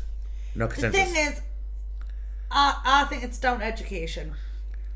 If you educate, like my daughter, she was one. I want to be a teen mum. I want to have a baby young. Yeah, she was quite when. Right? And I says, okay. And I borrowed my sister's Bobby. I says, I want your baby. Just for one night. One day, one night. It'll be well looked after, but my daughter's going to raise it. Yeah. And my sister went, love to see this, let us know how it goes. And I made my daughter change its arse, get up in the middle of the night to feed. It was during a holiday, so she didn't have school here. Yeah. You know, change the baby's bum, give it a bottle. Obviously, I checked to make sure everything was safe, Yeah, sterile. you kept dying it. I made sure, you know, the bottle was nice and cool. You know, as you would if your daughter did come home pregnant, you would teach her these stuff. That's something Americans. I think Americans did well, right? Which to stop doing now. And I wish we had it. Was at the high school stage, like the 12, 14-year-old Yeah, was the flower baby yeah, experiment. aye. These make more rag dolls now, but I think that still should be. Yeah, that's what I'm saying. I think they should bring it back. My daughter, after 3 hours in, went, Mum, I don't want a baby no more. No, I don't. And I went, tough. You wanted this. I will get you up when he wants a bottle. And every time that baby woke up, I woke her up.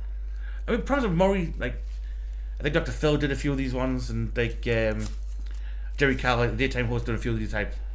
Where they say, here you go, this is going, you're gonna have to do Yeah. this. With like the mechanical ones, and it's like, and you see them struggling. It's like, but they don't want to admit it. Like, I still want the baby. And Yeah. the baby died, Uh-huh. but I'll do better with the No. next one. You've already killed one, Uh-huh. but that's a fake. Because it doesn't matter. It was programmed the same way as a real baby would, and you let it die Yeah. because you couldn't be asked to get your ass out of bed. I've done that, my daughter. She now doesn't want kids until she's 21. We got me though, right? I always said something amazing the way you could never do. She got me to change a fucking diaper. You tried. I didn't try. I didn't try. You did try one couple of times to get me to change that But diaper. that's what I'm saying. It's educating. You know, you've got these people where it's, I'm a grandma at 13. I couldn't be prouder. It's like, why? Why are you proud your child had a child at 15? You should want better for your kids, not the same. Probably what made you panic when I said when you'd be grandma by the time you were 40. Logically. Logically, I could be, but even then, my eldest would be 20. 40, should be 18. No, Yeah. no. I had her when I was 20. She was Yeah. born in 2010. So when I'm 40, she'd be 20. Yeah, you could be great grandma by the time you were 60, which you'd freak you out even further. Yeah. I mentioned that one. But if you look age-wise, that's still fine. Yeah. She's an adult. 20 and theoretically You know, stable by herself. she should be roughly stable by then. You know, and my child no longer wants to be a teenage parent. Yeah, we've seen such a thing. You know, I get pregnant, go and give me money, give me a house. Like, But they don't. what fancy land are you living in? Exactly. You can't claim dole until you're at least 18. Exactly. It's absolutely stupid.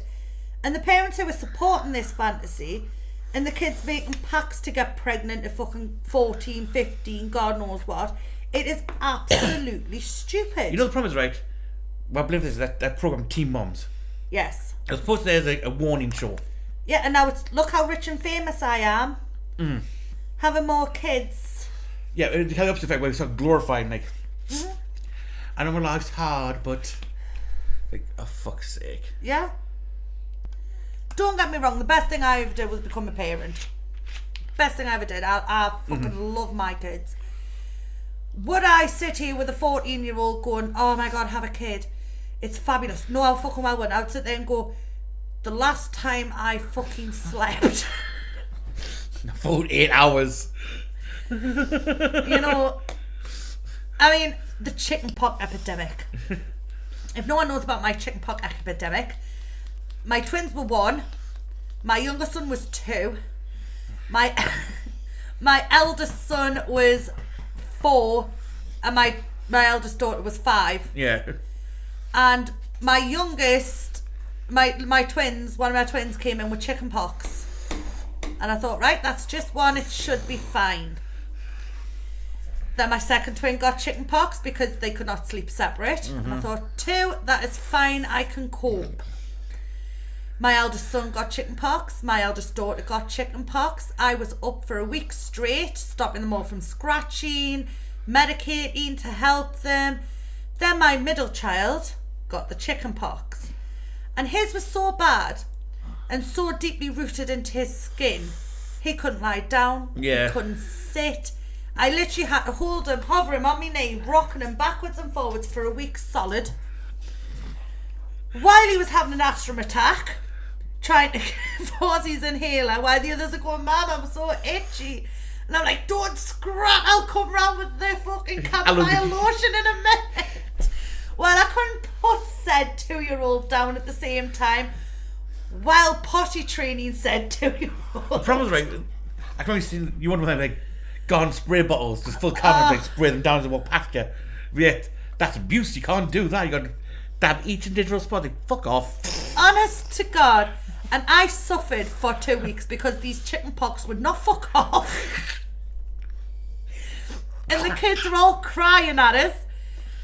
And I'm sitting there with no sleep for 2 bloody weeks going insane. Probably like, my mum asked me to drive on my kids.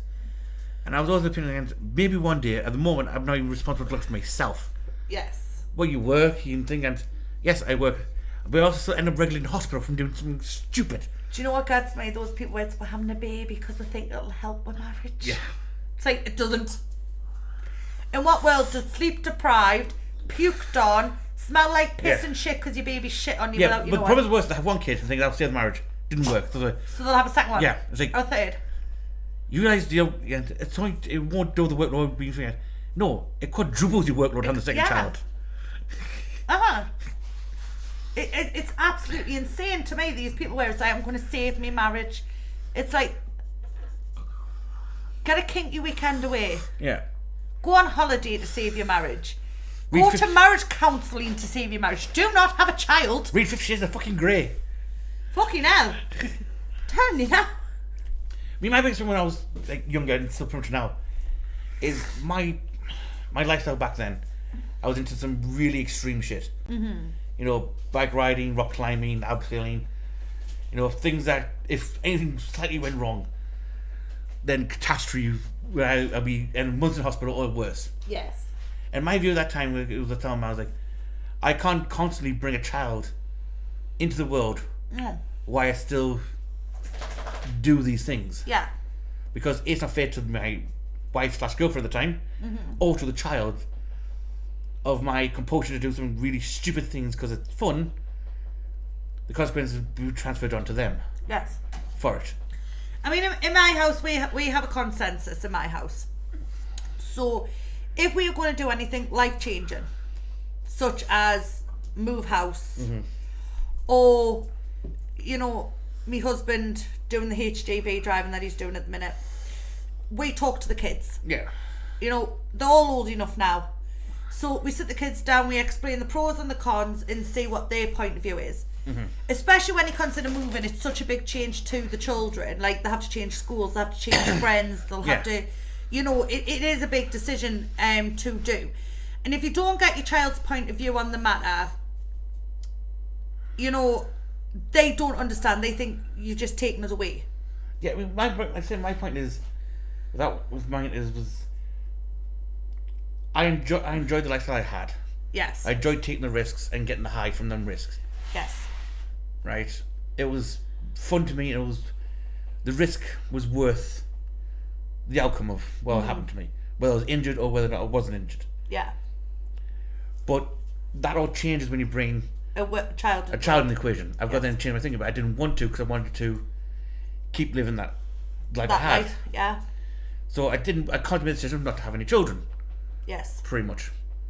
And part of my social ineptitude didn't help much of that, but I still, even if I had a partner, I would still say, no, don't want children at this point in my time in my life. No.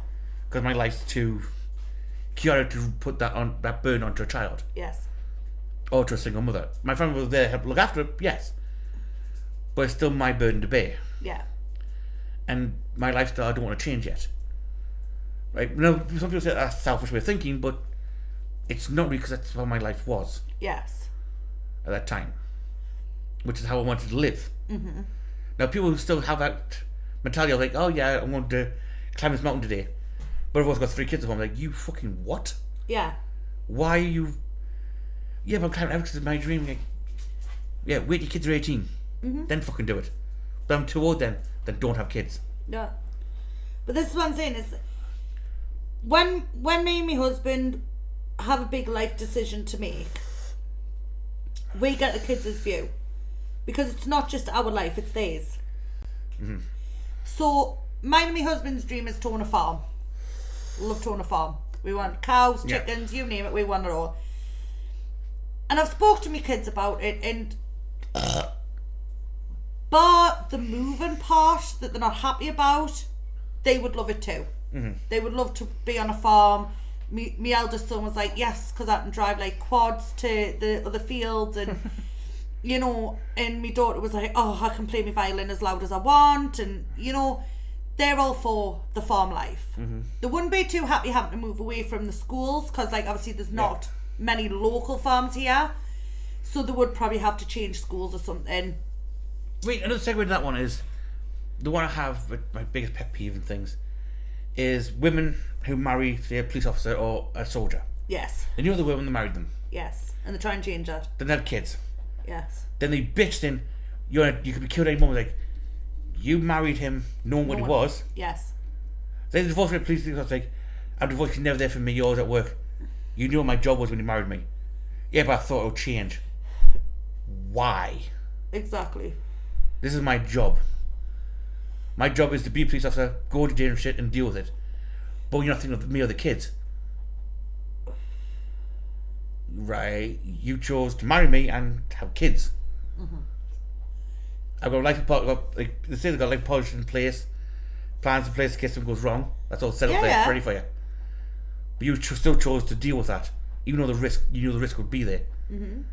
But I didn't think it was this bad. Are you brain dead? Or just naive? I mean, that's the thing. Like, I chose to have kids to raise my kids. Mm.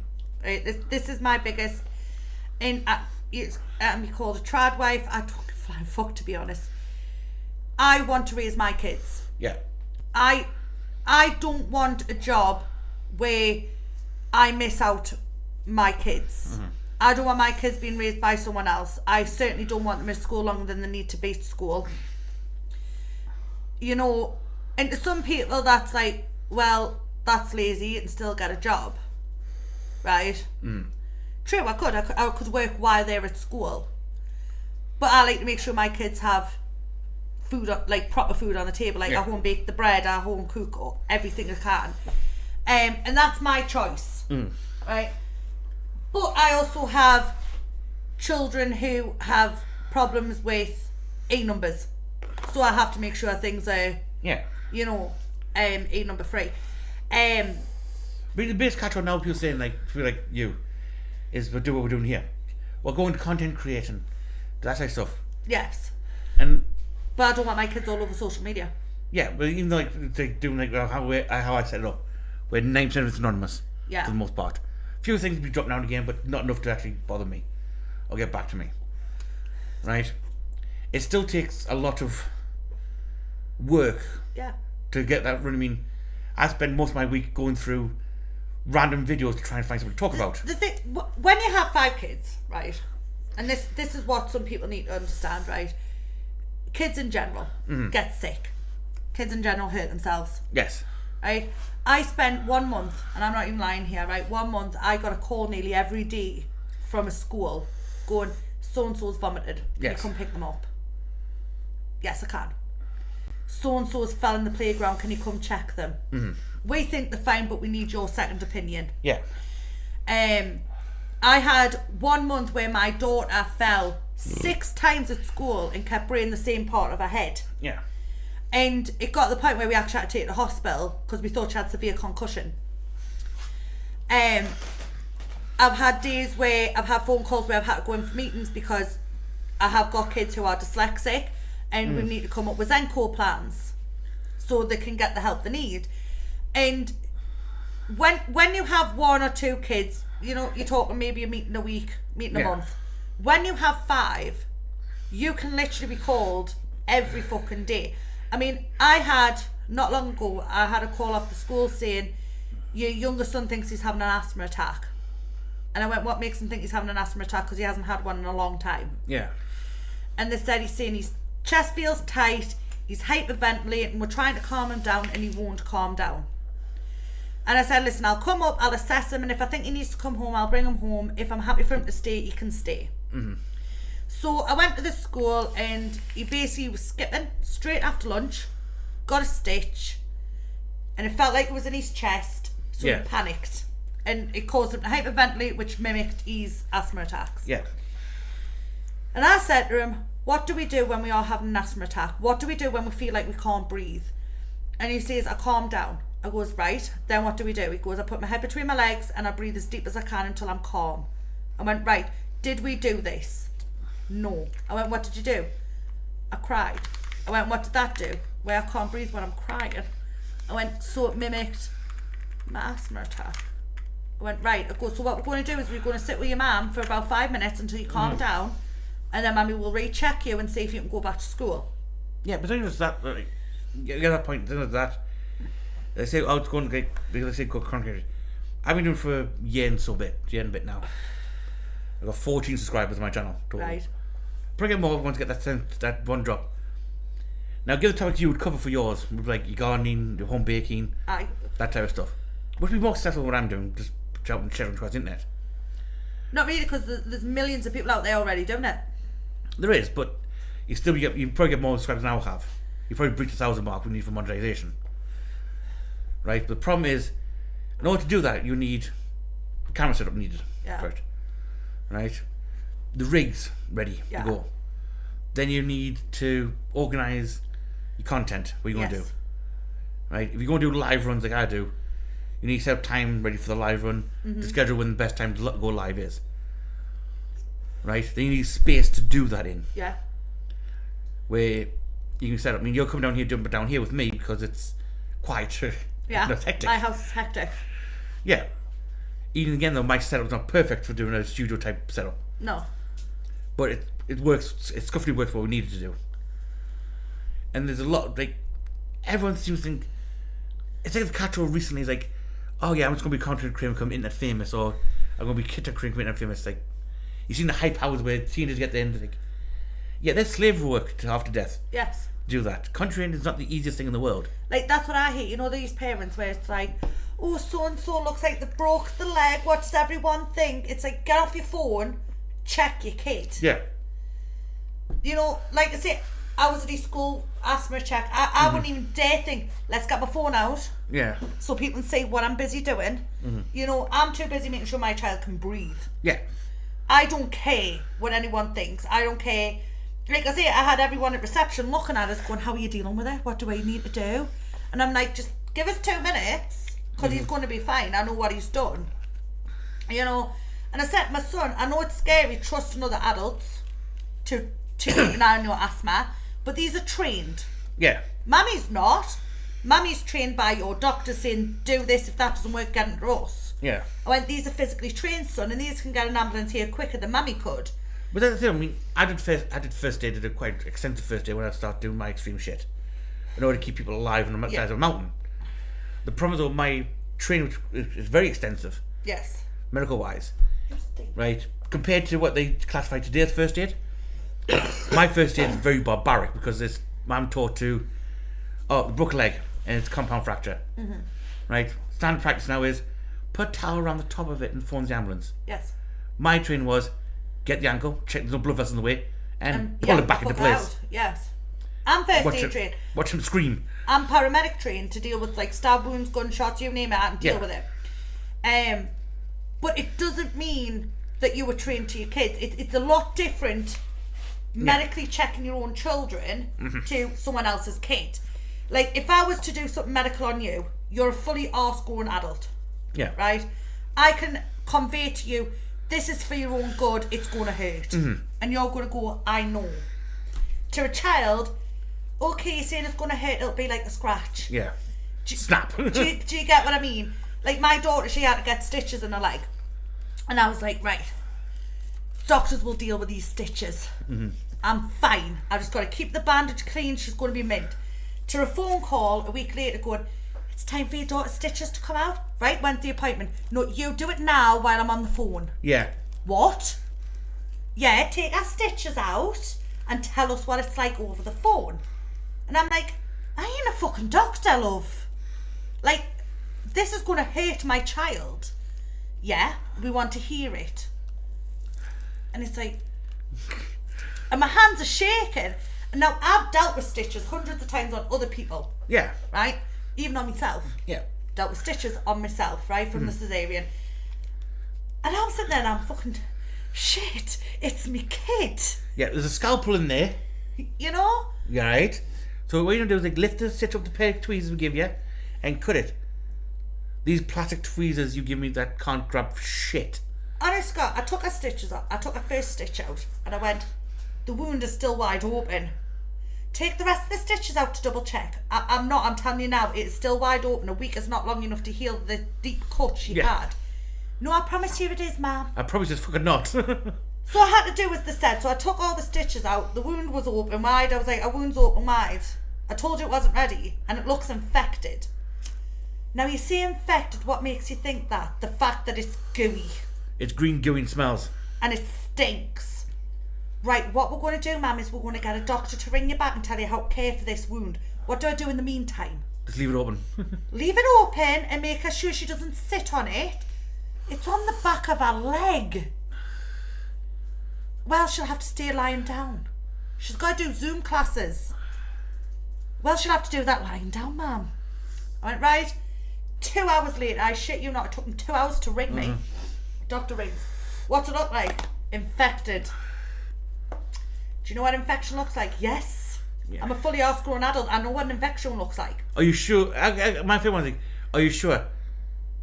Right, love. I've had several infections of open wounds. I've had many more open wounds than you've probably ever fucking seen.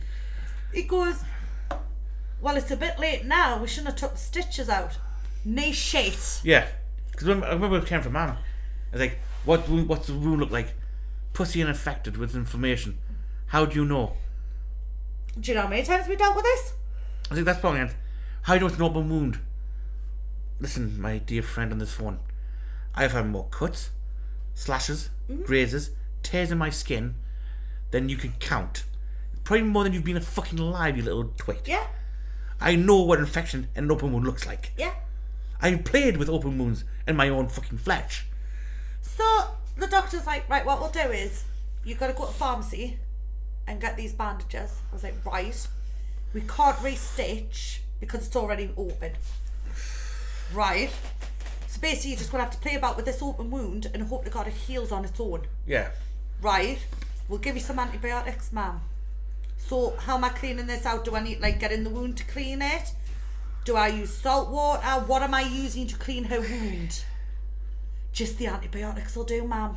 It fucking won't. So I went to the pharmacy that he told us to go to get our bandages. Aye. I mentioned it to the pharmacist and she's like, are you joking? I was like, I'm not fucking joking. This is the care they told me to give to my child. What about a wound check? I went the refused one. I've asked 3 times.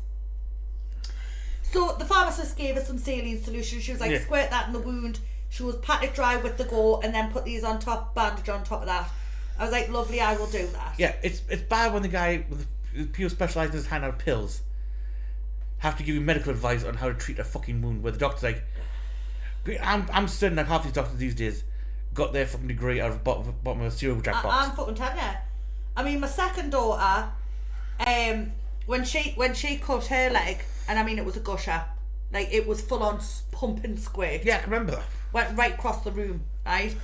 So I packed it as best I could, wrapped it right up, pulled it tight, took it to the hospital, and I said, I was at the desk, they were like, why are you here? I was like, she's cut her leg open. And it was a gusher. And there was a paramedic behind the table, and he looked over, he went, what do you mean it was a gusher? I mean it squirted. As you can see, it's all up me, it squirted really badly. I went, I've packed it as tight as I can with toilet roll, because that's all I've got at hand, and I've wrapped it as best I can with a towel to keep it clean and to stop it gushing. You've done a mint job there, mind. I mean, that is actually really good for someone at home to do. Not my first rodeo pet. I think my favourite tool for treating wounds and burns is clean film.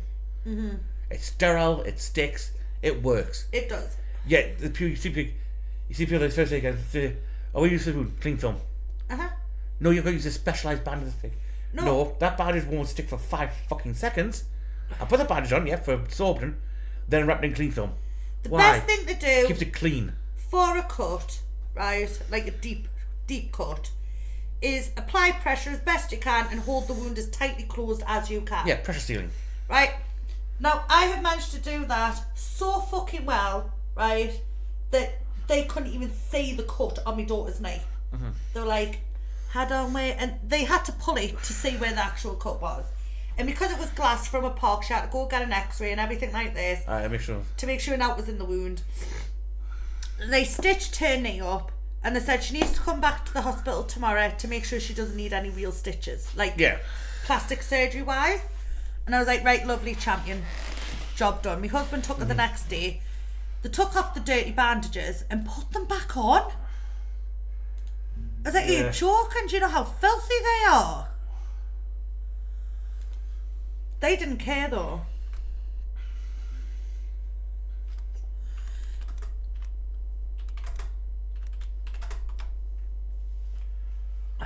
Right, we're going to bring that up. Right, we'll switch over the topic quickly for the end run. Before we retire one, we've got caught the abortion topic because it's done bits. Yeah. They were infuriating, you got to admit. They were. Right, is our government decided to, well, our government's been idiots. Yeah. Is the best way I can describe this. Right, and they decided to give us basically a fucking how-to guide on how to prepare for disasters. And it's I'm sorry, everyone who's been to my channel long enough knows my history with survival shit and that type of stuff, and my sister got the same talk I did when I was younger. I went a bit more than she did, but this is the this is our emergency preparedness.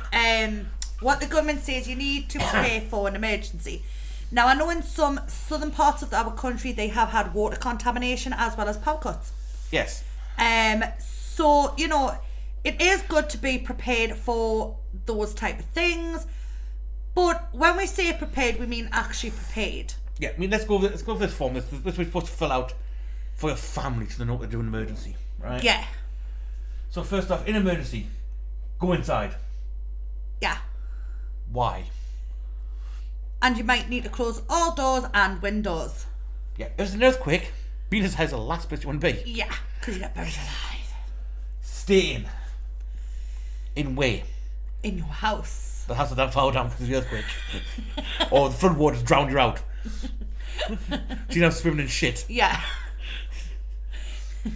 Stay tuned in. Monitor the national and local news. We've had a power cut, ladies and gentlemen. Follow visual advice of what to do next. They are also drowned. They also don't know what they're doing. Right? This is the best part. If the emergency is inside home, then get out. Stay out. So if you didn't get that, it's go in, stay in, tune in, get out, stay out, ring 999. Only from the house. So if your flood water comes to your house, then you gotta get out. Even the most things we've had lately is flooding, so the water's already in the house anyway. I'll go in. The water's here. I'll go back outside and stand in a pool of water. Thanks. I need the toilet. Keep going with the list. I can hear. I've seen it all. Right. Meeting point. And it says you may need to leave your home. No shit, Sherlock. For your own safety. Floods. Decide where to meet with us. It could be a community hub if you have one nearby. Always follow advice from emergency services about where it's safe to turn you home. Then it's got to say right down your meeting point here. Right, what the fuck is a community? If your house is drowned out, the odds are the community hub is drowned out as well. It's not like America where we have fucking infrastructure, like they have fucking massive baseball fucking fields. The house people, Christ, if they went to 6 games apart, they're fucking dead anyway. Then it's got the important contact numbers. 999, non-emergency. Wait, I'm sorry. When Mother Goose gets back, she'll tell about how useful fucking 111 is. And that. They got like reporting power cuts and shit for like every other place. Then you look right down your G. What the fuck is your GP going to do?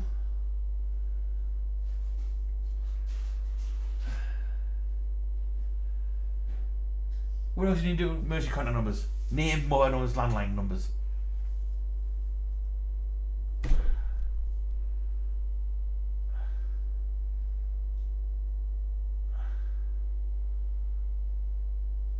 What? Who else you might need to contact? For example, family, those within your household, as well as other family members, schools, childcare, employers, carers, and clinical This is a disaster preparedness. Why the fuck are you funding the school? Or why are you fucking funding bastard employer at this point? What? To tell them you can't get to work. They know they can't, because they're probably caught this in prominent highway. I know, Bob. We're flooded as well. Oh, really? I thought I'd phone you. Why, you twat? Oh, you might need to check on. You're in a position where you're able to offer help to the community. Listen, Kermit. Yes, I have this list of drugs in my house. Do you might want to like loot while I'm busy? Radio stations. Oh yeah, BBC. Yeah. Radio 2 at that. Fuck me. Insurance details. Yeah, I'm phoning about my household insurance. What happened? Well, we got flooded in a storm and no can't live in the house anymore. Is the water still there? Yeah, was flood still actively going on? Then fuck off and wait till it's finished, you twat. Yeah. Yeah, but I thought we were getting cleared now. Didn't know. Now this is the only thing I will agree that a lot of people forget to check for when they move into a house is your water stop clock. Yeah. Now that's not just for emergencies like flooding and stuff like that. It's really good in case you get a leak in your own home, as I have recently gotten. Yeah. It's good to know where your water stop clock is, because if your toilet overflows, if a pipe bursts in your house, it is really good to know where that is to shut that off. Same with the gas valve in your power switch. Now my gas valve is in my gas box. Yeah, most of them are. My electric one, I'm sure, is in the box as well, which are outside, and my water stop clock is down by my sink. Both mine are inside, oddly enough. So mine's out. Mine's in my shit shite cupboard. My gas in my shit shite cupboard, buried under crap. And my one's in the fucking weird little cupboard I have. I don't know why I have that little cupboard. No. But yeah, so I would always know where your water stop clock is. Yeah, those so far on the form, that's the only bit that's actually fucking relevant and fucking useful. But it does say this must be done by a qualified engineer. No, you got your hand and go. Yeah, the gas one has to be done by a qualified engineer. I don't know what qualified engineer is going to come out in the state of an emergency, you know, the whole town's flooded, but you never know. There might be the odd brave one. There's a hurricane coming through. Yeah, can I get some come shut my gas off, please? Oh yeah, send some right out. Where is he? Well, Dave's now flying past your house in his van. He should be there in 2 minutes. Oh, I see him. He's gone again. But yes, I mean, I do agree in somewhat. The gas is a bit more dangerous than electric and water because gas. It's a single handle and a valve. You go. No, but like for gas leaks and things like that. Yeah, that's what. I wouldn't mess with gas. That's what the handle's there for. You go. You smell gas. You go, then you phone up saying, "I've got a gas leak." Yeah. And the first thing they say on the phone is, "Have you turned your valve off?" Yes. No, I left it on because I need to get the credit. Go in and turn your valve, you fucking idiot. Yeah. I mean, I would say that is one of the good sort of things to check in your homes if you are. Yeah. I mean, like I say, it's not just for natural disasters; it's normal household shit. Like, Yeah, you should have it anyway, because you should know where these are in your home at all times. It's the first thing my husband look for when we move the house. first thing I look for. As soon as we move house, my husband checks where all them sort of things are. Yeah. In theory, most of them should still either you stop either in your bathroom downstairs or you have downstairs bathroom. It should be near some form of your water or supplies. your main sink. Yeah. And again, find your leaky box and gas box. Yeah, isolation switch next to it. See with the gas valve. If it's not, then find the builder of that house and kick him in the nads. Yeah, they should all be together roughly. But yeah, if you're moving home or anything, just make sure you know where they are. Or if you're in your home for a while and you don't know where they are, try and find them. Cause it is good to know where these are. Right, now for the list of emergency supplies. Right, here we go. This is going to be. I'm going to take umbrage at these very quickly. I can tell you that. Battery wound up torch. Right, L2, get a battery torch. Shush. Wind up torches work. But not for long. Not great. They don't get a great amount of light off. At least not one to live off, shall we say. No. Best off buy candles. You are, but the reason they don't suggest candles is fire hazards. Fuck that, get storm lantern. I know that it's don't even get started. Right, next is a portable power bank for charging your phone. Now, if your cell service goes down, which could happen in most storms, Yeah. there is no point in having your phone. What you're best off doing is getting one that plugs into the wall, because that runs off your mains electricity. Well, no, the phone lines have their own power line actually built into them. That's what I'm saying. If not them battery ones, if you get one of them normal. Yeah, the standard like cable phones. Yeah. Yeah, they're powered by the phone line itself. And even in floods, them fucking things still work somehow. Exactly. That would be your best bet. Mobile phones.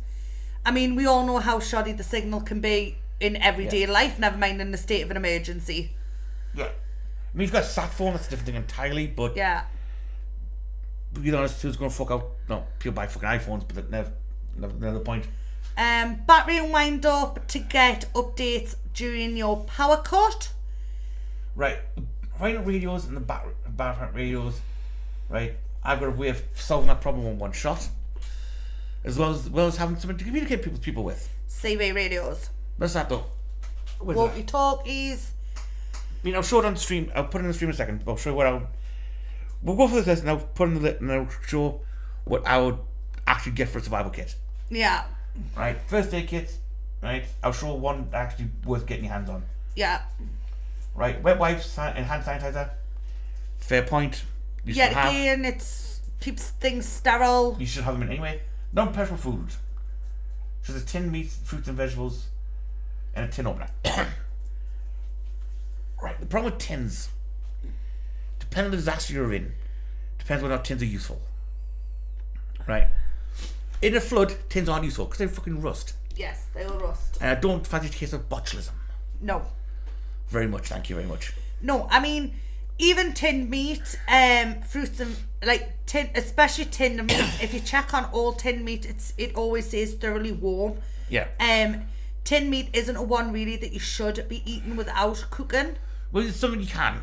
I mean, Aldi's tinned meatballs, they can eat carb, no problem, fine.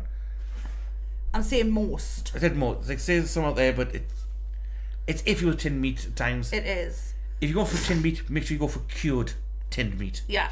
So just peck pork, cured hams, that type of stuff. Yes. If it's cured, it's generally going to be alright. But, you know, mincing gravy. No. Yeah. Baby supplies, obviously, if you have babies. But yet again, if it's stuff like flood warnings, nappies and formulas are going to be knackered. There's a great trick that every parent of my generation knows. Yeah. And it's called the t-shirt rolling tuck. Yes. Or a tea towel. Yeah. There's things called the reasonable nappies that did exist back in the day. Yeah. Look them up, kids. Yeah, I mean, a tea towel with a bit of kitchen roll can do for short periods of time.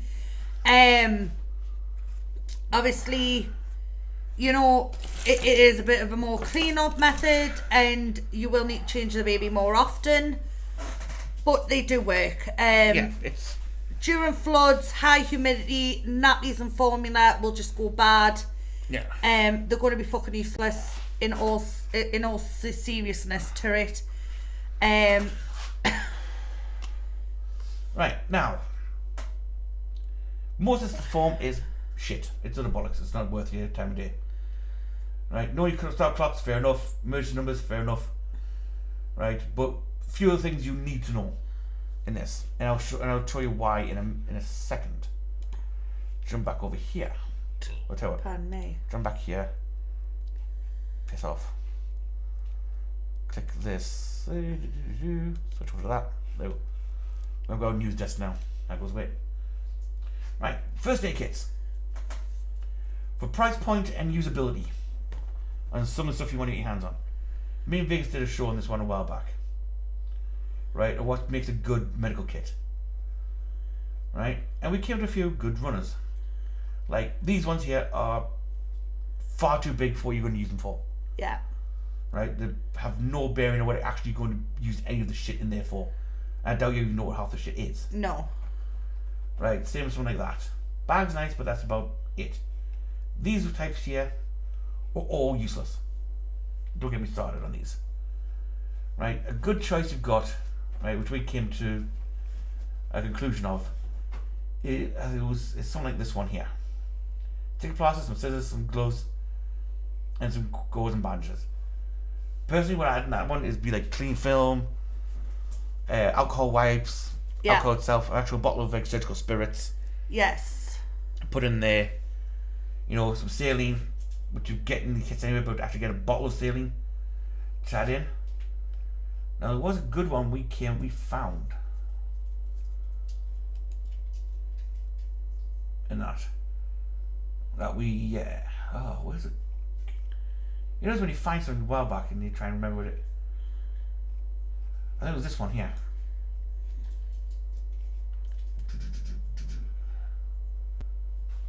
No, this is a fucking box, isn't it? Yeah, that's just the box. Because the one we found looked like that one. This one.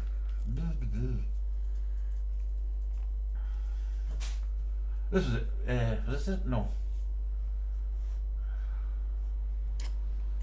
Where are these are a bit expensive. That was this one I was looking at. Yeah, this is one of the ones. Right, 13 quid. Right, you get all this stuff in it. Right, which is probably more for most injuries you want to have. Yeah. I would add a few more crit bandages in there. And that type of stuff. I mean, if there is stuff you don't understand, I mean, like iodine prep pads, they're really good for infections. So you basically wipe the wound with them, or you can place them on and wrap a bandage around them. My daughter, when she lost her toenail, we had to use them to put her toenail on to keep it moist and to stop infections getting into her toenail. Iodine is really good for trying to stop an infection forming. Yeah. Butterfly closure strips, yet again, they're called butterfly stitches. So they're for small, medium wounds. You close it together. I'll call them small wounds. I wouldn't use them on a medium wound, to be honest. It all depends. I mean, like I say, I know the hospital has used them on a few medium size. Yeah, but they get better ones than we ever get off hands on these kits. But yet again, you tightly clamp the wound after you've cleaned it, and you pull the skin over and then stamp it on and then cover it with another bandage just to make sure. Alcohol wipes are standard. Cotton swabs, again for clean wounds out. Safety pins, again, always have in. Standard stuff. Tweezers, yeah, I'll have some in, but you can buy better ones second hand on the open market. Yeah. Scissors, buy decent pair of scissors. Yes, because the ones they've got are shite. They're just little play scissors. Get the ones like the canker ones you used to get when we were kids. Emergency blanket, again, you can pick them up cheap enough from the pound shop. And they're crap usually. You know, it's basically tinfoil. If the tourniquet, if you're in a situation where you have required use of a tourniquet, the ambulance should already be on its way. If you haven't got a tourniquet, you can use a belt and pull it as tightly as you can, or yet again a t-shirt or leg pants. Tell you what, most kids have these. Most people have on them these days at some point, right? You've got them on like hair bubbles, Yeah, loom band type things. yeah, They all work very well yes. for tourniquet. And again, if you don't know how to use a tourniquet, don't bother trying. You'll kill your patient or kill their arm. Best thing you do is basically wrap the wound, put as much pressure on the wound as possible, Yeah, as tight as possible, and forget the tourniquet. If you have no clue how to use them, it's going to cause more injury than anything else. yeah, Survival bracelet, whistle, flint, paracord, useful things. Again, learn how to use them. yeah. First aid manual, wipe your ass with it. Yeah, because 9 out of 10 the fucking right. Right? Now, for my solution to the mobile phone problem. Right? Steve Race is a good one, but they're not used as much anymore. Most trucks still use the fucking things. Yeah, What you want to get your hands on is something like this. Woo.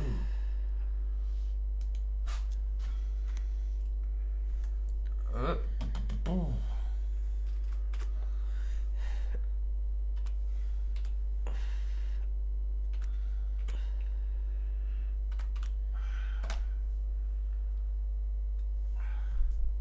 you gotta remember you got that from a different site. No, I actually got from Amazon. I spelled it wrong. Ah. Here's one of these bad boys. But we will state, if you are going to get these type of things for you and your family, agree on a channel number. Frequency, yeah.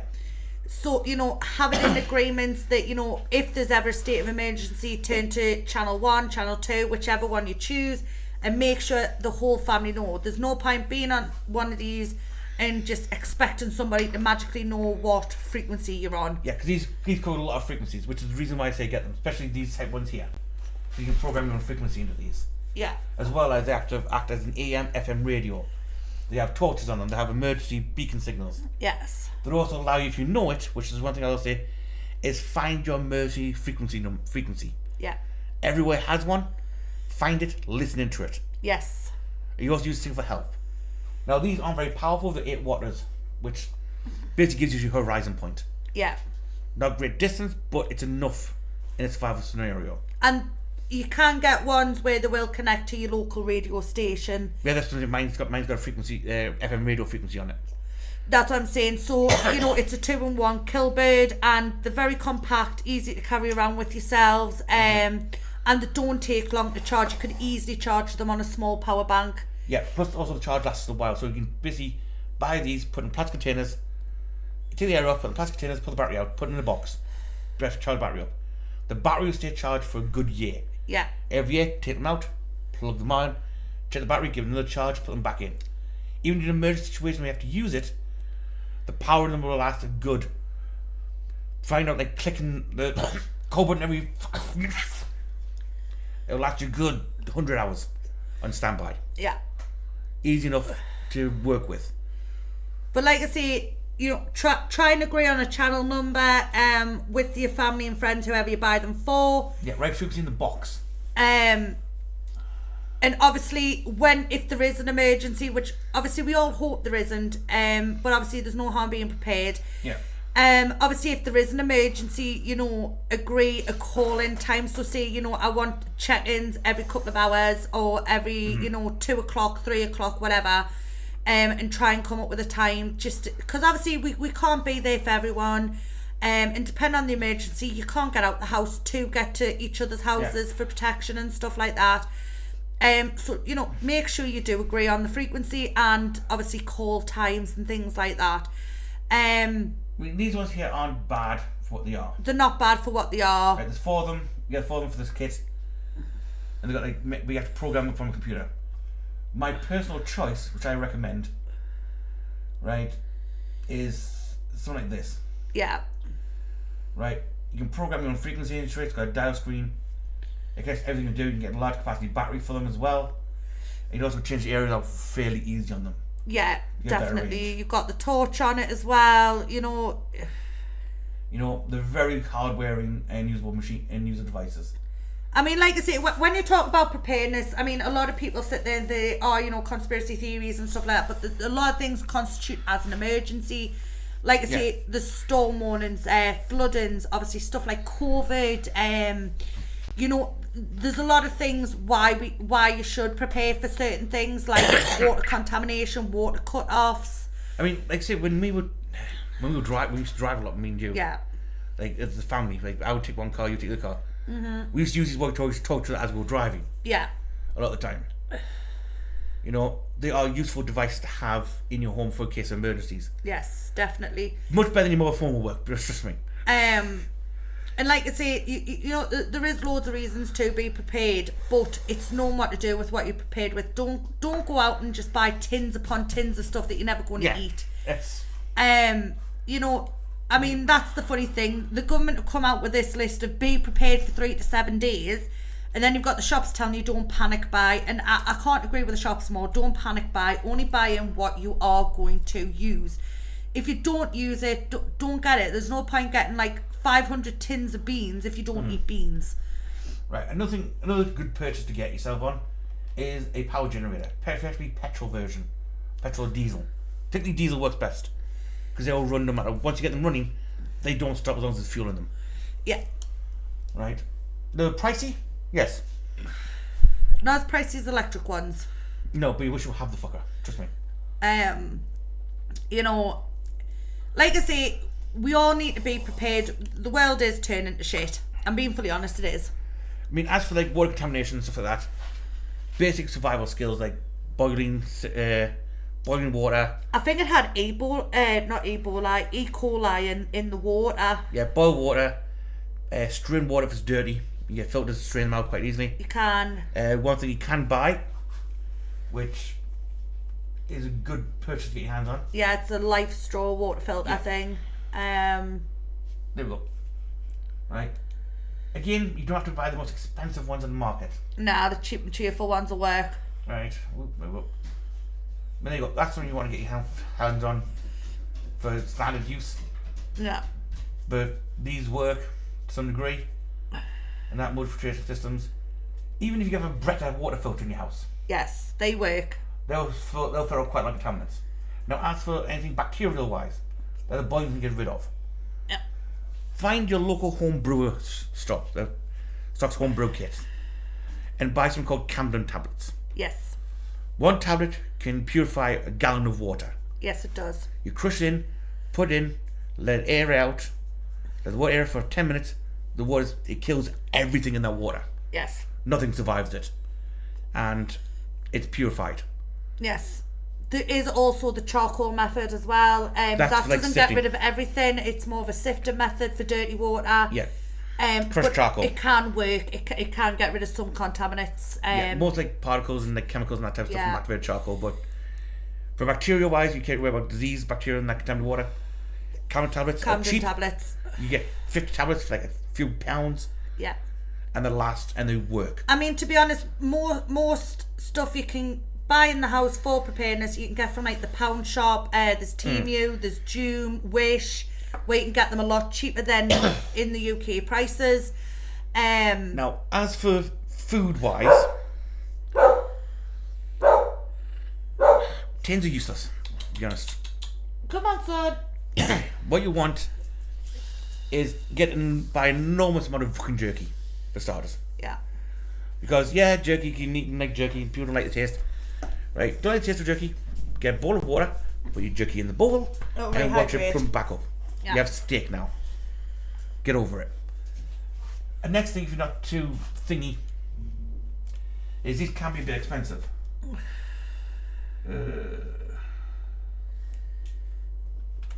I mean, to be honest, if they would like a good sort of prepping session thing, we will gladly do like a video on it.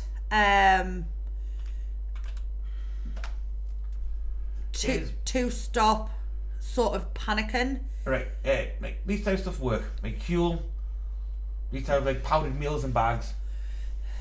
work for the long term, for thingy. Better than tins would work. Yes. Even though I hate the fucking things. Yes.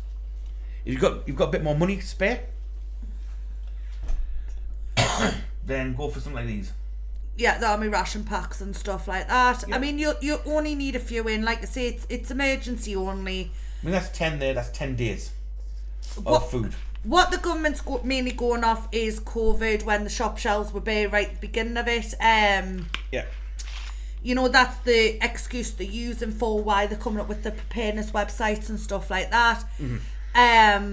Obviously, you know, COVID was a pain in the fucking arse. And it would be useful. I mean, me and my husband were quite lucky. We had just done a shop before COVID hit, so we had quite a lot of stuff in. I said my next big thing I would get my hands on, but again, this is just my comparison, is I have something called Combat Cockroach. Right. Now these are fairly inexpensive. Right, and I'll show you which ones I would personally get.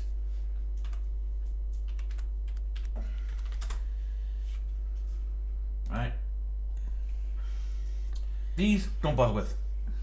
They're useless for what you need out of them, right? Same with these. What do you want is something like this. Right? A little wee thing like that. Now it fits on a specific type gas bottle, which is this one. Yeah. Now these bottles are a little bit expensive, I will grant you. But they last. Yes. And the best part is, say, we get one of these really bad winters that keep saying how where temperature of 20 below. Yes. These things still work. They do. They're designed for sub-zero temperatures on the mountains, keep pressure constant, seal, and they put out heat. It's only you can boil a pan of water in about a minute. They are very powerful. Same with the thing, and they're lightweight, so you don't have to keep They are. a lot of them around. Also, if you are going to prepare and like buy stuff like the packet foods and tin foods, you know, you need to remember how to store them, because you know, stuff like pasta do have weevils in, so if you store pasta for like too long, you will end up with little bugs in your cupboards. Yet again, you know, a lot of food needs to kind of stay away from light and temperature fluxes.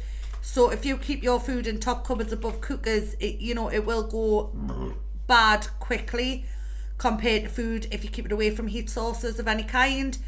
I mean, me and my husband are very lucky. We've got a cold room where we keep most of our food that turned into a pantry. Because as I stated before, we do a lot of home cooking. We aren't doing this as like some crazy weird prepper people. We do it because we cook a lot from fresh. I have a lot of ski in my house already from my days of camping, because I camp like I would survive doing camping. Now, next big thing you need is a decent knife. Now, this is like Amazon's not getting much decent of it, but you've got good local bladesmiths around here, go talk to them and get a good knife made. Right now, out of these so far, no. Definitely not. Maybe, definitely not.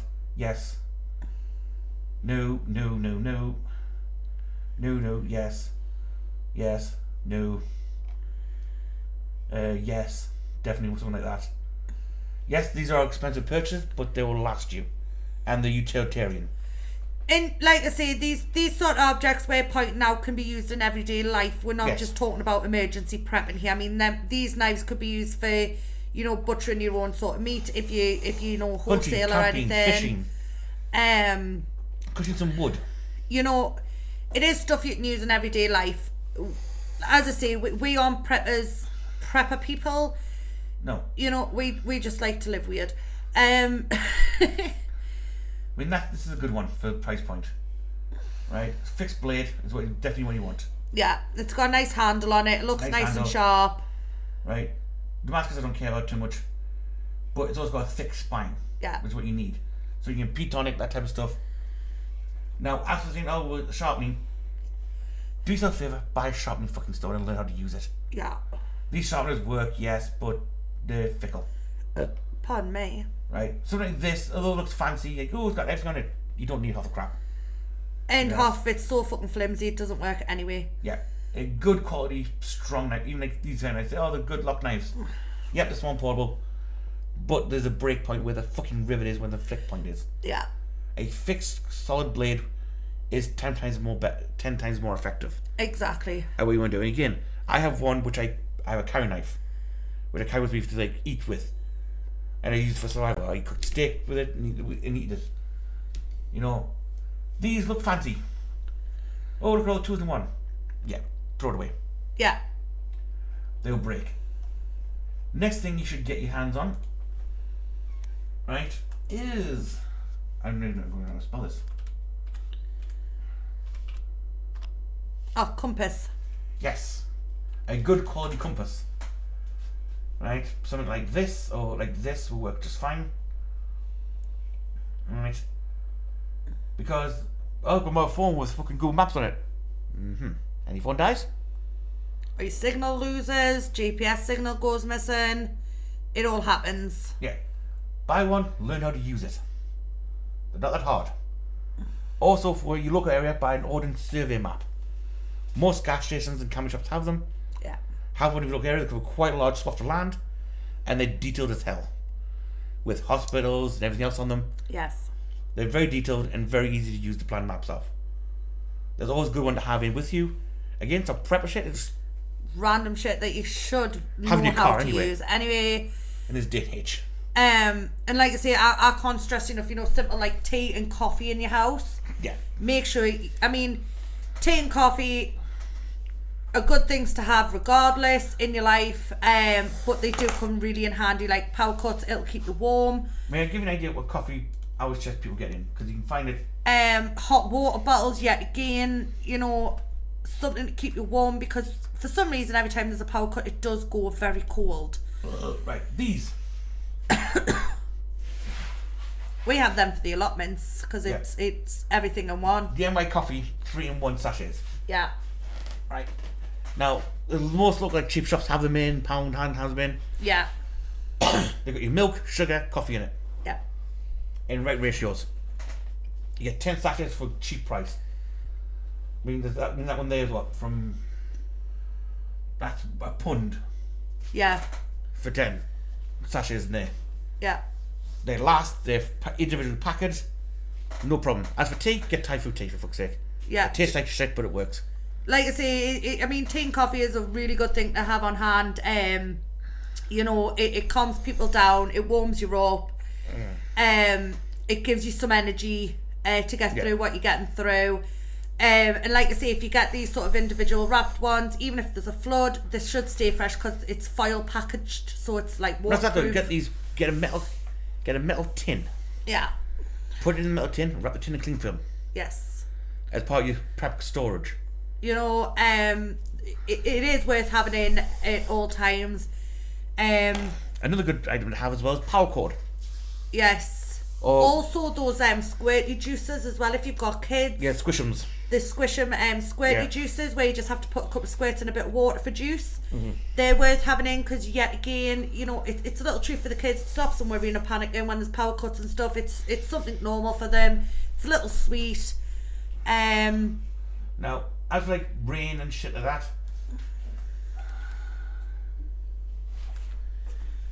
can you spell it? It is, yes.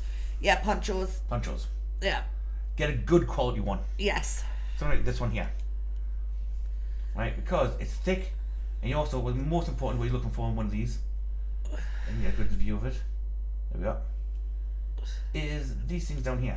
Yes, because you can peg them out. They peg them out from between two trees, Yeah.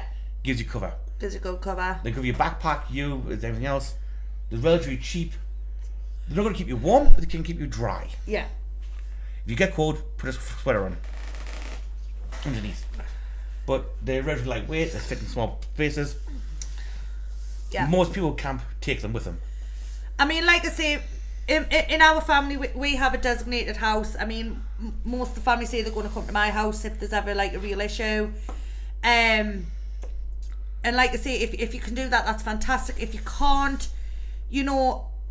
it'd be one of those things where these things are good to have on hand because anything can happen. You don't know when you're going to have a power cut. You don't know when you know, there is going to be flooding or bad snow or whatever the weather. It is good to just have a little stock in hand just to keep you going in case the worst comes to the worst. Now, let's take the worst case scenario.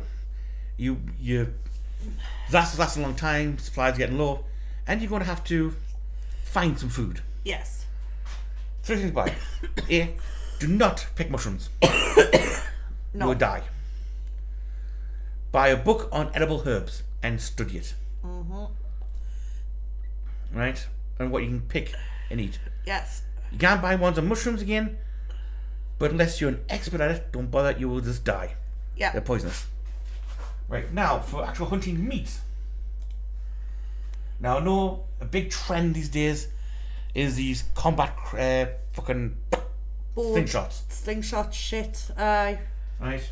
Fuck that. What do you want to get your hands on? Yeah, that's alright.